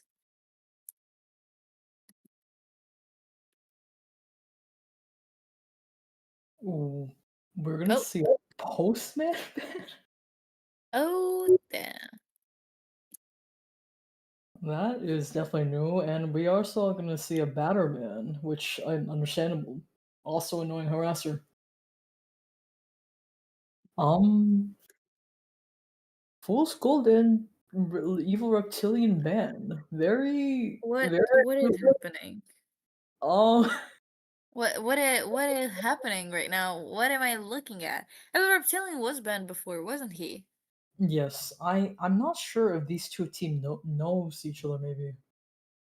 I don't know. At this point, I'm hoping they do, and that's Right. I do recognize some of these survivors in my rank matches, but I don't know this hunter, so I cannot say. Okay, we're gonna go with a yeah. coordinator ban as well. Definitely don't want any harassers. And then we've got a Gravekeeper pick next to the Mechanic and Composer picks. So I guess they're going for Cypher Rush with a pretty solid rescuer, I would say. Mm-hmm. Yep. Yeah, we're going very aggressive. This has happened before, by the way. We have seen in Red Church again the double decoder pick. Actually, in the earlier matchup, we have seen triple decoder. It was a composer Mind's Eye and Prisoner with a batter, and it ended up in a four escape. No, in a free escape. Wait, I don't remember. No, it was four. Sorry. Right. We are gonna see the Mind's Eye ban after the two decoders. I am not sure if the hunter thought they were gonna play triple decoder as well. Yeah. But we're gonna see the Seer get picked. Mm-hmm. Yeah, I'm very curious to see what the hunter is gonna pick. Just imagine a Goatman pick here. It still would work with a normal. I think it would still work because Yeah, realistically, mechanic, if she doesn't get chased, she decodes. Yes, but she decodes pretty slowly. I don't know. Honestly, at this point, just pick the lesser evil. I'm assuming, you know. yeah, you definitely need someone with heavy map control for this because Mm-hmm. you really do need those kills right now. Being last round. especially because you have to get a 3 kill or more. Yeah, that's true. Also, reminder for everyone in the chat to root for your favorite teams and show support to them. And yeah, soon gonna be looking the personal builds, and I'm gonna be waiting for the hunter pick. Hmm. Red Church Wax Artist. I'm actually no. That's not happening. That is happening. What? It is happening. Oh my. For a 3 kill for when they need a 3 kill, that's bold. That is bold. Um, I guess you could lock off ciphers with wax, but I'm sure survivors are gonna be like when they're kiting, they're gonna be routing so they don't run into each other. So I don't know how much control you can really get with that in this situation. Yeah, especially because Red Church has a lot of walls, you know? Right. I guess we'll have to see, but I think I don't know this Waxor's pick. What do you feel? I don't know. Like, realistically, I wouldn't disagree with it if it wasn't for the map pick. And what surprises me the most, if I'm not wrong, is that this is the map they picked themselves, right? Like the Vat picked this I map, right? believe I believe so, actually. That's like why I'm so surprising. I Like surprised. Yeah, I thought a more open map, like again, like Eversleeping would be more viable for Waxers to play with. Mm-hmm. Yeah, I'm not too sure at this point, but um, looking at the builds, I don't know if I mean yeah they have all borrowed time. Grovekeeper obviously has side, and the rest of them all have knee jerk.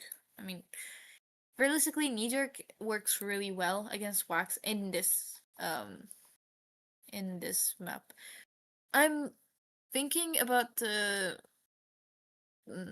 let me calculate the scores while we because we were 10-6 right before. Yep. Okay, I will be calculating win conditions as we start. Give me a second. So the other match ended in a what was it, one escape. Yes, one escape. So even if they okay wait let me check. If they do get a they do get a 4 kill, they would have a points lead, right? Yes. Right. If they get a 4 kill, if this hunter gets a four no, if the survivor get a 4 escape, they get a point lead, and Oh, we are gonna see a pause. I'm not sure what is. yeah. Okay, so let me just in the meantime while they fix their pause, let me just go over the win conditions. So, Yep. if by any chance the survivors get a 4 escape, this will be an immediate win for the M. If they get a 3 escape, it is going to be a tie, which then depends on the points, and they also win if they get a tie actually because of points advantage. Wait, do they? Mhm. Yes, Um, because then it would be because we got 10-6 from round 2, but then if no, actually it will be tied and go overtime if they tie, right? Yes. If they go free escape, they will go overtime. yes, If because we go free escape and if it's less escapes, then I don't. I'm pretty sure we don't go into overtime if they don't tie the round.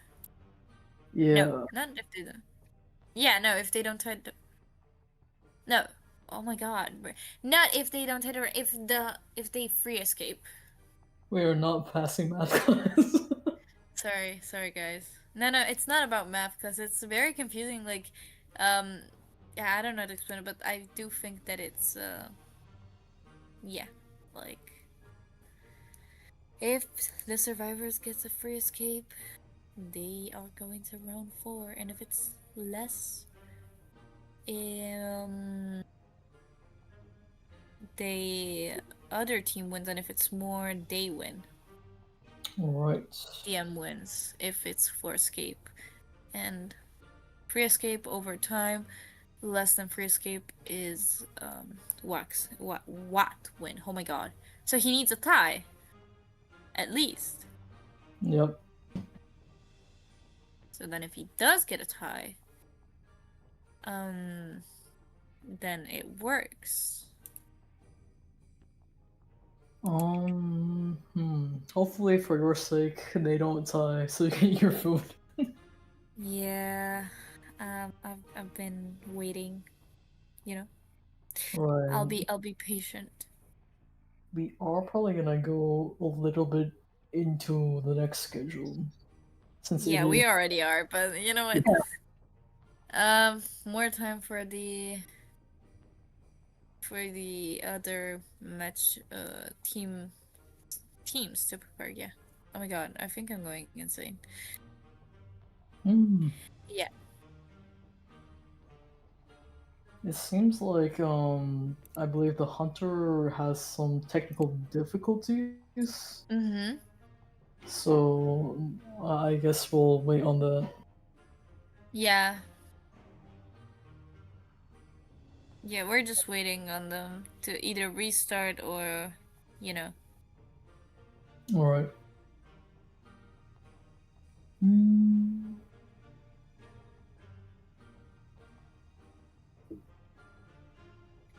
At this point, let's just wait for them to restart or on pause. Right, and Oh, okay. we are restarting. Yeah. We are restarting with the same bans and picks. We just have to wait for the unpause. Yep.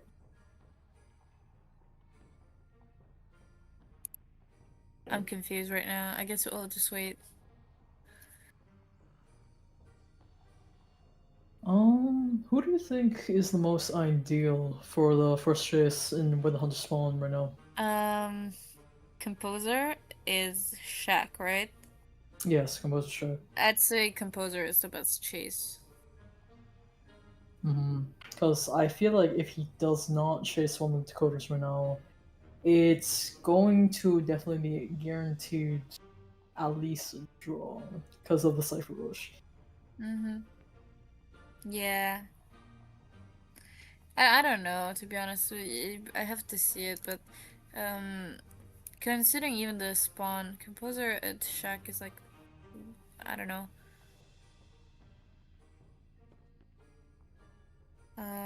Seems like we will be restarting. What is happening? The What are we hunter doing? will surrender. Yeah, I guess we'll just wait.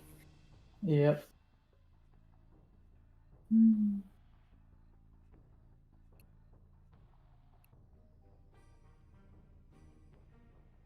Oh.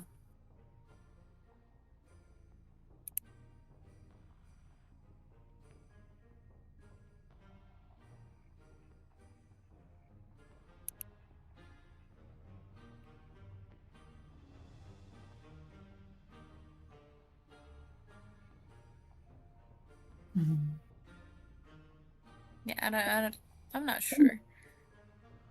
I'm not sure. Okay, so they are restarting again now. Yeah.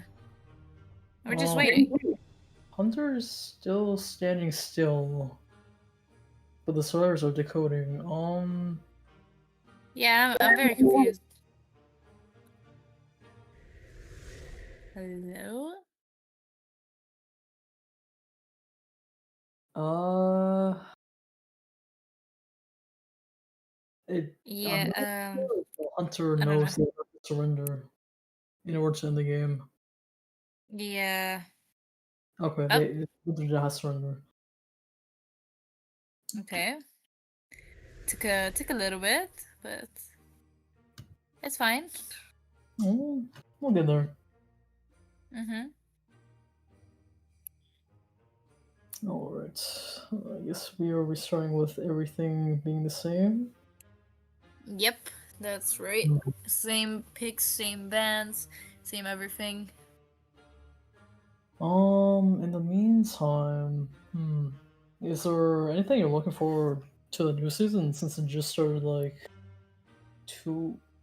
I guess it started today. Hmm. Is there anything you're looking for in the new season? Oh yeah, definitely. I haven't played the story quest yet. I need to do it. I have not touched that. Oh, that makes sense. I haven't touched like the other updates, so I'm like locked behind the event is locked for me. Oh yeah, I get it. Don't worry. That just happens, you know. The rank frames, I'm not sure if you've seen the rank frames this season. Oh no, I haven't. Are they cool? Are they good? It's like 50-50. I guess it's like very up to your personal taste. They are food Uh. they are food themed, surprisingly. This Oh. season, I kind of I, figured they would go for like a more festive theme since they did for last time for Thanksgiving. uh. Yeah, I don't know. I haven't seen them yet, but I need to because I usually like collect those a lot. Yeah, So I yeah. think I kind of want the pig waffle frame. I don't know if that's a waffle. Oh, I Uh, don't know to be honest. yeah, and then the next essences. Do you want any of the essences? Uh, I mean, Prospector, Prospector skin wouldn't be too bad. I mean, the Queen Bee skin is. I mean, if I get it, it'd be nice, but if I don't, it's also fine because I like the basic skin of it. So I Right. don't know. First officer, essence, I'm not a big fan of it, so I don't really care. So yeah, I'm pretty Mm, chilled for this season. I There's not would really have to anything. agree with you because I do for FO I do prefer using Korakechi over Yeah, I don't have that unfortunately, but if I did, I would use it too. yeah, It's and just that then peak, you know? it is I quite like the Persona crossover. Yeah. Um, and then the Queen Bee skin, the essence.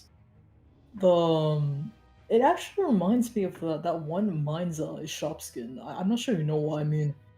I think it's called Uh, Architect. Architect. yes, yes. Yes, I know which skin you're talking about. It's Right. really nice.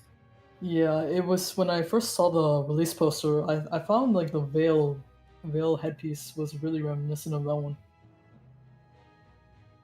But I'm sure a lot of entomologist fans will be very happy because I know she was a very looked forward to Mhm. character for a long time. Oh yeah, definitely. I don't remember when the first time her hunter switch was like slightly mentioned and then everybody went crazy. Mm.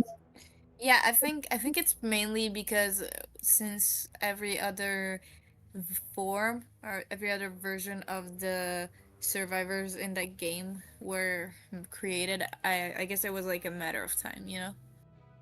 Yeah, the main storyline, the characters, journalist, prospector, composer, entomologist, novelist, they're all very popular fan favorites. Yeah, definitely. Um, I agree with you. To be honest, my favorite characters aren't those, but I still get the Yeah, hype, you know? I would have to agree for, I don't know, a lot of my friend, oh, we, I guess we're just banning, for sillies, since we are doing the same match. Yeah. Um, I'm not sure. I have like a lot of friends that like Prospector for some reason. I don't know. Yeah, he's very popular. Honestly, I get the hype, but I also I'm like, you know what? Um, I think it's funnier to fight with my friends. Nah, I don't like boss victory. yeah, I get it. Hmm. Okay. Um, Yeah, I'm not so incomes will be the same builds, same everything, same spawns. So it's a matter of the hunter just picking and then hopefully this time actually putting in the right build. Yes, and hopefully we don't encounter any technical difficulties in terms of connection or otherwise, because I think Mm-hmm. there was mention of an issue with the phone. Mm-hmm. Um, so I guess we will see who will be the first chase. Yeah, you're right. Yeah, again, I do think that composer is the best here, but you know, at this point, let's just wait for. I don't know why we're taking so long, to be honest, especially considering they should be using the same builds. So I don't know. I am not quite sure. I think Yeah, we're using the same builds. Hopefully, no, we they need to. That's the thing. yeah. Hmm. I think a lot of the way was just I think mix up of the staff needing to communicate with the players on what the issue was. Nice. I guess the hunter is currently fixing their builds, which they had to pause for.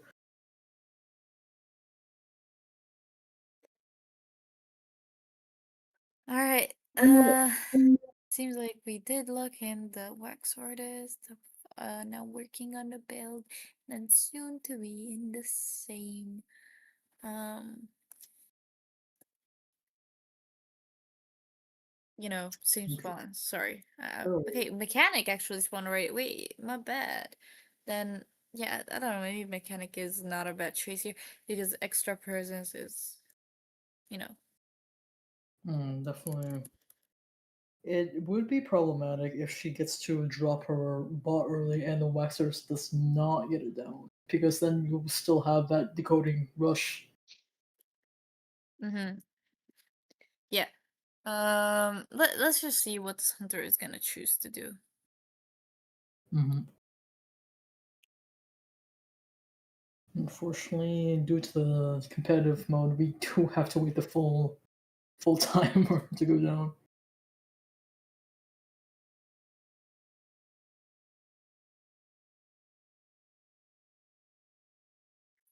Also, I do want to mention that in the moment while we are looking on round three, second half of DM versus what Omni and Innovators is about to start. Unfortunately, because of the overlap,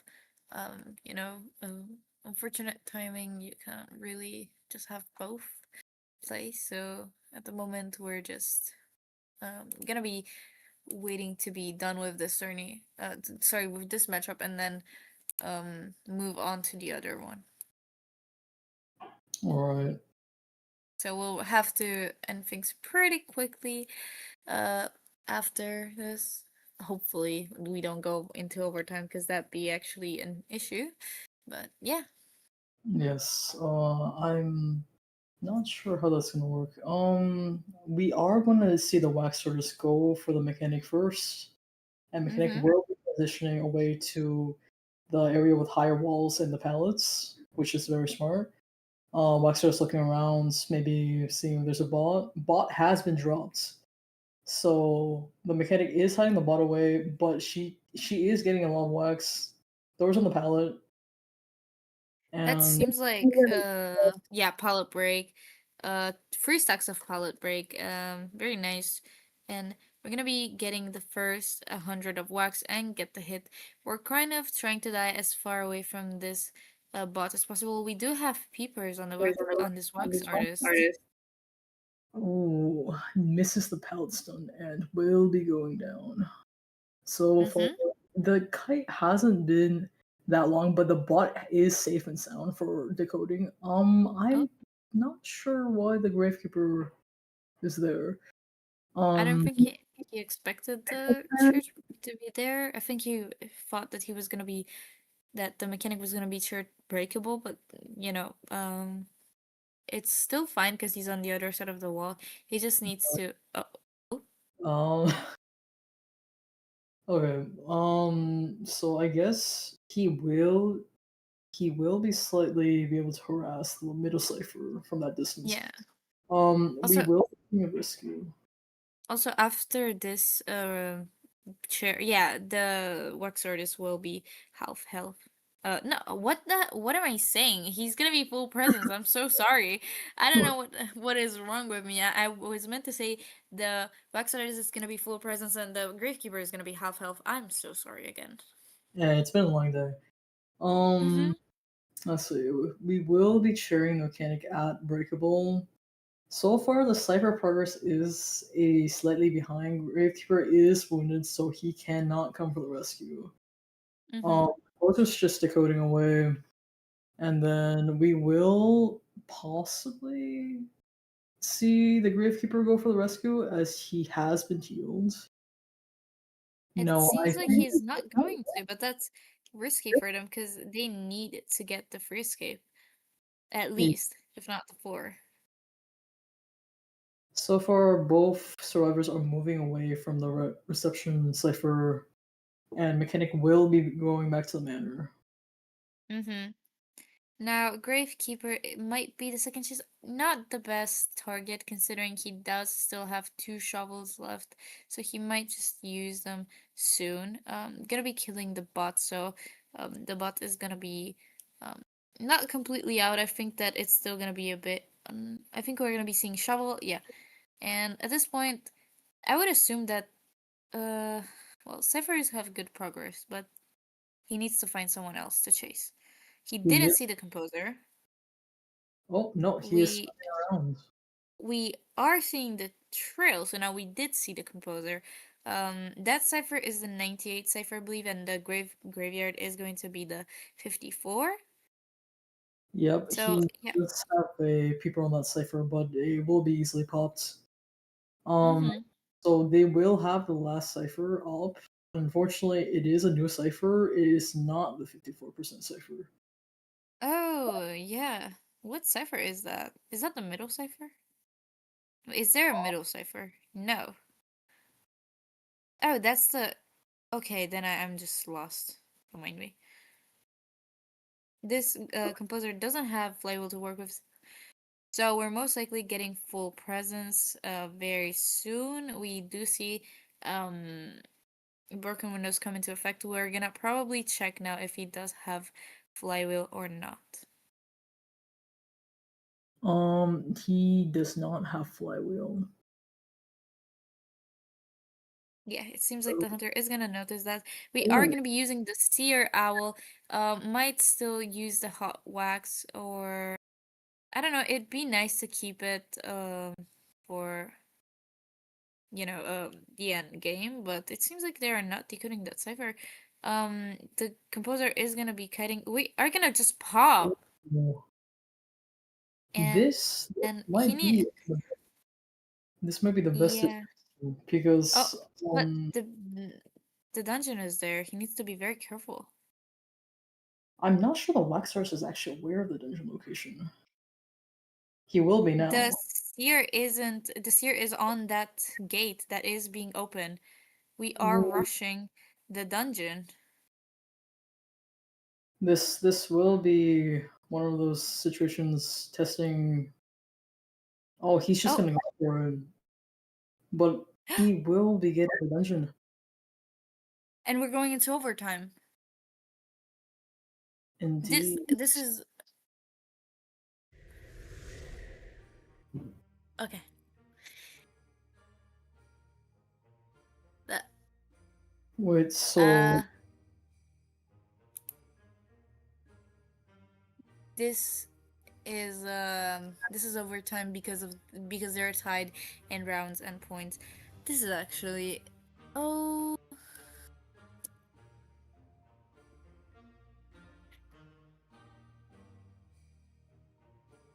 Okay. You know what? It's fine. It's okay. We got this. You'll get your meals. Yeah. Yeah. That's great. Life is great. Unfortunately, I think we will be missing the starting rounds of OM and Innovators because we don't want everybody to stay up late, so we will be having overlapping matches. Yeah.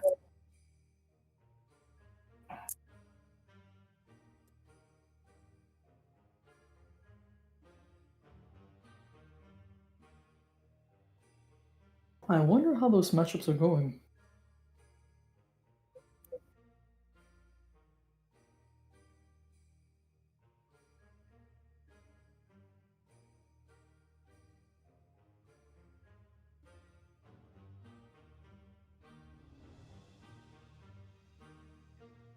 Yeah.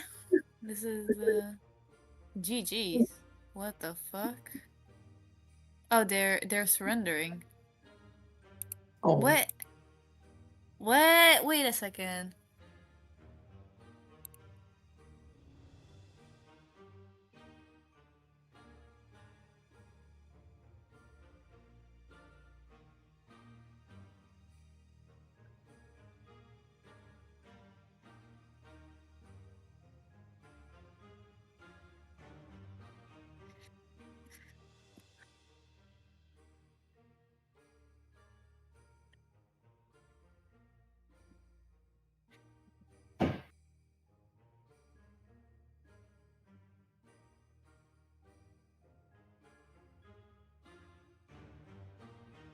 I guess we will just wait for the game maker to confirm the scores.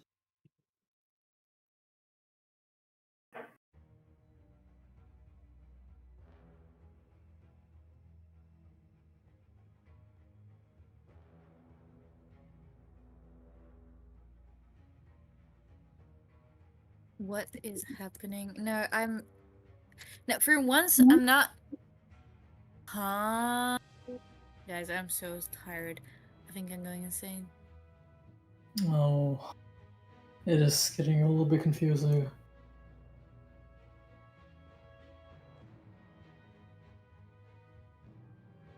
So then 4, 3, 6, it's going to be 7.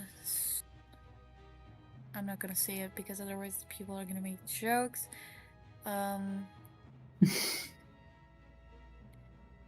13 to 13 to 11. Wait. So points aren't tied. Wait a second. What? Did I? Huh? Am I really that? No. What? Okay, I'm so confused right now. No, I'm waiting on the official points because there's no way. I'm probably too tired for this. It's okay. Just let the game maker calculate the points. Okay, what wins by rounds? Okay. Yeah. Okay. So this is over.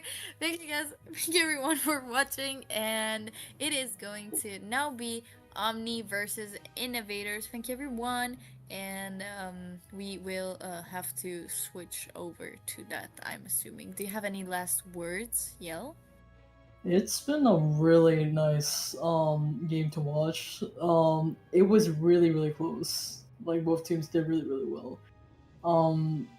I think I don't know. I think it was just a really nice time commentating for the first time for me, and I think both teams were very diverse in their picks. I gotta say, two bomb money gameplays.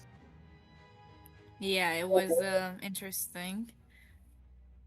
But yeah, that's what makes the game fun. All right. So I believe we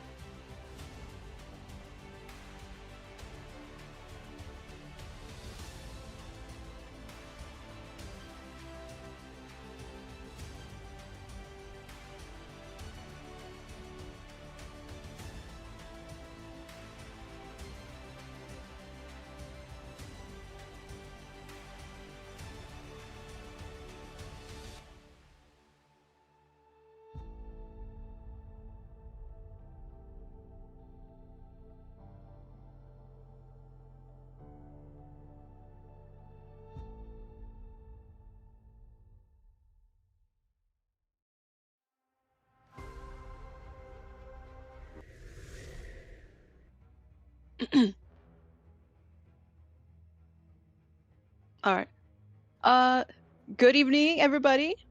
I am Pluto, and today I am accompanied by S'mores. Hello, what is good, guys? It is Smores here. Once again, back here alongside our fellow crew. And I hope you guys are enjoying this evening as we are going to be heading into our third matchup for today. There's going to be OMMI versus, I believe, Innovators. Indeed, indeed. They already had started ahead of time with the first round, first half, just because we were overlapping with some matches. So we're just going to jump straight into the second half of the first round.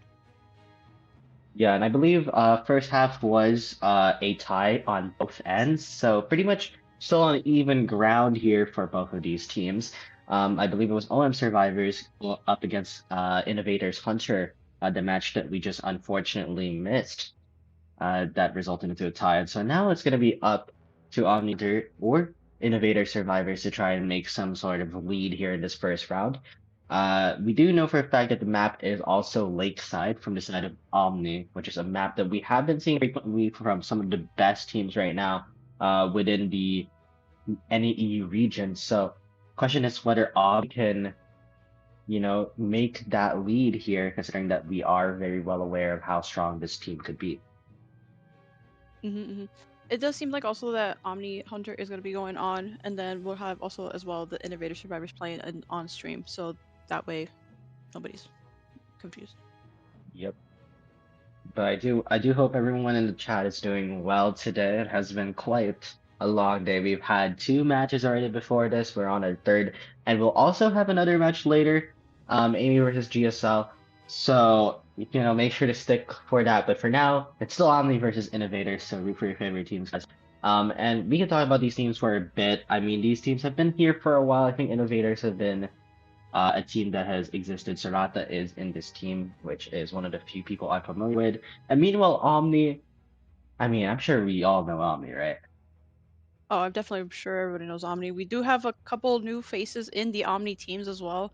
But first of all, we do have the usual Lays and Fluff in the team, as well as Pit Stoppers as their hunter. But I do see that we also have a couple new new faces in there. So we have Problems. I believe that was announced earlier in the summer that he had joined Omni. Mm-hmm. Yeah, I mean, then and also Paper Moon, I believe, is in Omni too. Paper Moon and Shadling Pie. So this will be Mhm. definitely a very interesting and intense matchup, I feel like, between Innovators and Omni. Agreed. Considering, And yeah, go ahead. no, I was just considering that they're both already starting off with a tie. Yeah, I mean, this roster, I mean, the Survivor roster does look a bit better for Omni. I think we've seen some strong performances from them very recently. We did see that they were also competing in some other tournaments and they were either winning or very close to win a tournament entirely. So, they've had a good track record so far as competitions go, and that really goes all the way back even to the old versions of this team. Omni has always been one of those teams that you have to watch out for. So yeah, I mean, this is a very interesting team. I think Invaders, they're kind of the underdogs here heading into this match. I mean, they do have pretty strong potential as well, but definitely against a team like Omni, which has like that experience, right, backed up, I mean, there's always going to be this sense of pressure as to their performance. 100%. We're just waiting. Yeah, we All just right. Well, we're just waiting wait for for a the moment. matchup. So sorry, the guys, we're Mhm. still waiting. But that'll be up in just a couple minutes, if not very soon.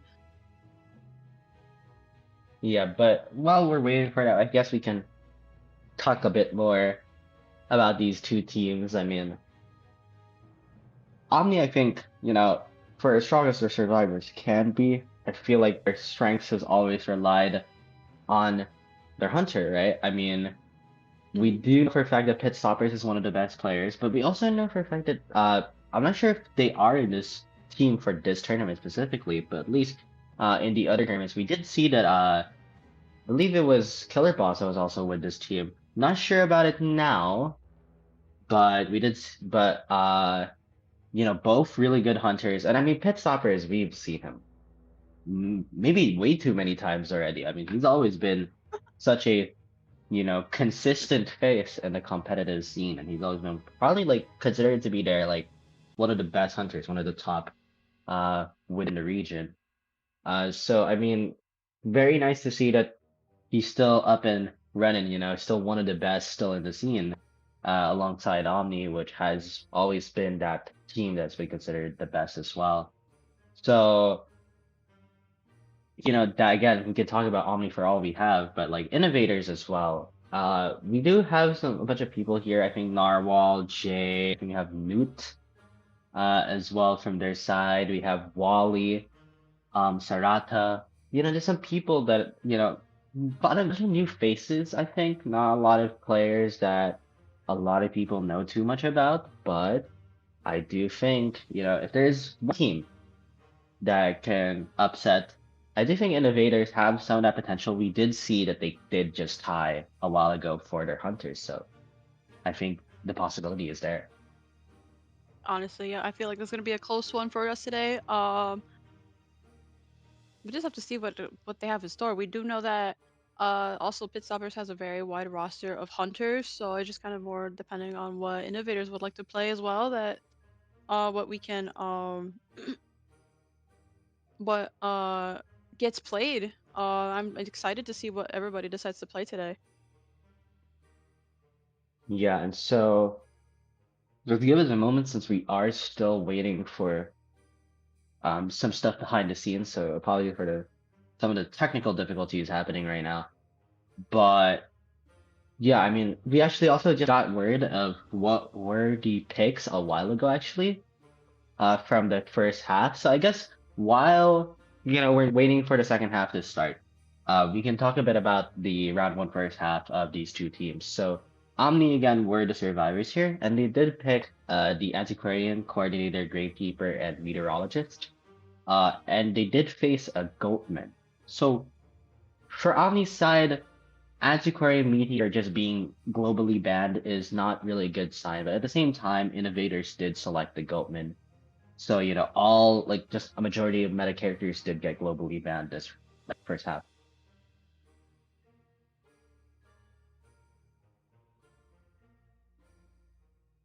It seems they already have started the match. Yeah, give us a moment, though, as we are trying to get these technical difficulties sorted out.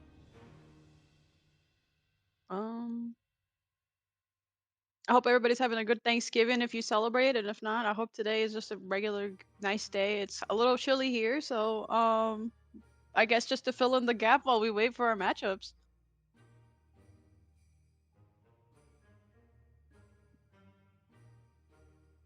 But while we're waiting, I guess we can talk about some things. You know what? I think that's a good time. Let's ask some very, I guess, like some very thoughtful questions of sorts.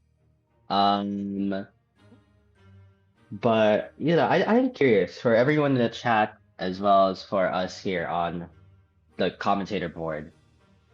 I'm curious, what is your hottest take of the current meta?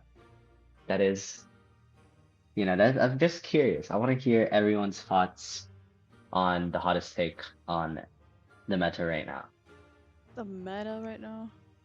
Oof.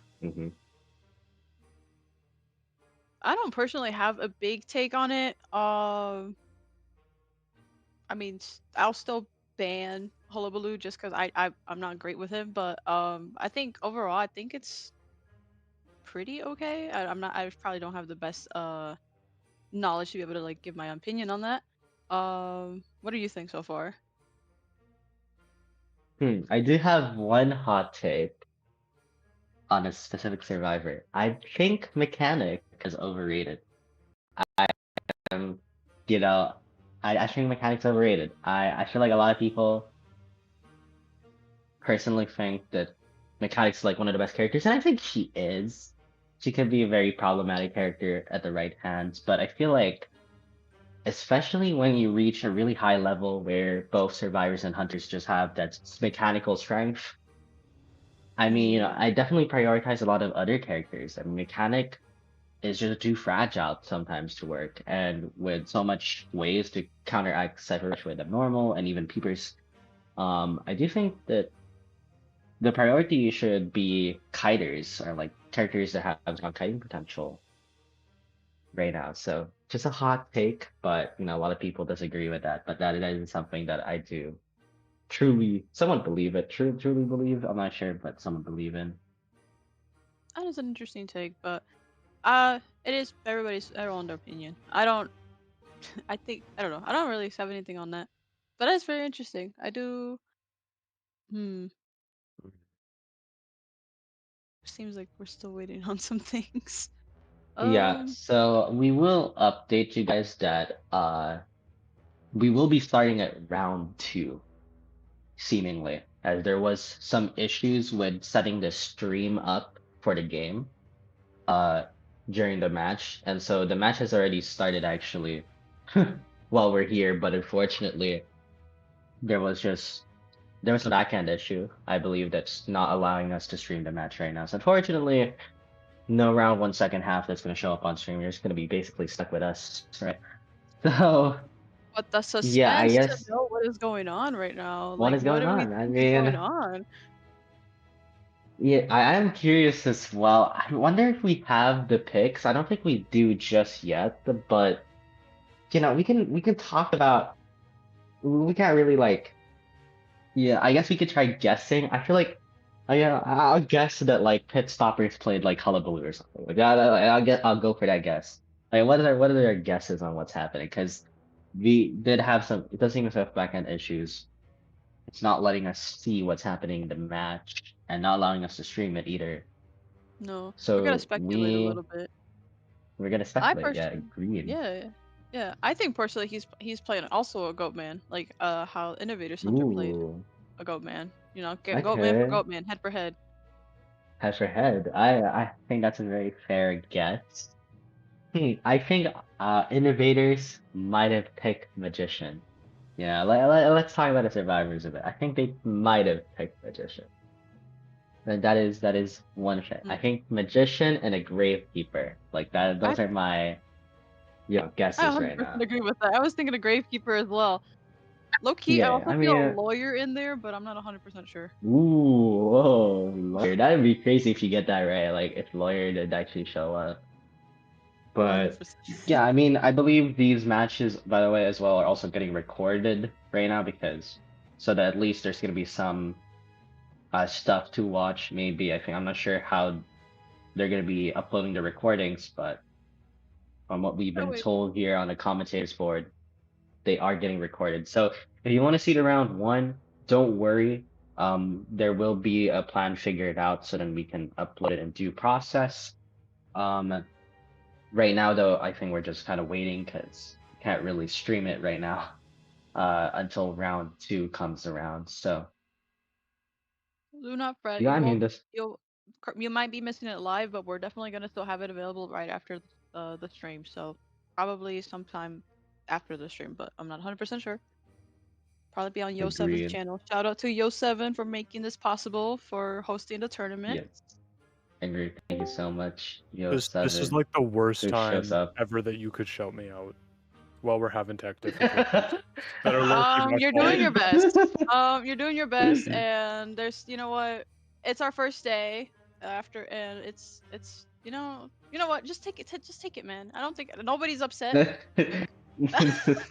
Take the goddamn compliment. All right, Oh my gosh, you must not know I'm me gonna very start. well. I'm not good with those. I'm gonna start being mean to you if you don't take it. That's crazy, but Also, I'm tech here now. I thought you difficulties as guys could well. use company while we wait. Oh, I We could see. use the company. We could use the company. We have a guest here, guys. What else happened? The owner and the host of the tournament has joined us today. I Ooh, feel can we like get this is like a bad a thing. The clap? chat is gonna erupt with how bad things have gone today. Don't stress Um, it. And I also hope that everyone's having fun. You know, it has been quite the day. today. But anyways, I am curious. You were not hearing. I'm not sure if you were. You did probably hear it, but you weren't able to talk at that point. I'm just curious. What do you think is your hottest take of the meta right now? Hot take. You know why, Seven? Peddler sucks. Ooh, Yeah. that is the second what I heard. I know someone in the chat, I believe a while ago, that was saying something similar somewhere else. The peddler is overrated. I disagree, but I get why a lot of people been saying it recently because the performances have not been great on that character. And by the way, just as a double check, me and Pluto were wrong about the guesses. They picked opera singer in the second half. We were completely wrong. You were thinking Gultman. I was thinking Hullabaloo. It was opera. But I was right. No, that was his Magician opera. was there. Okay. Magician was there. It was unfortunately first officer instead of Gravekeeper though, so just 1 for 2 on that one. I can't believe you got a magician pick right. No way. I mean, probably one of the most common characters right now in the game. So it's such a simple character, you know. Yeah, he's almost too simple. He's like, his skill ceiling is so low. Like, his skill floor is also really high, but like his skill ceiling is not that high. Yeah, I mean, there's not a lot of tech with him. Anyways, so I'm also reading the chat right now. Someone said that Ganji should get 10,000 pups. 100%. No, no, don't say 100%. Hey I know man, so many people that God. agree with this. I don't. I don't even play him. I don't think we should be getting. I hated the time in which and when Ganji was like genuinely good at the meta. Like that was a time in life that basically that was a dark time in my life, basically. Well, that was terrible. Like the red church loops were not fun. They were not fun at all. I really So I'm hope assuming that you're a no one Hunter's ever main, goes to then. go through. Yes, I am a hunter man. Come on, I thought you played Bonbon. I swear, were you not the Bonbon man? Or do you not know the Bonbon batter like matchup being like absolutely horrid for Bonbon because he has such a big hitbox too. Listen, Like that is I'm a one trick on that character, but when I see someone pick batter, like I'm switching off, like I'm playing Bloody Queen or something. exactly. See, that's the batter. Don't batter, please. I'm glad that he's not meta anymore. I'm so glad. God. Harassers Here's not the being meta question. is Here's always the so fun to question for watch. both of you. What is the worst Alright. meta that has ever existed? This season. Oh my. That's what I'm kidding. Nah, I don't think it's this season. I think it was Last season. no, not either. I don't think it was. I loved the last season was great. I had my highest stars. But I think it was a very old season. I don't even remember the season number, but it was around Koa 5. That was one of the. It was like no one really knew what the meta was on Hunter. You kind of just played anything and you were gonna lose anyways. Like that was kind of how it felt. It like I did like for a period of time there was like Breaking Wheel like being basically the strongest character in the game, but Oh, I you know some know people out there that would hate to hear that and they would hate to disagree. hear that, but I was a Breaking Wheel man and I loved every second of it. It was so fun. I'm so glad that they buffed him and now he's kind of like also still in the meta. So I'm very glad that like she's really good at the moment. But yeah, I mean that time, like period where it was a very survivor-sided meta. I think it was Code 5. Definitely it's very interesting to look back at it now. But a lot of people have been talking about the buffs recently. And they're kind of bad. They're pretty terrible, like basically no skill buffs as I like to call them. we can talk about that some other time. But you know, I feel like it can never really be as bad as the very old days, if you really think about it. I mean, what was that one time? I think it was like Koa 3, right? I remember there was one meta in competitive that like you just played mechanic every single game and you tried to sell the mechanic for a draw. And Yeah, like, that was the was. whole I think strategy. that was like Koa 4. That might have been Koa 4. That might have also been Koa 3. I'm not entirely sure, but I do know it was Koa 4. That was a thing in Koa 4.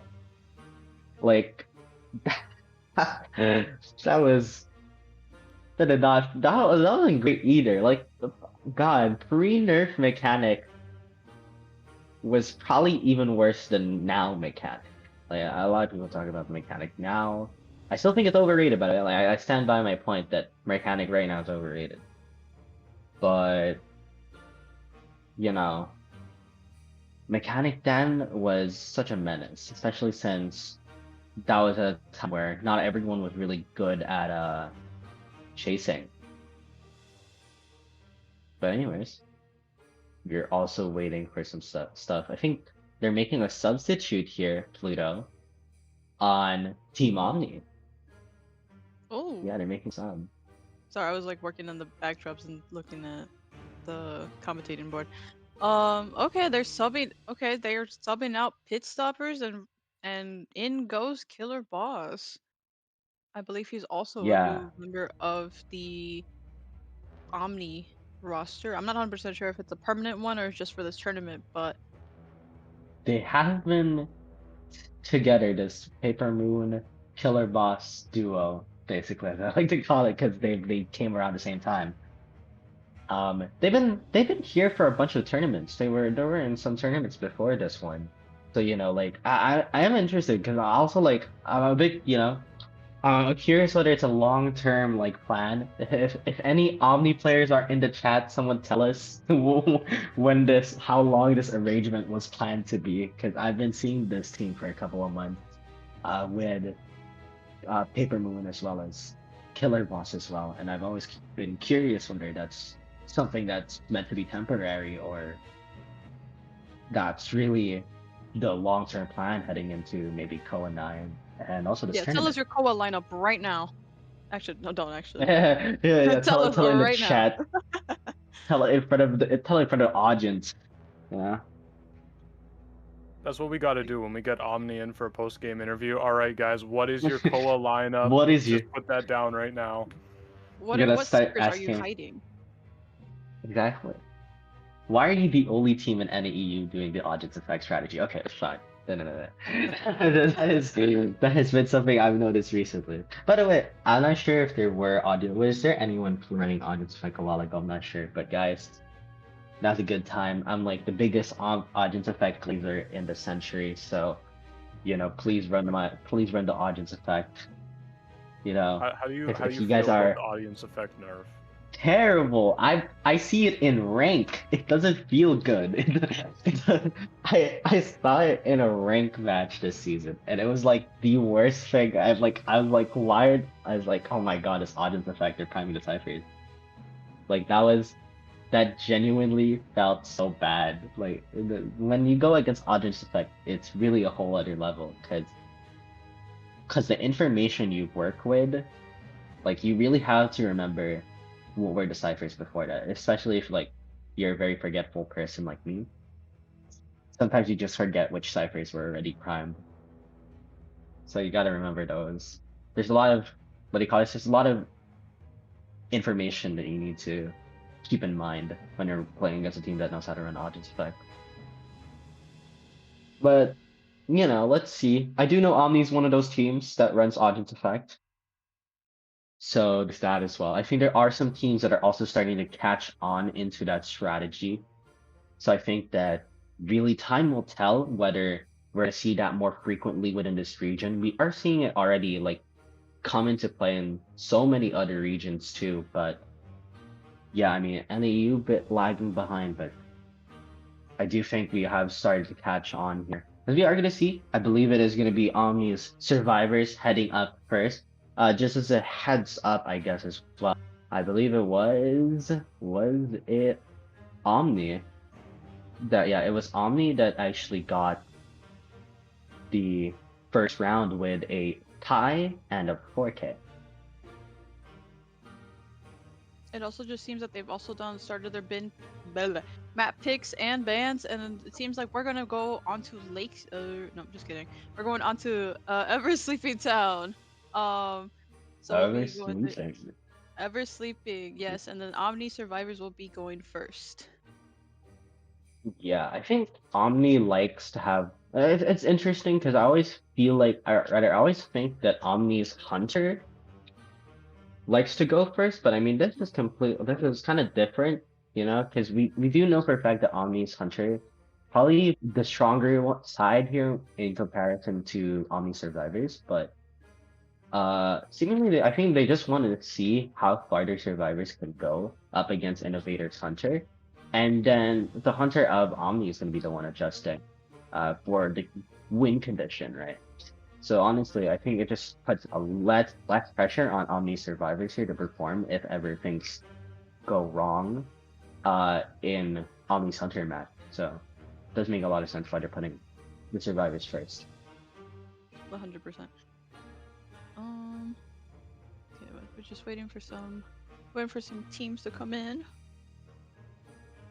and we'll get straight into the character selections.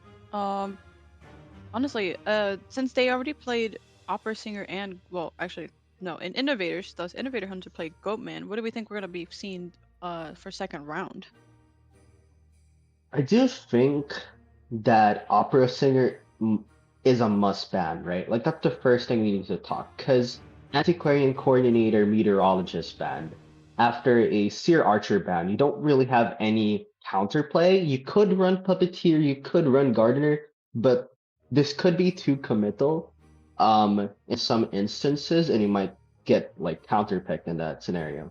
So I feel like it's just better to ban the Opera Singer, and once that Opera Singer is banned, I do think we're going to expect maybe an Ivy here. It's very possible Hullabaloo is still also in the cards, and even Peddler, because it's very likely that First Officer is going to be the rescuer. But I do think, not entirely sure what the Hunter is going to be, but I feel like realistically for Omni, the best ban here would probably be Opera Singer if this opponent does have a proficient one. All right. Yeah, it'd be interesting to see what they end up deciding to play then. As well as what I do hope that we see that First Officer in play then. Honestly, it's all up in the air. No? Agreed. Yeah, I mean, it's kind of up in the air, right? Yeah. But I do feel like they really should ban Opera. I feel like you basically have 3 characters that do well against Opera that are globally banned. After an Archer ban, you don't have any really strong counterplay. So I think it just realistically makes sense to just ban it. And once it is banned, I think it's like really just goes down to anything. If it's not banned though, I think Opera Singer might be the best pick here for Omni. Or sorry, for Innovators. For Innovators. They do need a they do need to 5 points to catch up to Omni. Right now the points are 7-2 in favor of Omni. So I mean, hopefully this will help them catch up a little bit if it gets them that 4K or even just a 3K, and hopefully their survivors can help match that up during or match up the rest for round not the round 2, but this is the round 2, the round 2 second half. So honestly, yeah, they should probably, if they really wanted to keep that gap, then yeah, I do think that they would ban that Opera Singer. Yeah, I do think that.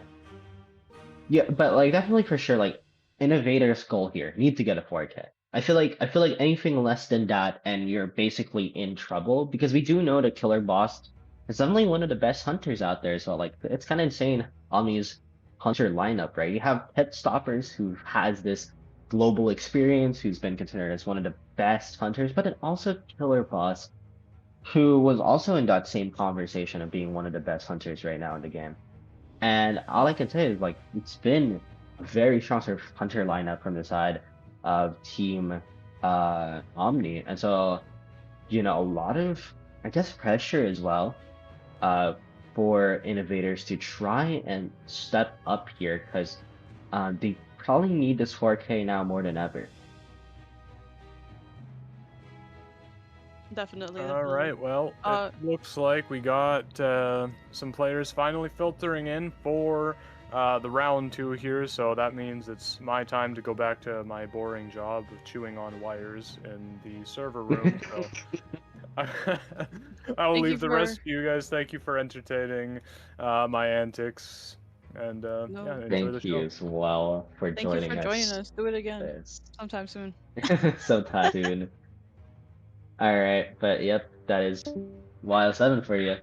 We're gonna be heading out, unfortunately, but in the meantime, don't leave just yet because we're finally gonna get some matches in order here. Took a bit because of the technical issues, but you know what? More than nothing. Better than nothing. Better than nothing. 100%. All right, it seems like we're gonna get started with these picks and bans. All right, who are we expecting to see from this? Who are we expecting to see from our survivors sides? Maybe Puppeteer, potentially. Maybe Fire Investigator 2, because with this first officer ban, it's actually leaning a bit towards the Ivy here, so they probably will ban the Ivy instead and just pick up the Archer, because now you don't have that same concern of not having any counterplay against the Opera Singer, because with Archer, you kind of just cover all your bases. You cover against the Peddler, you cover against the Opera, you cover against the Hullabaloo as well. Mm-hmm. We did get that Seer and that first officer ban, as mentioned earlier. So I definitely think that it was headed for 100 agree. It seems like they're maybe selecting mercenary, and yep, as you predicted, they did take that archer, so they're definitely going to hound on top of that opera singer. Mercenary is quite an interesting choice. Not entirely sure why they think they needed to pick the mercenary this early, or really why they thought they had a need to pick the mercenary in general, to be quite frank. But Acrobat will be the next ban here from the side of from the side of innovators here, and we are gonna see Lucky Guy immediately selected from the side of Team Omni. Honestly, I do think that Lucky Guy becoming meta is not only a little bit. It seems like they're banning the magician now. That only leaves room for one other contestant. Seems like they're going for a prospector. Yeah, not entirely sure why they felt the need to run a prospector here, but yeah, I mean, prospector it is. I mean, it's not like a bad pick per se, but I mean, this is way too early for a prospector now.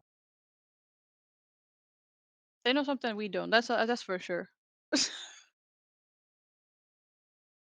Yeah, they definitely know something we don't. I hope it's something important because I mean, this prospector. I mean, the only matchup I can think about is prospector being kind of worthwhile might be the Anne. I guess I'm not sure about the Peddler matchup entirely. I think it also works. I think he can also like stun in time, but I'm not entirely sure. But yeah, I mean it's an interesting pick for sure. I did actually think they might run the Embalmer because they were hovering on it for a bit, but Yeah, they teased seemingly us a little bit with that Embalmer pick, so Mhm. that's why I was a little hesitant Yeah. to say, "Oh, we're gonna pick Embalmer," and then, oh, look, suddenly it's a prospector. Surprise!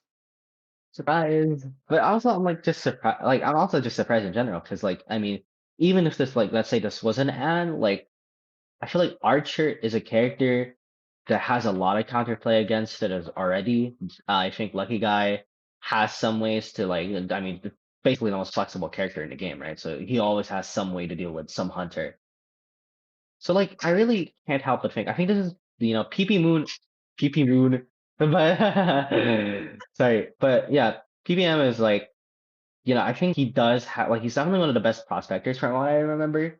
I think this is really a comfort pick of his, so it makes a lot of sense. But Opera Singer, we did expect Opera Singer to be a character that gets selected, even with this Archer in play. But the thing is, Archer is just so problematic against an Opera that I'm a bit concerned for this Hunter right now. Maybe, well, they had to be confident to run that opera singer, and maybe the only thing that's holding them is the archer. So maybe that's why they're running the opera singer right now. Um, I do which is agree with that. I think Lucky Guy could also be problematic. He could bring, like, if he really wants to play very daringly, there's this play where he could run excitement. I don't think it's realistic, but I think it's more so possible that he selected it because especially if he's going on this bottom right spawn, he kind of needs to chase the archer here. He could try chasing the prospector, but it's 12-9, Paper Moon specialty, going into graveyard. Not entirely sure if that's something you want to chase. no, 100%. Get the short stuns out of the way compared to whatever the prospector could be cooking up. Um, but yeah, the possibilities of excitement are never zero. So I mean, if they really want to play that aggressive lucky guy with the well, how aggressive can a gun be? But um, it'll definitely add on to like the stuns that the archer and the prospector could carry. I thought they'd be probably play more of a decoder lucky guy or assist supporter if necessary, but nonetheless, we have flywheel and borrowed time on archer. We have broken windows and borrowed time on lucky guy. Mercenary has tide and borrowed time, and then last but not least, a Sui kite build on prospector.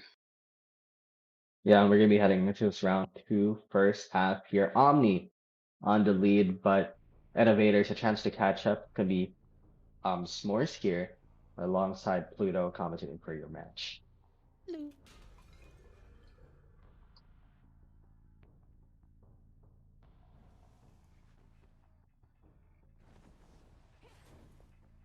We are gonna be heading right into this match now, as seemingly it does feel as if he's maybe trying to scout out where Problems is. I think he might want to consider chasing him. Yeah, it does seem as if he wants to chase this mercenary. It is a pretty fine chase, but extended share time could be a bit of a problem. Or this elbow pad towards Graveyard could even provide some issues too. But it does mean now Paper Moon is very possible to get chased here.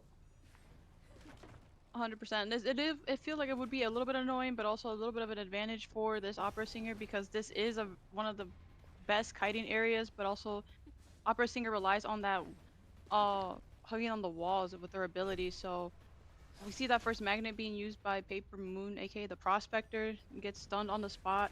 And he's just throwing down some pallets. He's just kind of cutting around the area and using up what he can. There goes that excitement. And yeah, I mean, does seem as if he actually did bring excitement here, which we did mention early in the game. So, yeah, Paper Moon unable to get the stun. Still a few seconds until this magnet gets removed, so I think he's gonna repulse right there.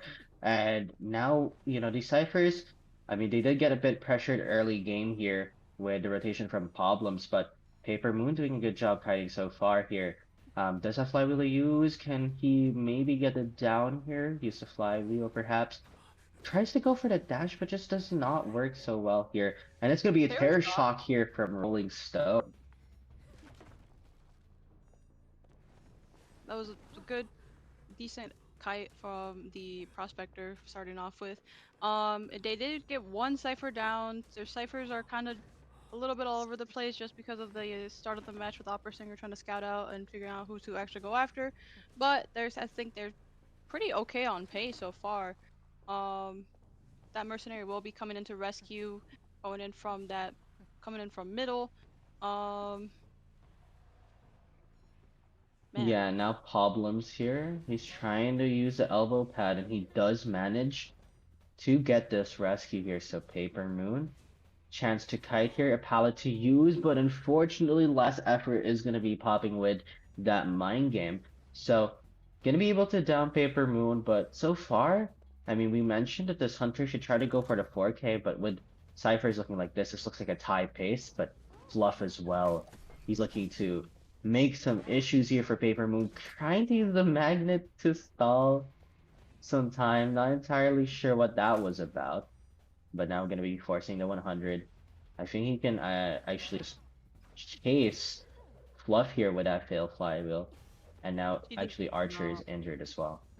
She does not want to fall for that stun again. Oh, but she pops that excitement and is just trying to see if that Archer will be hitting that. Oh, she hits that. Hits the not the prospector, the Archer, and is gonna be going after the prospector.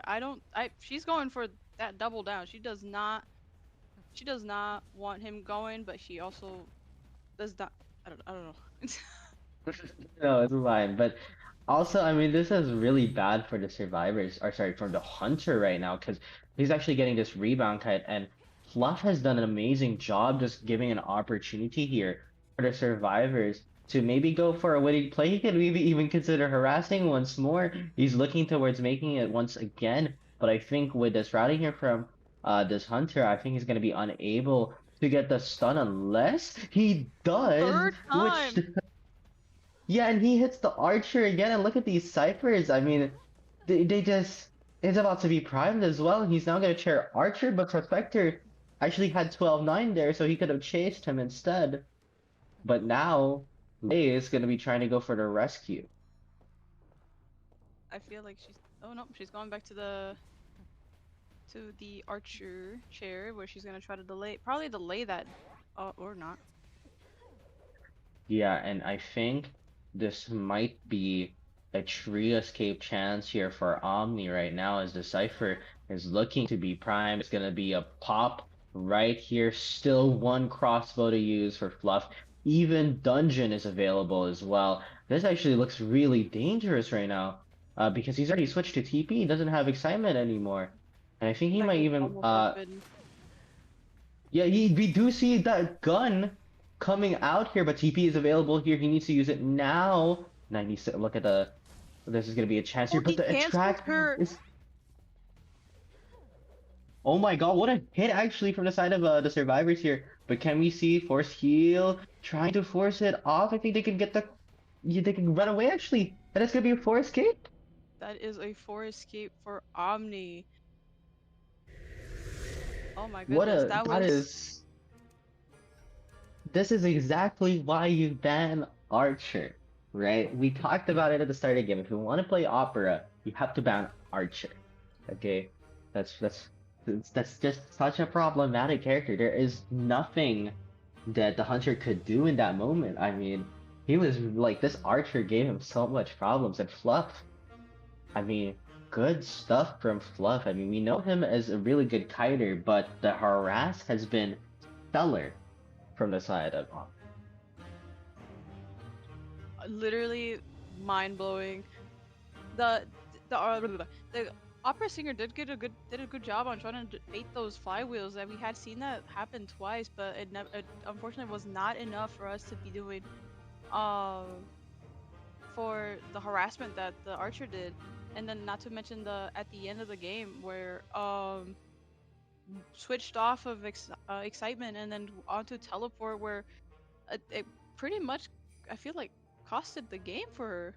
I mean, not 100%, but it definitely, with all this, like, Lucky Guy had a gun ready, the Prospector was up and running, he was ready to go with his magnet. It was, oh my. Yeah, I mean, just insane communication from the side of OMMI. That was incredibly well played. And again, that's kind of the reason why you ban the Archer, right? Like, I did say it like multiple times now, but I feel like we need to reiterate it again. I mean, Archer is one of Opera Singer's most problematic matchups because, you know, Archer can just counter fast hunters, and Opera is one of the fastest hunters. You just don't have an answer to it. and I just find it like so it's just amazing stuff from the side of Team Team Omni. And now I think this is trouble for innovators, right? They need to war escape back to stay alive in this tournament against Omni's Hunter. That is definitely a tall bargain for them right now. I think this is going to be a lot of stress on the survivors, unfortunately, as well, because that is a big gap to be able to make up. But I'm sure if they do a four escape, I'm sure that'll lessen the gap a bit. Mhm. I'm so lost for words. That matchup was insane. Yeah, no, it was insane. There was just so much to talk about in that match. Um, like there was just a lot, right? There was just a lot to mention. And I feel like if you really just look back at it, I think the best description is it was really all just it was just a bad matchup for Opera Singer. It was a very daring play by Opera Singer in that moment, and it shows why. Even with Prospector, right, just being not that strong against Opera Singer, that didn't change the fact that this is like everyone else, like Archer and even the lucky guy that we saw use the gun were problematic for the Opera Singer. And all I'm gonna say is again, this is kind of why you needed to ban the Archer there in that round. It was definitely And pretty it really ballsy showed. to not do that. Yeah. But now, I mean, at least for the side of innovators, one positive thing to look at is their global bans not a lot of win condition hunters, right? Or sorry, not a lot of win condition survivors, rather. So, I mean, it's very possible still for them to basically try and get a four escape. But with this Antiquarian Seer ban, the question is, who are you gonna pick? Honestly, what are we expected to see? I know Killer Boss also has a pretty wide roster of characters he can play. I'm kind of just ran in the Goat Man. I was just kind of more of a like intuition, just kind of like the vibe kind of just screams hullabaloo, but I'm not 100% sure. I could be 100% wrong. I mean, this is definitely, two picks that are just like could be just anything really. Like these bands are like the could be anything type of band, right? Like you just really go ham at this. And honestly, I'm curious what the picks are to come out from the side of this team. But at least for now, we do see that Mercenary and Coordinator are going to be the first two picks. Archer was available, so not entirely sure why they didn't pick her up, especially after seeing the match a while ago. And yeah, I mean, the problem with picking Merc and Cord is Mercenary is fine, sure, but Coordinator does not have rebound. You need someone to rebound here. And with Priestess Band, the question is who's going to be the support now? It still leaves the window open for a Archer pick, but it seems like they're gonna instead pick that Arrow Planus, and I mean he's pretty okay all around. He does have a 2% buff on decoding. Yeah, now Escapologist is banned as well. Not entirely sure why he felt the need to ban Escapologist, but it is a reasonable ban. It's not too bad. But yeah, I mean, they need a Forescape, but this composition, all I have to say is this doesn't feel like a Forescape composition at all, if anything. No, but maybe they have something up their sleeve. They have something up their sleeve that they're planning on. They do I decide mean, they to. definitely need to have something up their sleeves right now because Mm-hmm. there's a lot that is being demanded from them. All right. They do end up blocking in the fire investigator, so and that gives him he can block entrances depending on how big the entrance is. And he can also give a boost, like a bump to like go up places. So it's just a matter of now what are they planning? I What is now think what and they were expecting an Ivy, but honestly, I mean, the best pick here, honestly, just pick Anne. I mean, all you need is a one kill. Anne is like the best one kill hunter right now in the game. So, right, 100. just so I feel like Anne is just the best pick right now. They didn't really have like they didn't really try to counter Anne. They didn't really ban Anne Queen Bee showing up because for some reason it's Oh yeah. available. Yeah, what do you call this in the ban system? I don't really know why, but Killer Boss really holding it till the last second. It's gonna be Wax Artist. Very reasonable. Also a character that has great one kill potential. Definitely could be just probably like a blink or something. Detention blink, maybe tree 6 with pallet breaking speed. Could even run something like crazy like a 12-6 if he wants to, but he needs to be a bit careful because they do have a lot of characters that can make distance. Hmm. But I think one of the good things about Ever Sleeping is that, I mean, aside from Graveyard, that there's pretty low walls or like a lot of open spaces depending on where you are. Yeah, and now we are going to be seeing here Spawn's going to be coming into play. I do think that the best case scenario, he chases the coordinator to secure that. You know, I feel like just again, no rebound coordinator is possible here. That's the problem with picking her. Um, but yeah, seemingly Killer Boss going to be spawning here at the left side to kind of just open up the options of chase here. And I mean, coordinator again. I feel like he's looking really fresh right now. I feel like as a hunter, I would just chase this coordinator instantly. Well, 100%. She does have the ability to go kite into Graveyard, but let's see if she can make it there.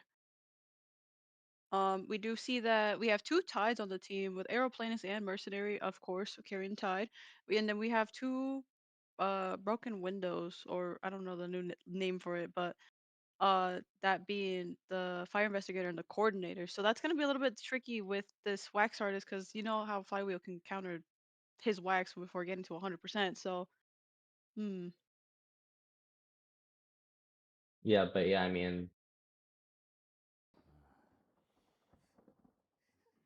this is going to be a lot of pressure, right, on the survivors. The need to for escape, that is definitely pressure. But as our GOAT YO7 always says, pressure makes diamonds. Pressure makes diamonds. So we are going to be heading into this round two second half here. It's going to be again S'mores joined alongside Pluto here, and Hello. Omni a chance to close things out. Innovators a chance to make the upset. We're gonna be heading right into this match though. So coordinator, as mentioned, I mean, just looks like the possible chase, but actually moving towards mid, and seemingly heading towards Sarata, the fire investigator. I think he was just noticing that coordinator had made so much distance that he'd rather just chase someone who's already close by. And Sarata, definitely one of those characters, but again, here's a distance that could cause some trouble. He did pop that first fireball that he had, so he's definitely down to just having one. It does limit his capabilities a little bit, but not that much because I mean he can still deploy that anywhere. Wax is still trying to put some blocking off that pallet. He's just kind of blocking off that window, not really, but he is definitely trying to get some wax on this fire investigator. See, warp is up though. Yeah, Sarata is gonna be using the second ball here, but he kind of rotated into the middle of nowhere, and actually this might be very dangerous. He can just get some wax up here and running. We are gonna see Sarata. He's looking to use the tram here, but the warp is gonna come in handy. And I mean, he was kiting really well, but all of a sudden, with this play, I'm not entirely sure whether that was a good idea. Yeah, miss hit there, but still gonna get the down, and this is not looking good. Snipers are about a little over a third done, or third left to do. Fire investigators on the chair. It seems like this aeroplanist is gonna go in for the first rescue.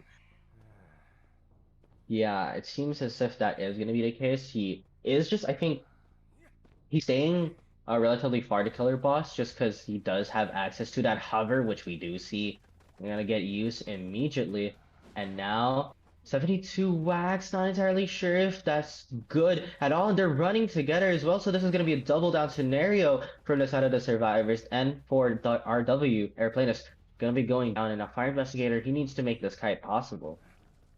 Yeah, unfortunately doesn't have any more of those balls anymore, so like that it definitely doesn't help him to just be able to like he can't really do much except just pray that he makes it to another area that's plausible to like stop the wax. Yeah, and I mean this area is actually like a really like it's funny that the wax is just getting blocked there, but Sarata is now gonna be going down. It is a double down scenario. Seems as if they're running Audit's effect as well, because they do have one cipher primed already. But now the mercenary, he is ready to rescue, but the problem is they need to go for the win, and that means this fire investigator basically has to have the kite of his life. It's kind of hard to be able to do so though without his ability. So Especially if this mercenary might actually just fail rescue or at least get double hit. Dane, the coordinator, is looking to maybe help out as well. The mercenary is trying to go for the harass, but I feel like there was just a missed timing there. They tried to go for the gun, but Sarata already got hit. that was unfortunate timing on the coordinator's part, and I think it might have just been just it's just a lot to go. There's a lot going on. Yeah, I mean, they did prime the cipher. Seemingly now they're gonna pop it because we are heading into the middle game. But with Sarata going out of the manor, Omnis has actually already won this match. So now the question is, how much can Omni win by? As he's trying to find a survivor, is gonna be the Aeroplanes.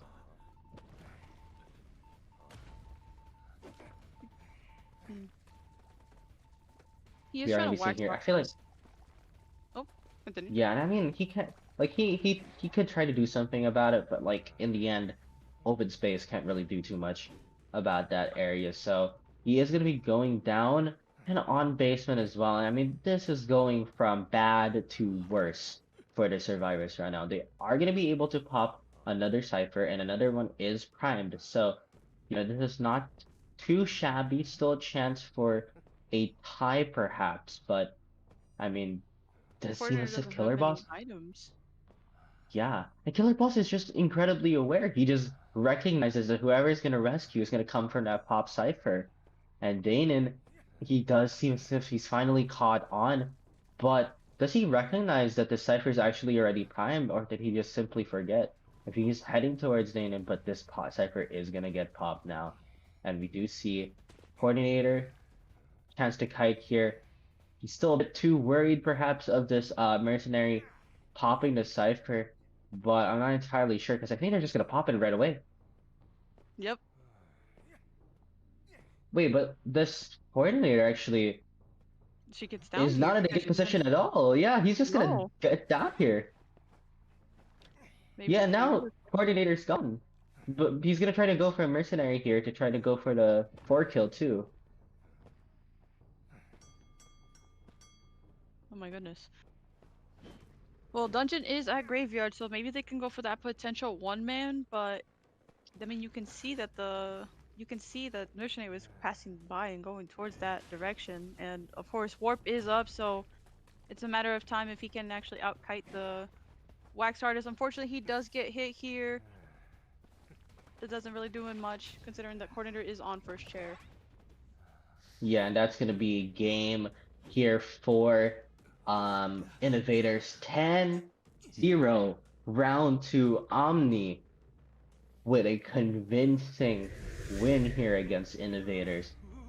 Just amazing stuff. I mean, this is kind of the difference, right? That is really the difference between a good team and a great team, and Omni is really showing it with this Wax Artist. I mean, just there were a lot of issues as well from the survivors side, but I mean, Omni just showing how strong they are right now.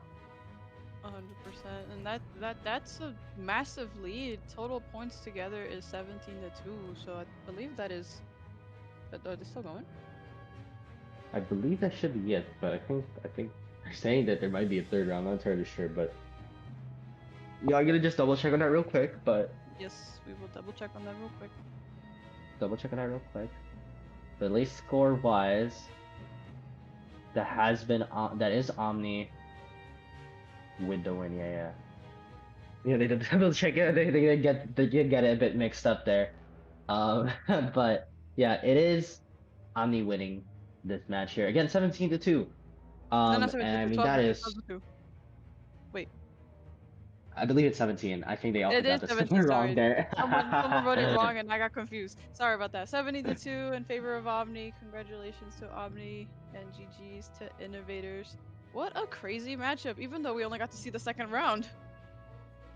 Yeah, I mean, really, like it's very like again, just the difference, right? It's really the difference, the level of communication, the level of chase. I mean, there's lots of things we can talk about in this match, but I think the one thing is just the difference, right? Omni has been here for so long with some well-established players, and they kind of just show why they've been established for quite some time. They've always been, a team to watch out for. And especially after this match, 17-2 with a 10-0 round 2. Just really proving why that status exists here for Omni. And why we should ban Archer. Yes, why we should ban Archer. Just please ban, whatever you do, ban Archer. If Archer doesn't get banned, pick Archer. That is always the life motto that you put up in life, right? That's crazy. Life motto. I also feel like it was also just good as well for Omni to ban Ivy. Like, with Ivy banned, that basically remove Archer's weakest matchup in that match too. So like just so many things to talk about from that ban pick, even as well here as round two. But um yeah, that is Omni taking it. They definitely did take it home.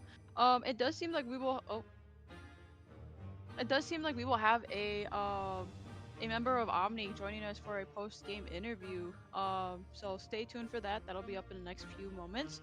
Oh, Wow. wait, we're interviewing someone? Oh, shoot. I haven't interviewed someone in a while. Am I supposed to interview or is Y7? Well, help me here. Very good question. We'll wing it. So, good question. I'm sure we're probably being the ones since we're casting, but we're not commentating. But well, who knows? We'll get there when we get there. It would be really funny if an Omni member just randomly joins and then an interview just casually happens. But at the same time, I mean, Omni, well-deserved win. I mean, that was just really good stuff from Omni. I mean, gotta talk about it. And yeah, we are gonna be just waiting for a bit. I think trying to figure out whether like I actually can't even see where Omni is right now. But welcome. oh, there we go. Omni. Yeah, How are Problems. Welcome. How do you feel? Hello. Yeah, well, we can hear you. We can hear you. Oh, okay, I was like, man, the awkward silence. No. We just didn't want to bombard we you could, right we could, away we when could. you joined the call. Oh, okay, no, you're okay. How are you feeling? How are you feeling after this matchup? I think it was okay. It was pretty. I mean, it was pretty normal. I think we're doing fine as a team. We're just trying to like, I guess, utilize our. Just we're still trying to work together though. We're still trying to figure each other out, but like, I think the team's really well right now. So it's just playing together more often, just so like we can minimize our mistakes. All right. I am curious though, how has that adjustment period been, right? With such kind of a newer roster. I mean, I've been curious how it's been, especially after this match. How has the adjustment been? Just to It's get some insight on that. it's going really well. I mean, the adjustment was kind of a little bit weird. I mean, everyone already knows I'm playing Rescuer now, but I think it gives me a lot more thinking process because it helps me like understand like the whole game of what's going on and helps me understand Cypher Rush a whole lot better. So, but the team helps if like even if anything happens, like if I'm being chased as a rescuer or anything like that, the team adapts to what we can do just to have well results in our matches. I see. Do you want to ask anything, Pluto, or? What are I know? Well, yeah. We know Koa's all around the corner. What are your co-op plans for this year? I know that you had like or technically He actually did. retired a while ago. I Well, no, no, know. I didn't No, ask. you're I didn't. okay. You're okay. I didn't ask the roster. Okay, I'm just kind of curious. I'm just a curious little fella. Okay, I just want to know what are your co-op plans for this year and how. I mean, just in general, how is just being with Omni like now? It's a different experience, and it also gets me a lot more thinking. I did have a wild break, and you know how it got me a lot thinking. Like, sometimes there's just young and talented players that just have to take the role now. So I'm watching these guys kite and seeing how they think and everything like that. I think our plans is probably just to make it and probably do well in globals. But first we gotta make it. That's the first goal, is to get top 8 and then make it. We have a lot of time, we have a lot of practice, so I think our survivors will do pretty well in this meta, even though, Queen Bee and QS, we're still adapting. And Oh yeah. I think we'll be okay, but we really want to go. I think our lineup is pretty great. Mm. That's good to hear. You You you've sound better now. finally adopted the hub status of the team. But I guess while we're also waiting for a bit, I am curious as well as to, how has like round 2, right? We saw the archer really come in handy there. Basically turned what seemingly looked like a very tie game into a win. It was a very aggressive style of play that we saw from the archer. Is this something that you think you guys run to commonly, where you guys get really aggressive against a hunter? Or is this something that really just kind of happened in that matchup today? It depends on the play style. I mean, we obviously see how China and Japan are playing, and you see how the results are. So it depends on like what is the scenario, what we can do, and how far we can push our limits. Again, we're just seeing how everything can go, but as you see, the play style worked, as in like we pushed for a 4-man, and if we utilize that more and how like Japan and China plays, then I'm pretty sure like we'll be able to adapt that play style decently. But trying new things, still practicing, still understanding how how the team works and how we all practice together. And I mean, we'll see how we can do in probably 3 to 4 months from now. All I'm excited right. to see where you guys And go. anyways, I think that's all for me, Pluto. Any last No. questions? Actually, one we were talking about this a while ago. What is your hottest meta take right now? What is your What? hottest take about the meta? What is your Oh. hottest take about the meta? That's it. I still We were think talking about it a while ago.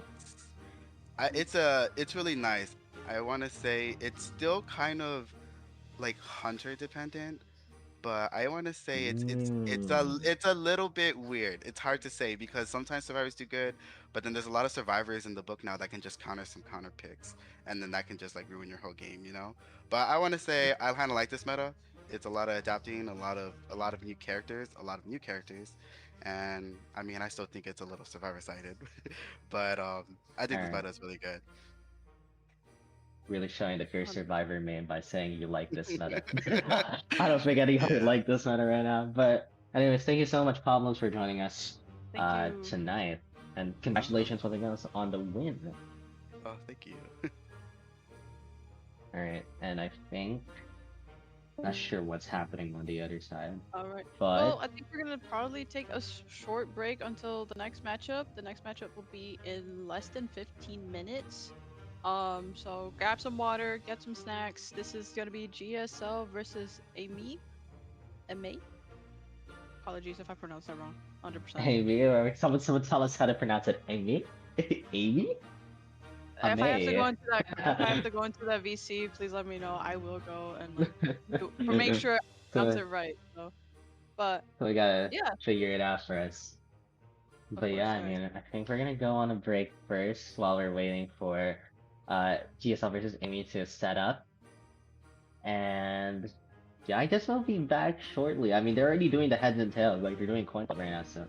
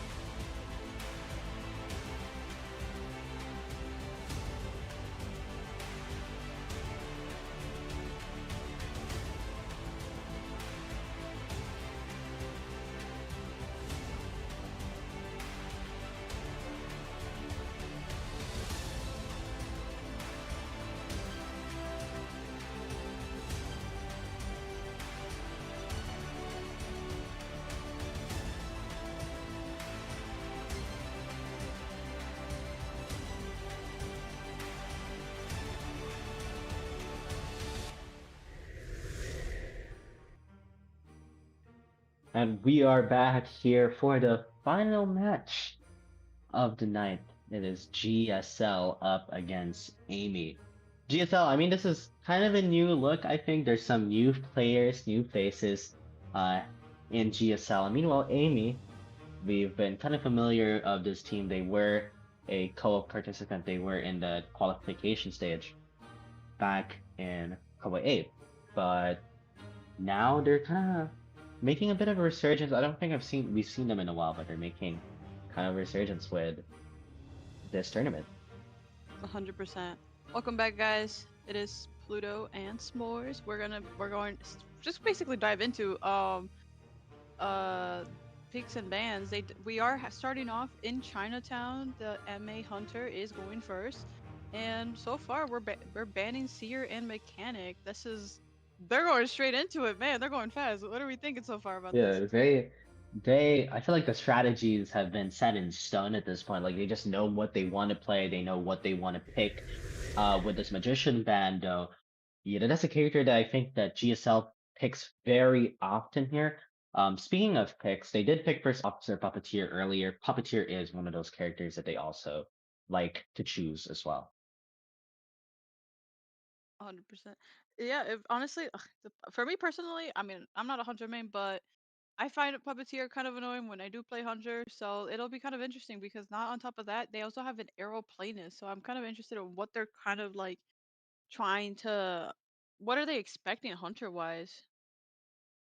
I think they're kind of just going a bit of everything here. Puppeteer great against the Opera Singer, great against the Goatman.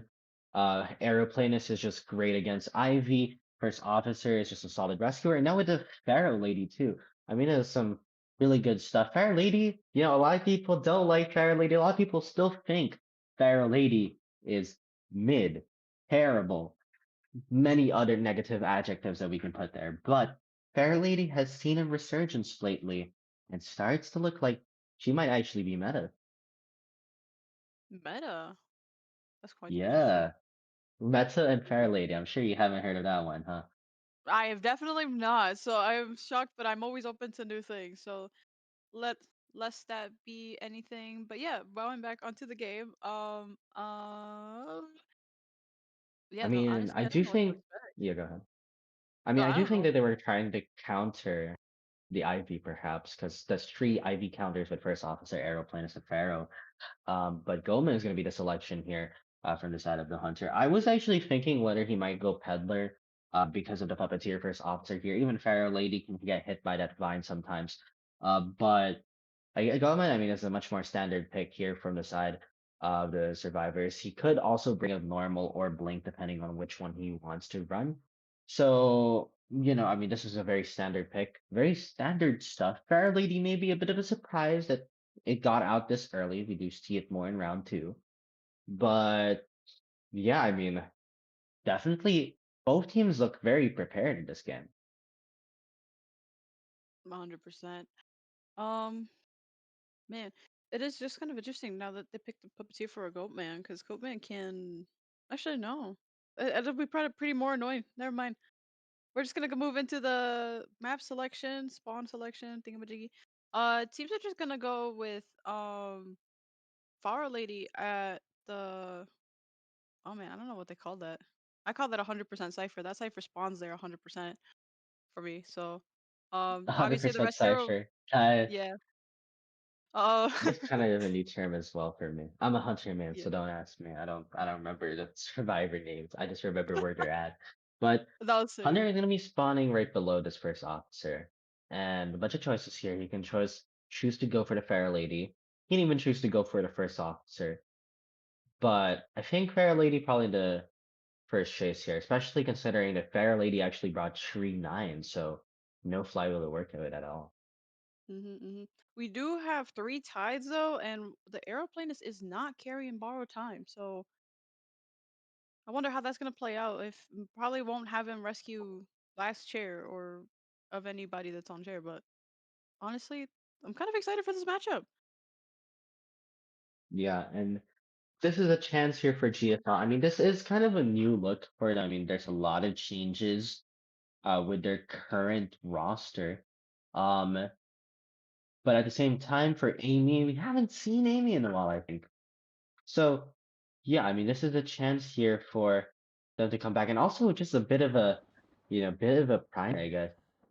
The hunter for AMEY right now, the one hunting, was GSL's former hunter, so a bit of that, you know, former teammate going against each other. So yeah, new look GSL here up against AMEY with a former GSL hunter.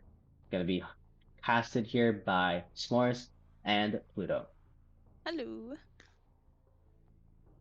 They always it's so funny. You always say hello, like Hello. I'm before the start of the match. I'm like, Hello. I but can go deeper next time.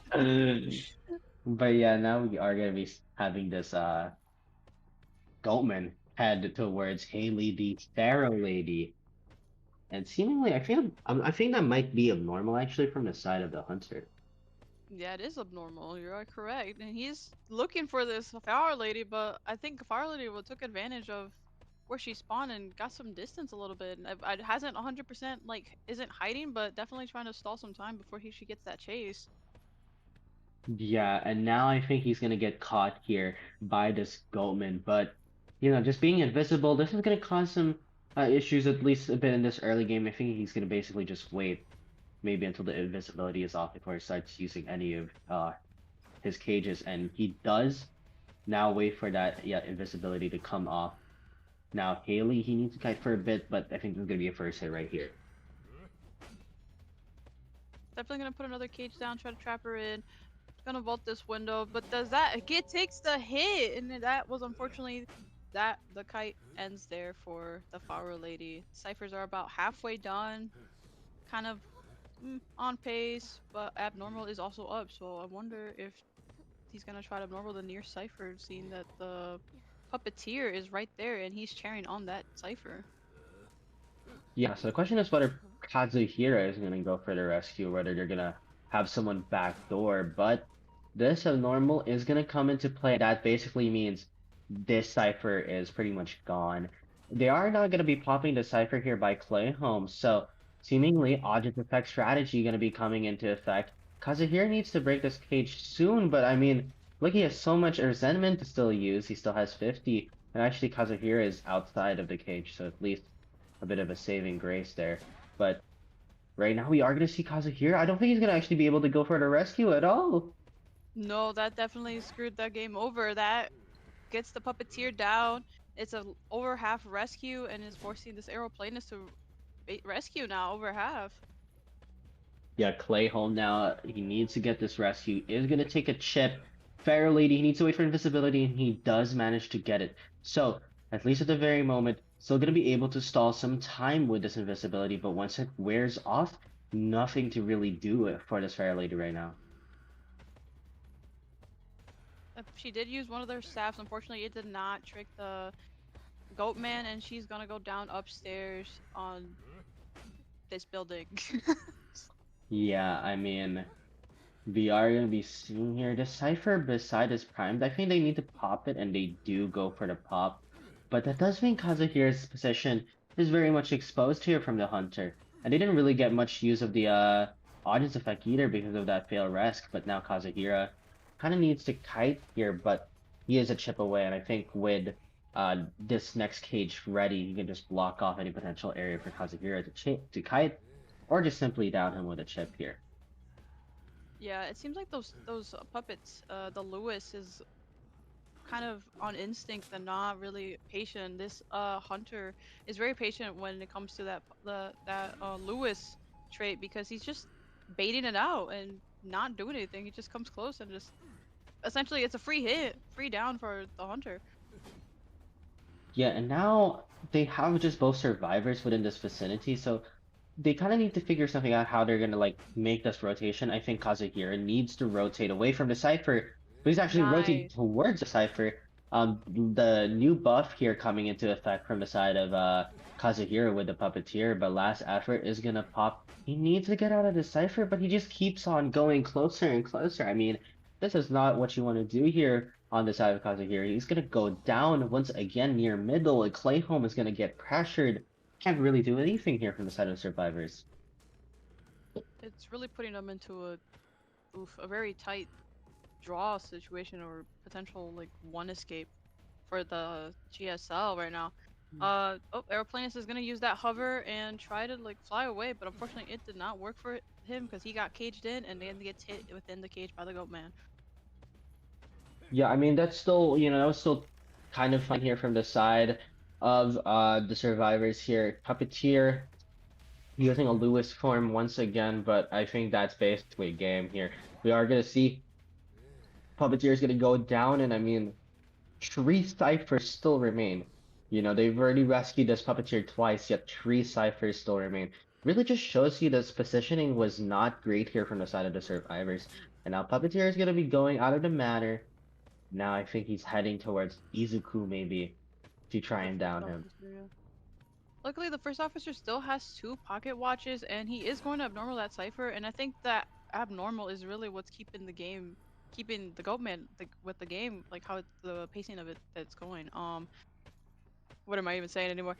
But yeah, the first officer is gonna use that pocket watch to delay that hit, and he's gonna just try to like play around with the goatman. I'm sure the goatman is just gonna bait it and see how long it is. I mean, you got 4 ciphers, all about 50% done, but that's not enough to like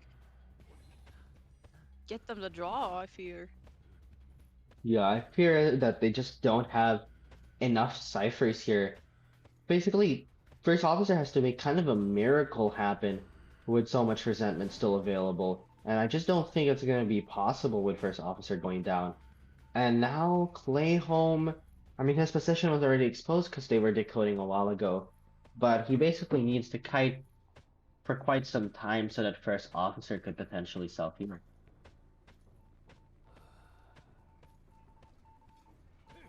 He is looking for that aeroplanus, but he doesn't know where he is. Or no, there's no tinnitus. No, he has some resemblance of where he was because of the cipher that he was working on, but seems like I think he finally figured out where he might be. Yeah, Clayholm. All he really needs to do is kind of just stall time here and maybe try to go for a one escape potentially. Clayholm seemingly actually making some fake trails there going up to that 2 story, but seemingly he's finally gonna get caught here and Clayholm unfortunately gonna go down. Will the self-heal come up here from the side of the survivors? Seemingly no self-heal just yet. Just waiting and waiting and waiting here from the side of the survivors. I think he needs to pop it now. He needs to pop it now, or else might not be unable, or rather able to kite here, and that's gonna be a down. And now he can just switch to Clayholm once more, and that was a bit of an error here from Zeus's end. That's Zeus. Yeah, that is Zeus. That is actually Zeus, if you're wondering. For those concerned, he got Zeus pallets. is. Yeah, he did actually get pallet stun. Can he break the cage here? He does. And actually, wait a minute. This first officer looking like he can actually bleed out. And a failed cage too, so now actually, wait, Chris or Clayholm, a chance here to maybe make this kite possible. He needs to get this jetpack, but wait, the jetpack a bit of a mistake there. Flywheel's gonna be important, but no flywheel there from Clayholm. And that is gonna be a 4K here from Team AMEY. Again, if that's not how we pronounce your name, please tell us or let us know. Have someone tell us how to pronounce your name. AMEY. AMEY. I apologize. We're gonna pronounce it in like 5 different ways. But yeah, honestly, I think that first rescue was very crucial for the game plan because that I think screwed them over. I think, yeah, I mean, I agree. Like, they're just not getting their rescue was just completely problematic for them. And I mean, I was just surprised because like Kazuhiro was just kind of playing this distance game where I feel like that was kind of unnecessary from Kazuhiro, and it actually caused them not to get the rescue in time. And also just all like dying near the cipher too. I mean, the question like really it has to be asked. Like the comms were kind of just not there at all either.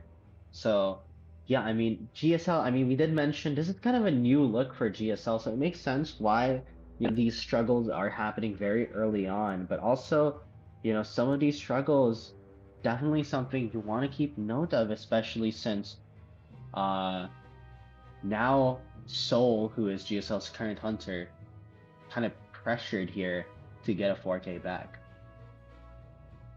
Yeah, that's definitely a lot of pressure on their hunter. They're gonna have to try to tie it up. Then they're gonna need a 4K as well. Honestly, I wonder what AMEY is gonna want to play here. I mean, it's got a lot of. It's Chinatown. Think we'll see a priestess? Maybe, hopefully. Maybe not. We could see a priestess potentially, but I feel like that's just so unlikely in the first round, so Probably. I don't think it's gonna happen. But I am curious if it actually does happen. But also, like, I think another thing worth mentioning is that, what do you call this? Um, how do I say this? Like, I'm also for the side of Amy. All they need is a tie. So really, the strategy is to just not play win condition characters. Just play characters that you're fine with getting globally banned, right? Like Right. characters magician is a character like that's something that you can just let go in the first round because it's not, you're not really gonna consider picking it as much in the later segments of this tournament. But I mean, for them, it really just boils down to preference. What is something that I think it really boils down to what you want to keep uh, later down the line. For sure. I guess we'll have to wait and see. We're still waiting for one more member of AMEY to join, and then we'll get straight into it. This is first round, second half. GSL versus AMEY. AMEY Survivors versus GSL Hunter. Pardon, I needed to.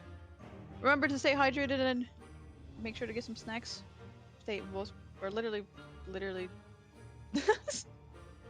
literally just chilling here until then. Yeah, we are. I kind of just waiting until. Yeah, kind of just waiting basically. We're kind of just waiting to be honest. What is the chat thing? Oh. But yeah, I mean, also I am curious because I feel like there's just I don't know. I think there's just I did see them running the audience effect as well, GSL, but I feel like we just never got to see it on its full potential because of that failed rescue too. So yeah, I mean, I also think we do see that both of these teams at least very meta inclined as we're finally heading into round one second half here. It's gonna be Soul. That's gonna be hunting here from the side of GSL. As here Puppeteer. Puppeteer getting banned. Very interesting choice. I think he wants to bait out an anti-Korean pick and hope for AMEY to just have their best characters locked out, as we do see Magician and Archer from the side of You did AMEY. predict that magician pick. Yeah. Though pulling out the archer already, I mean, I guess it just allows them to be able to play her instead of getting her banned, knowing especially how we saw last game, how strong she could be.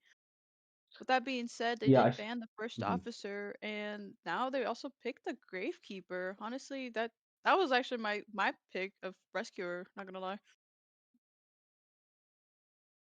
Yeah. So I feel like the question is really just like with mechanic ban as well. I mean, just trying to stop the decoding speed.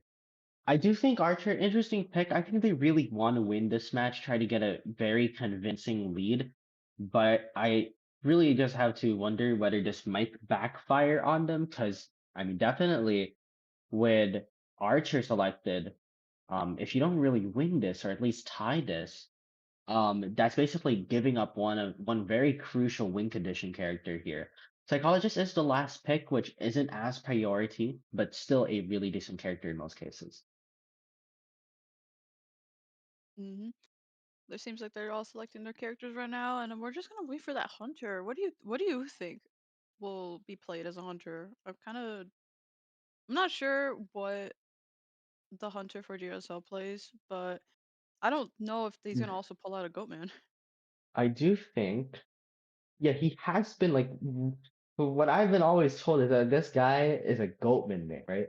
But Oh, is every he? time I see him, right, the last time I've seen him, he's played Ivy. So maybe he is, but also he's just a very meta player. And I do think even with like Saito might be a bit problematic, but with Archer, just on this character list, I mean, I gotta say, I think Ivy looks very promising even with this Psycho. I do agree that I think. Oh, they're flaunting the queen bee for a moment there, but it seems like you are right. Yeah, he's gonna play the shadow, and I think I don't know. I'm kind of like I don't think anything actually. I think just more. I'm curious where this match is gonna go now that we've seen the first round. There is some points that need to be made up from GSL to tie things up, but I mean a tie even could just suffice for until the next round, as you had mentioned earlier.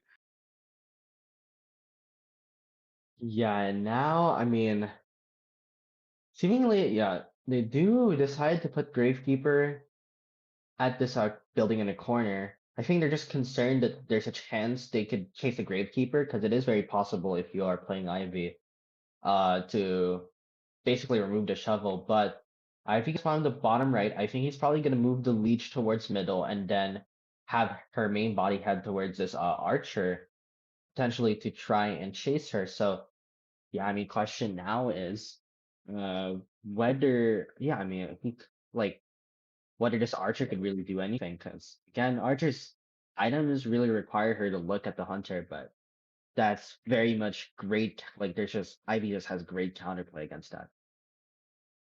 That yeah, it does though. I don't know, something that I've seen other players do before is always like you could also just rely on the edging of where the yith is. You know how like the screen turns like black Hmm. from the edges? Like it doesn't count for like looking at the hunter, but it does allow you to see something around her. Not sure if that's going to be able to be a source of help for them, but nonetheless, I'm Pluto. This is Smores. Welcome back to Frostbite 2025, round two, second. Wait, hold on, I messed up. Second half, Round one, round one, second second half. half. It's round one, second half. There's already this. Oh my god, it's been a long commentating session. Pardon my misspeak spoken thing. Misspoken, misspeak. But Misspeaking. yeah, I English is mean, hard. what we're gonna be seeing here is Ivy seemingly actually just gonna move her leech towards the archer here.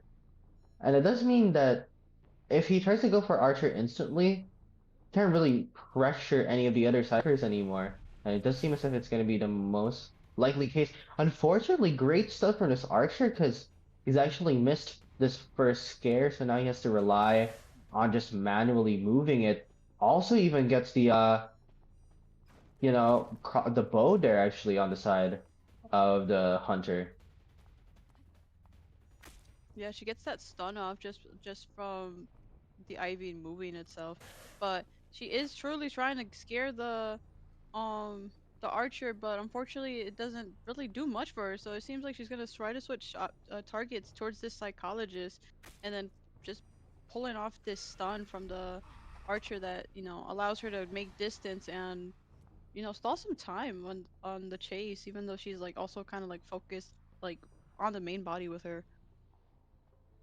Yeah, the good news is that, because Archer was on mid for a period of time, they're not really able to get much Cypher progress going just yet. Flywheel is available here, but unfortunately, we're gonna finally get a hit here, and Soul actually may be able to kind of rebound this early kite from the Archer with Suspicion very much ready to use here. So now he needs to get this scare, but again, this Archer, he's missed every scare he's tried to use. Just doing amazing here from the side of this archer right now. Archer still has one keel bow and another two of the, I don't know what that ability is called, but unfortunately does get that last scare off and then does get hit here, allowing that kite from Archer to end. It does seem like they're also gonna try to do that trait you were talking about earlier with the Audience effect, yes. audience effect. I They almost called it are. final audience. I'm so glad to see more and more teams run it, but we are gonna see here it's basement, so a chance to maybe bring this match back here from the side of Team GSL, but this rescue is gonna come for free basically, and now he's actually just scaring the archer, but that's kind of a problem because Archer actually can't be leeched for a period of time here, so he can't even chase Archer if he wants to, and the worst part of all is that he can't even switch to a new target because Psycho can just Wi-Fi heal if he ever considers it. And we do see we are gonna see actually he decides to switch target to the Psycho instead to just basically avoid the Wi-Fi heal from happening.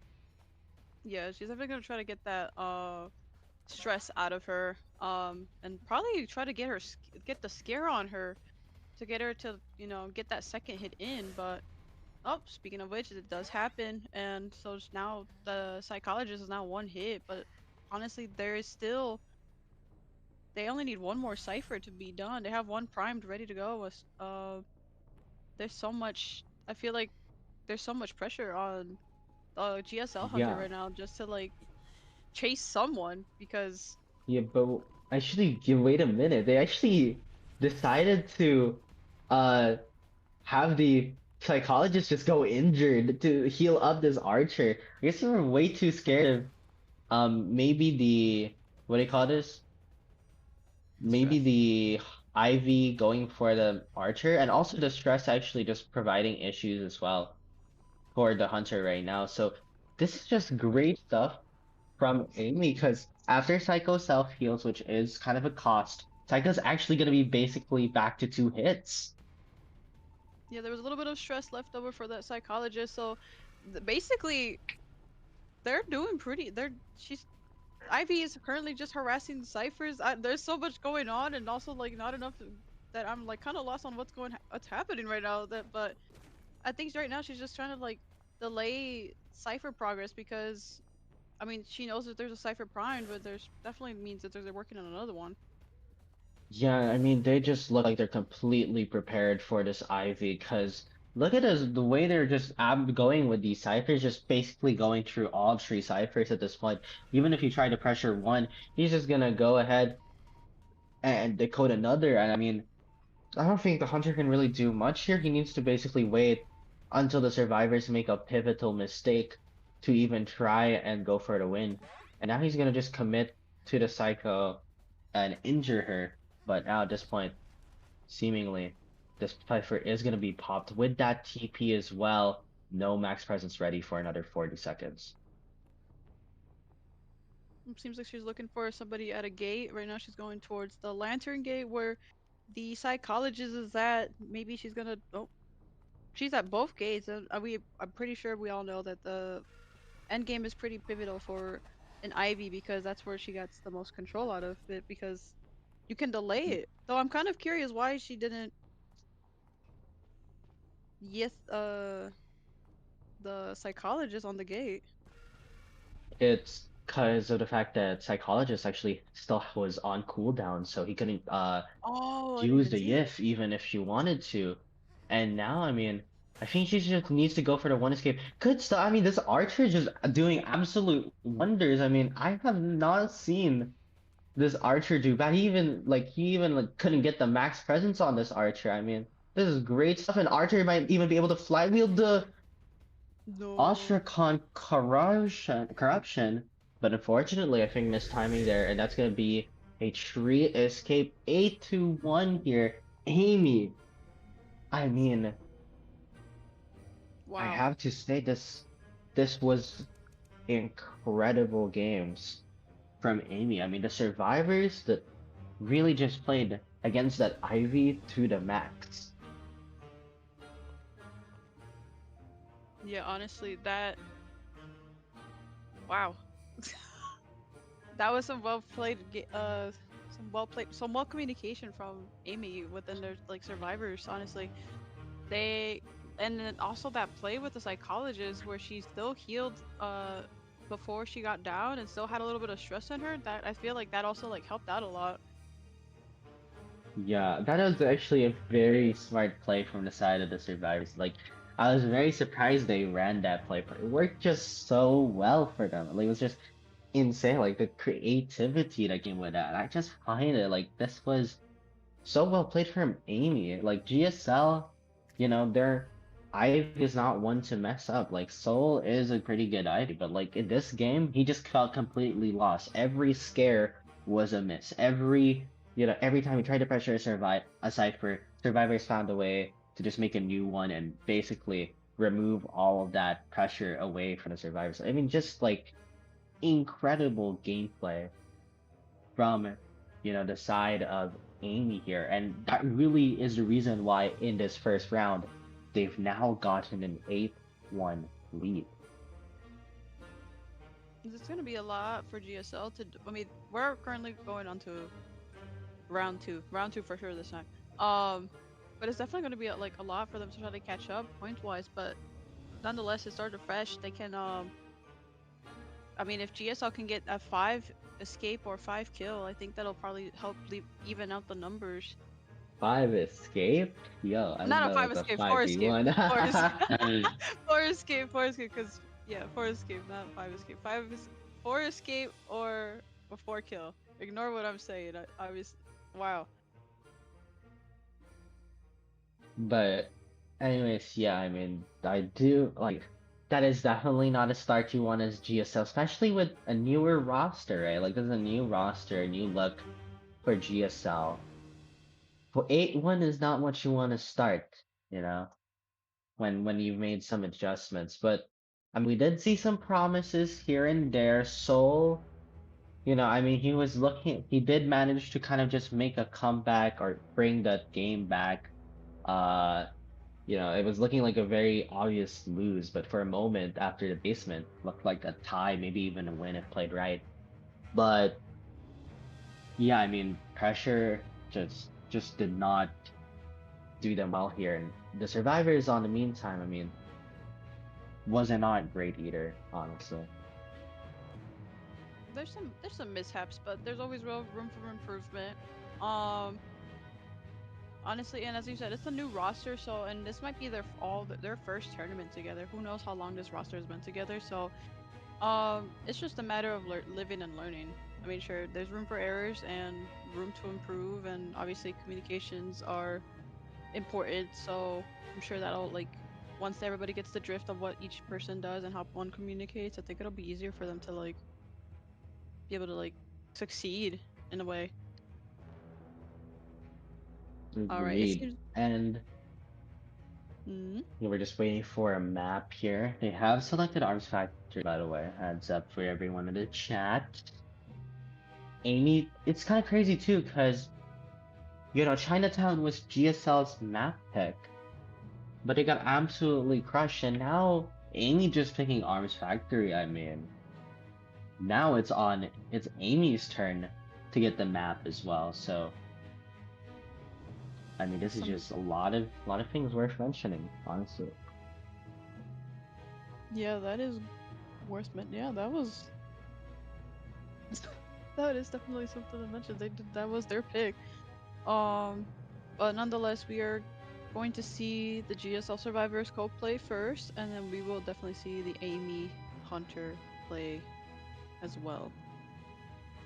Yeah, they did also make some substitutes here. GSL, they're gonna be subbing out the Hunter. It's gonna be now Dreamer hunting over Soul, and Dreamer.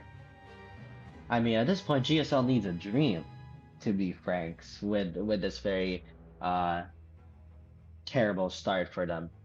And Amy, meanwhile, I mean, I'm sure they do. I mean, I was thinking of hope like they do. Oh yeah, there's a lot of songs that have dream. Okay, it's fair enough. kind of hard. we can't. We would sing it, but like, listen, we were on stream, we're on live. Don't want to get copyright striped. Don't Fair want enough. YO7 That is to true. lose some of his V-Bucks here. I'm kidding. But V-Bucks is crazy. V-Bucks is crazy. V-Bucks in the big 25.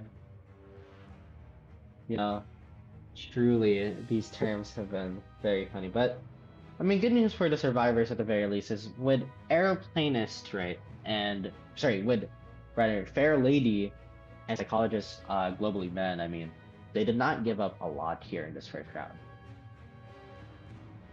It will seem that they're gonna start off strong with that Seer Antiquarian band. Those are very common bans so far that we've seen at the start. Seems like GSL's gonna ban the Shadow. They do not want to deal Yeah, with it her does make today. it does make a lot of sense. I mean, this is one of those maps where Shadows just excels a ton, right? Like she's just not bad at this map at all. So it does make sense that they pick her. Escapologist Novelist, it does seem as if with this Novelist pick, they are seeing potentially peddler lines, though in general Novelist is just really good against most hunters. Lucky Guy is gonna get banned though.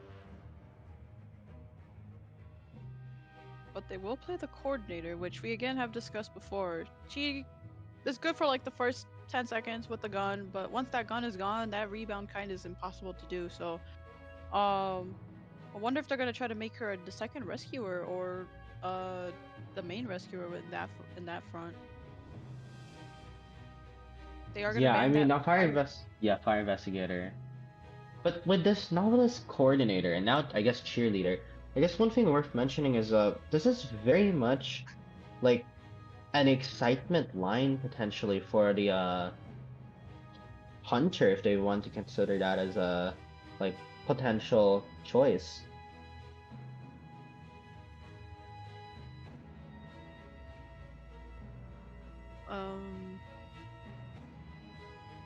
I mean, again, the chances are never zero. We said last time that there was a potential for excitement that won a game a couple games ago, and it turned out there was excitement, and they popped that really early. So, man, I'm I not mean even sure time what will to. tell, right? Right, Time right. will tell. What do we think for Hunter though? This is kind of a. I mean, I do think Peddler is still very possible, but I just think that this matchup might be perhaps a bit too hard for that. So it's also not entirely sure what are the potential picks here. So I think kind of just a bit of everything. He could still go Hala if he wants to, just has to bring Fast Palette, or Oh even no! play Oh. Opera Singer. But oh, okay. I thought we were actually about to see Queen Bee, but seems as if so far I have been on the dot with these hunters. Peddler is indeed coming out here from the side of Team AMEY. Man, you got these predictions down I'm lately. I'm Seer. I'm Seer. IRL. Bro is the In the seer. flesh. They call you the seer. Yeah. Where's Persuadable when you need him to make another song, huh? Where there's Persuadable. That is like I feel like when I hear Persuadable's name in this like day and age, it really feels old gen, right? God, like it's been a while since Persuadable was here. But now we are gonna be seeing Area Select coming into play. Not entirely sure how I feel about Kazuhira spawning at the very corner of this map, but I guess it's gonna work out somewhat. Cause now Peddler probably would chase the escapologist or maybe the cheerleader here. 100%. And then especially if that Hunter has that cipher, that trait that locks the further cipher, that cipher is going to be locked. But hopefully there's gonna one in the sandbags area. Starting off with Coordinator having Flywheel, Borrow Time, the two ties in the game goes to Novelist and the Escapologist, and then last but not least, you got Broken Windows for the Cheerleader. Man, that'll be. Hmm. I'm Definitely excited how this match is gonna go. expecting. Yeah, I think he could chase escapologist because I mean you want to get rid of the tide, then you can chase escapologist. If you don't, well you can still chase the cheerleader here. Just expect that the tides can be a bit of a problem later down the line. But GSL, miracles are needed from their side, and AMEY, they can relax a bit, but maybe hoping to end this match in second round. 100%.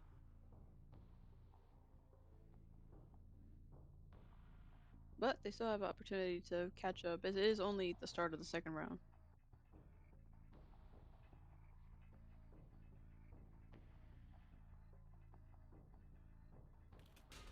Alright, and I think this is gonna be it. Peddler here available. Apparently the most overrated hunter right now, according to some sources. But yeah, it seems as if he's gonna be heading towards the Novelist. I'm not entirely sure how I feel about this. Novelist is like her biggest counter, perhaps.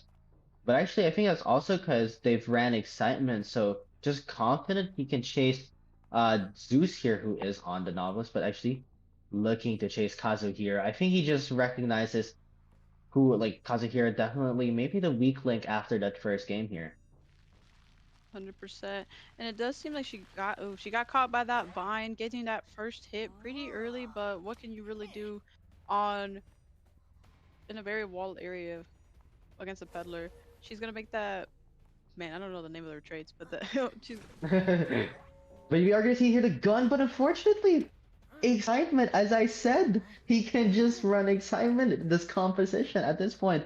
I just know. But now it's gonna be an early down here for Coordinator. Escapologist also has wanted orders, so it is Zeus here that needs to go for the rescue. They're gonna be moving Coordinator just a bit closer, maybe to avoid potential stuffing situations, and maybe to also just give Kazuhira a chance to perhaps rebound quite a bit longer. But now the question is, are they going to go for the rescue now, or are they going to wait until maybe after half? seems like they're gonna try to get that rescue before half. Good job on the Novelist dodging that stun thing, but Kazuhira, the Coordinator, unfortunately gets stuck with those vines that she put down. It just seems like, man, it just seems like a very bad positioning for the Coordinator right now, and especially now that she used the gun, her rebound isn't very strong. Yeah, and I think at that point he just recognized that just wants to die in the corner, just wants to stall some time here for the survivors. I think they should just maybe consider selling. Kazuhira doesn't really have anything to do here, and especially, just waiting until Wanted Order comes out. I mean, they could rescue maybe if they try to use the skill here once again to make it closer, but considering that they didn't, I think it's very obvious what the plan is, which is to simply put, not rescue the survivor. 100%. It doesn't seem that they're gonna rescue. They're a little bit behind on ciphers. They do have a couple started, as you can see on the side of the screen, but oh, she switches to teleport. Unfortunately, there's nobody there. Yeah, I think he was trying to teleport towards Cheerleader, but I think he just completely forgot that Cheerleader was on the other side. Or maybe he was trying to find Novelist. I'm not entirely sure what the plan was there, but I guess now he's finally found a Novelist, which is within the Escapologist area, so he needs to figure out a way to get out of here. But Izuku, he needs to use this book very soon, or else he might take a hit. Unfortunately, he does, and that is going to be a down here in Izuku. This is now the first share for the second survivor, Clayholm, gonna be requested to basically go for the rescue. But at least right now, the Cypher progress, I mean, it is kind of moving. They are gonna use that ability to move him a little bit closer. But there is that cooldown to get on that chair before he can actually rescue. The peddler did try to get the escapologist, but obviously that didn't really work until now. Takes a hit, not really, because he has that cloud hit thing, and we're just gonna see what I don't know. Yeah, and the Novel's actually taking a hit here, so unfortunately, I think he needs to leave the Cypher very soon, because I think the Cypher here is high progress. Yeah, I think that's the 87% Cypher right there, actually. So now, I think the Hunter recognizing that the Cypher at mid has significant progress, but not gonna chair there. Instead, chairs at Sandbags. But I'm not sure how I feel about this because Haley, he's trying to push this cipher up. He does have the peddler does have teleport ready, and they only need one more cipher. They do have a cipher started at 53%. And it does seem like they're gonna make that cheerleader rescue a little Yeah, bit. but this is going to be very risky. He needs to get this rescue on point, or else it might spell disaster here. And this is looking really risky. One more stun, one more second here. Misses, unfortunately, for the side of this peddler. And a chance maybe, but unfortunately, I don't think it's going to work out too well. Novelist is going to go down. They're going to try to force heal, but I think he can just stun here if he wishes to. And now he does manage to just go for the hit. He needs to pick up the wrong survivor. He picks up the cheerleader, though. And so maybe a chance here for the survivors to go for the pop, try to go for a one escape, or maybe even more. It seems like they're gonna go for the rescue over here for that cheerleader. She's kind of keeping an eye on that, but she's gonna go Vine back again, just make sure that avoid that rescue from happening. Unfortunately, that did not stop her, and that doesn't pallet stun her either. So the cheerleader goes down immediately, trying to throw down that pallet. Yeah, I mean, this is cheerleader is going to be going down officially. And now Zeus, a lot of pressure on him here to try and make this kite happen, but unfortunately going to be going down. And now no gates are open just yet here. Izuku probably going to be going to the manor now. Haley, bunch of choices here. Either he needs to make the kite to this dungeon or make the kite to this gate. But Peddler, he knows where this cheerleader is right now. Oh yeah, it seems like they're gonna try to go reach for that gate. Honestly, I don't know if that's like the safest option. If not, it's considering that Peddler can do that ability and also use the vine. Maybe she can dodge the vine, but unfortunately she does not, and she gets downed here. And she is unfortunately also she used her self heal, so it is gonna be unfortunately a one man for uh a one man escape for GSL. Yeah, GSL. Look, that was looking really risky, especially after a terrible early game. I mean, the fact that they still get an escape was a bit of a surprise, honestly. And in the end, I mean, I feel like for GSL, their game plan really has to be they need to win 2 matches in a row, 2 rounds in a row. 8-1 is a pretty tough lead to come back, anyways. So at least this does give them a chance to win this round. That is the good news. The bad news, their hunter needs to 4K. That is a lot of pressure on their hunter, but they did sub out, so maybe I mean, though there's still pressure on the new hunter that they have subbed out. Maybe they got something up their sleeve. Yeah, I do think there is something up their sleeve right now. So, I mean, time will tell for sure. I mean, Dreamer, right? They do need a dream right now, so they have a dream. kind of that's crazy. Saying that's crazy, but yeah, I mean, now's a good time.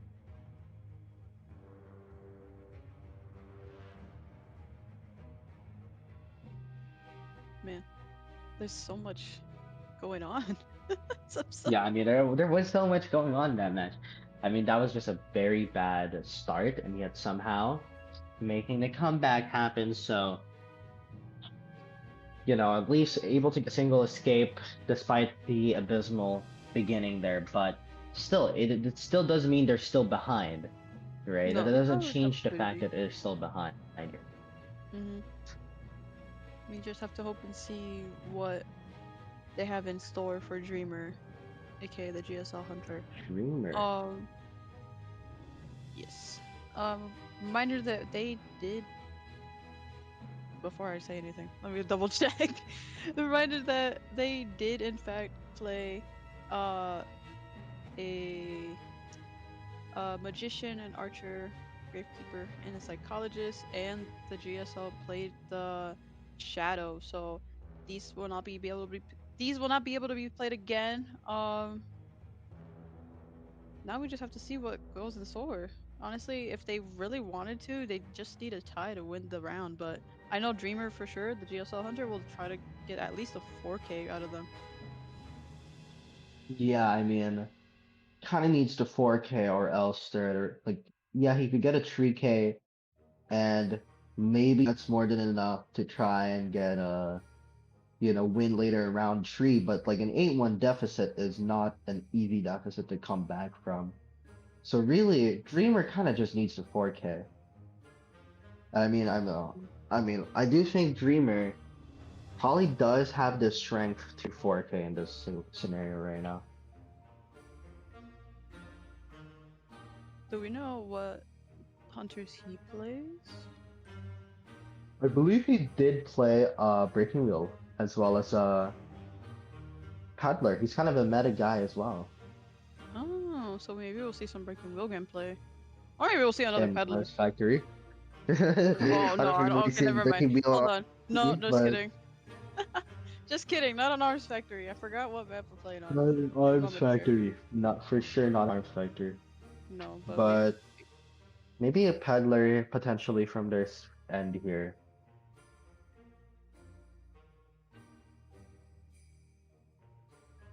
now we're just waiting for a couple more moments, but then we'll get straight into the the character picks and bans. What do you think? Survivor-wise will be played. I know we have a large roster for that, but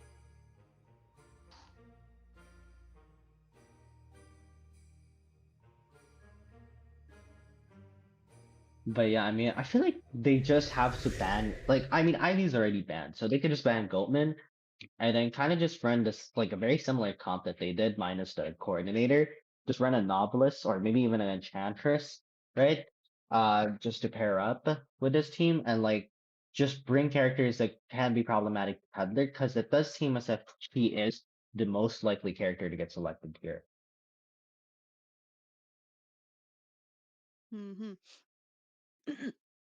I agree. Seems like they're gonna go ban the Goat Man for this round. Unsure if that's gonna be of use anyway, but Yeah, we are gonna see very interesting two choice. Barmaid Knight.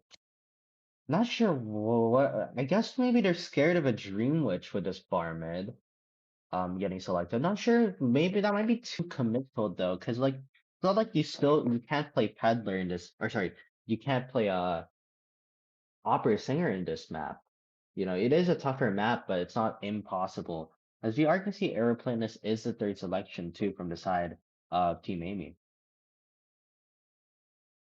waiting for that finals bans. It seems they're gonna ban Lucky Guy, which I mean is pretty common that we've seen so far. He's pretty versatile, and I mean he can do anything pretty much. So I think that's the safest ban we got. But we do see an Acrobat. I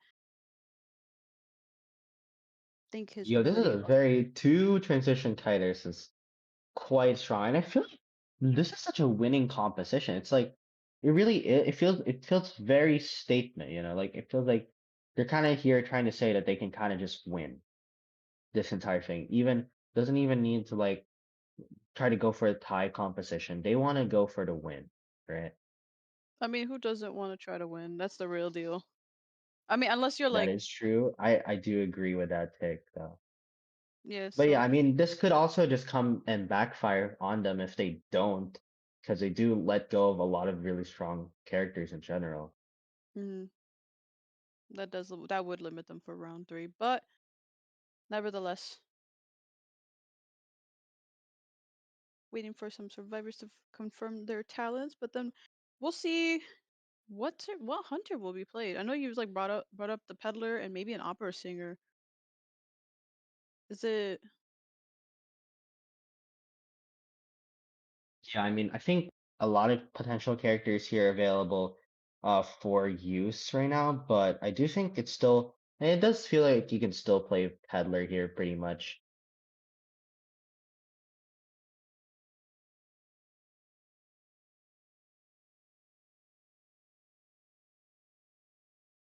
Maybe we'll see a queen But bee. yeah, now, well, the question is what is the hunter gonna be? I mean, That is the real there's a lot of question. options. He could also consider opera, but I guess he will be considering opera speaking of. But Um, yeah, I mean, the thing is like, I guess he could chase Knight, but it's very 50-50 because he could just get out predicted and it might be a problem. He probably should chase Barmaid or Aeroplanist. I think those are possible. Acrobat's just gonna be too problematic for you. 100%. They are pretty easy to catch up to in terms, but also like the ability of that both that again, as you mentioned, the knight can 50-50 guess what ability she's gonna use, and then that acrobat has that red bomb potentially, so she could just flat out stop her from using her shadows. They go with this backwards L position, acrobat in the factory, which I think that's probably the safest option. Yeah, I think Aeroplanist might be the chase. You could also consider chasing Knight perhaps, because I do think it's very possible to chase the Knight. Um, if he wants to get rid of that tide turner, but they do have three tides actually in this team composition, so seemingly I don't think they're too scared of that at all. He could I do think Aeroplanist might be the chase here, especially since after he gets into the front gate area, his rotations is kind of limited using the jetpack. If he tries to rotate towards especially if the hunter actually brought something like an abnormal or a peeper, in this game, which we have seen pick up some steam recently. 100%. It does seem like they're probably going to try for that tide. The both Aeroplanist and Barmaid do not carry borrowed time. Barmaid has a full kite build, and Aeroplanist has tide and flywheel. And Acrobat and Knight have tide with borrowed time, but Mhm. that's interesting to see. But yeah, now pressure is on Dreamer. Basically needs to make a dream. Meanwhile, Amy, they just need a tie or actually just a tie or more, and it's gonna be more than good.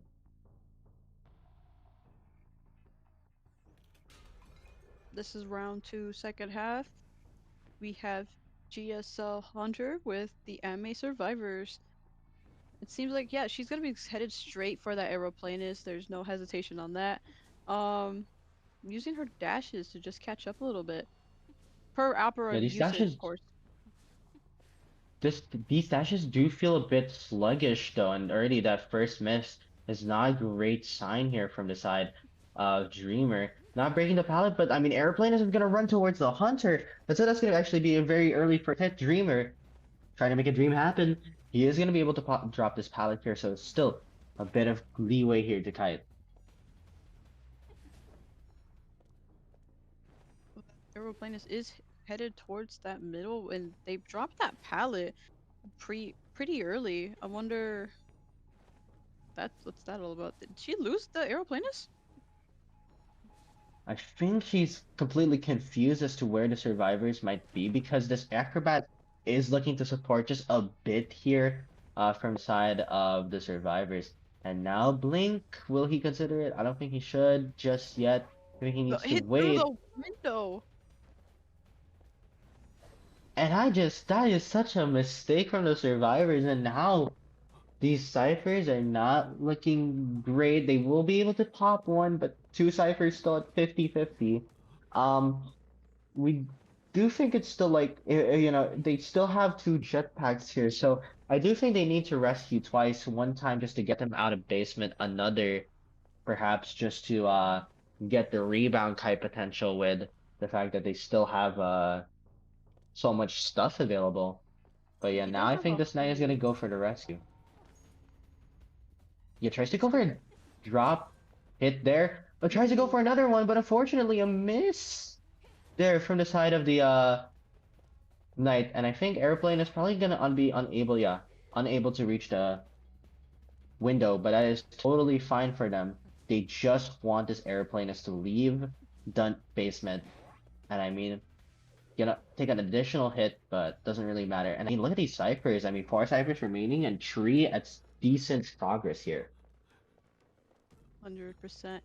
It seems like, oh no, they just had a quick error right there, but they shared that Aeroplane is right near the shack, not like in that little area near the gate as well. She's kind of just gonna scout the area right now. Where looking at the ciphers. That cipher is near done. I'm assuming that's probably the 80% cipher or one of them. And then Acrobat is here for the rescue. It's probably gonna stall a little bit to make sure.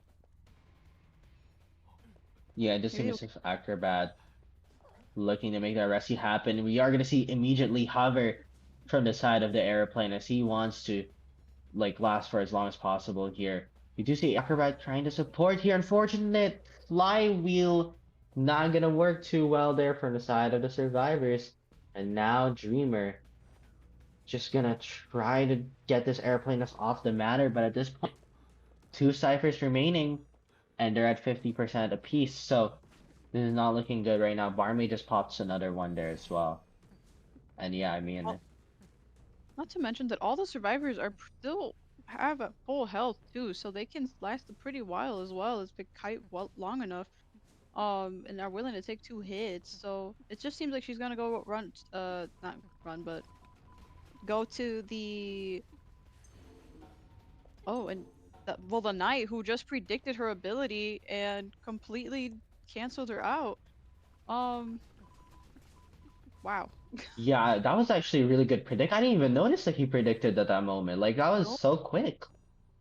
But yeah, now we are gonna see here. They are gonna Barmaid is gonna pop her cipher. And we do. I mean, I just feel like this might be not looking so great for the hunter right now.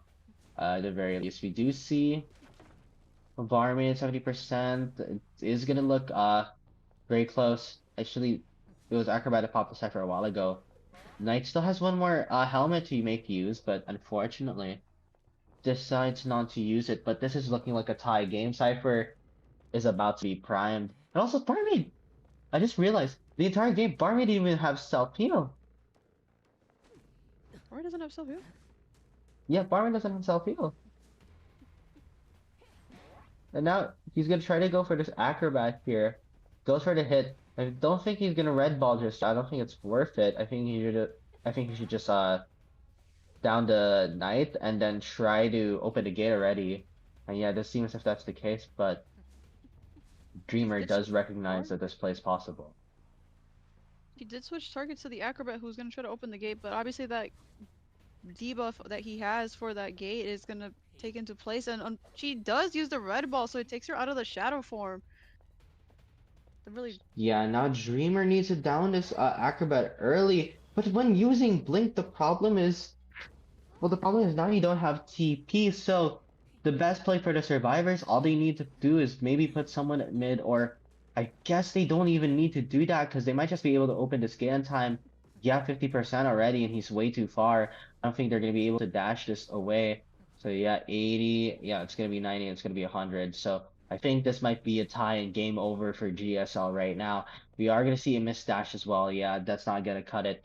That is a tie here from AMEY. And actually, I believe that is more than enough to win them the set against GSL. Yep, that will be game for AMEY and GSL. Will be totaled down to wow.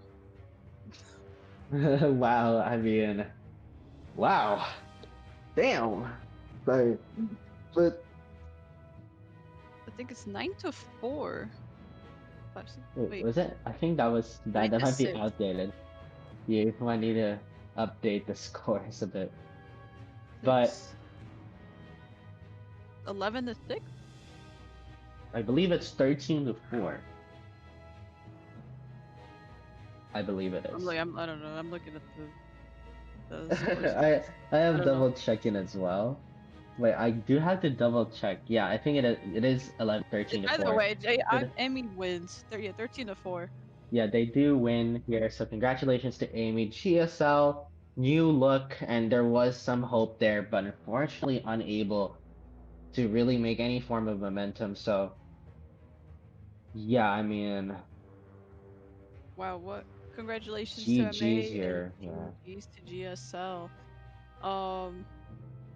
Again, it was these were definitely some matches. My jaw is on the floor right now.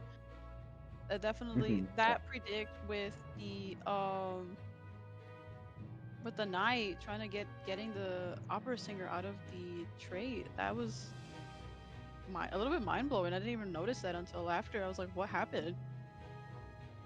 Yeah, I was also really surprised. Like, it kind of just came out of nowhere. Like, I really just saw that and I was like, whoa! Like, that was incredibly fast from the side of the survivors. Or like, that was like, I really didn't notice the prediction even happened. Like, I really am like just shocked. So yeah, I mean, AMEY survivors really showed up here, even their hunter as well. And I mean, you know, this has been quite an amazing game for a team that I think we haven't really seen in a while. I think this was the first time we've seen them in a while. So yeah, AMEY is gonna be taking it in this match, and that does mark the final match of the night. But stick around, we're double checking if there's gonna be an interview for tonight.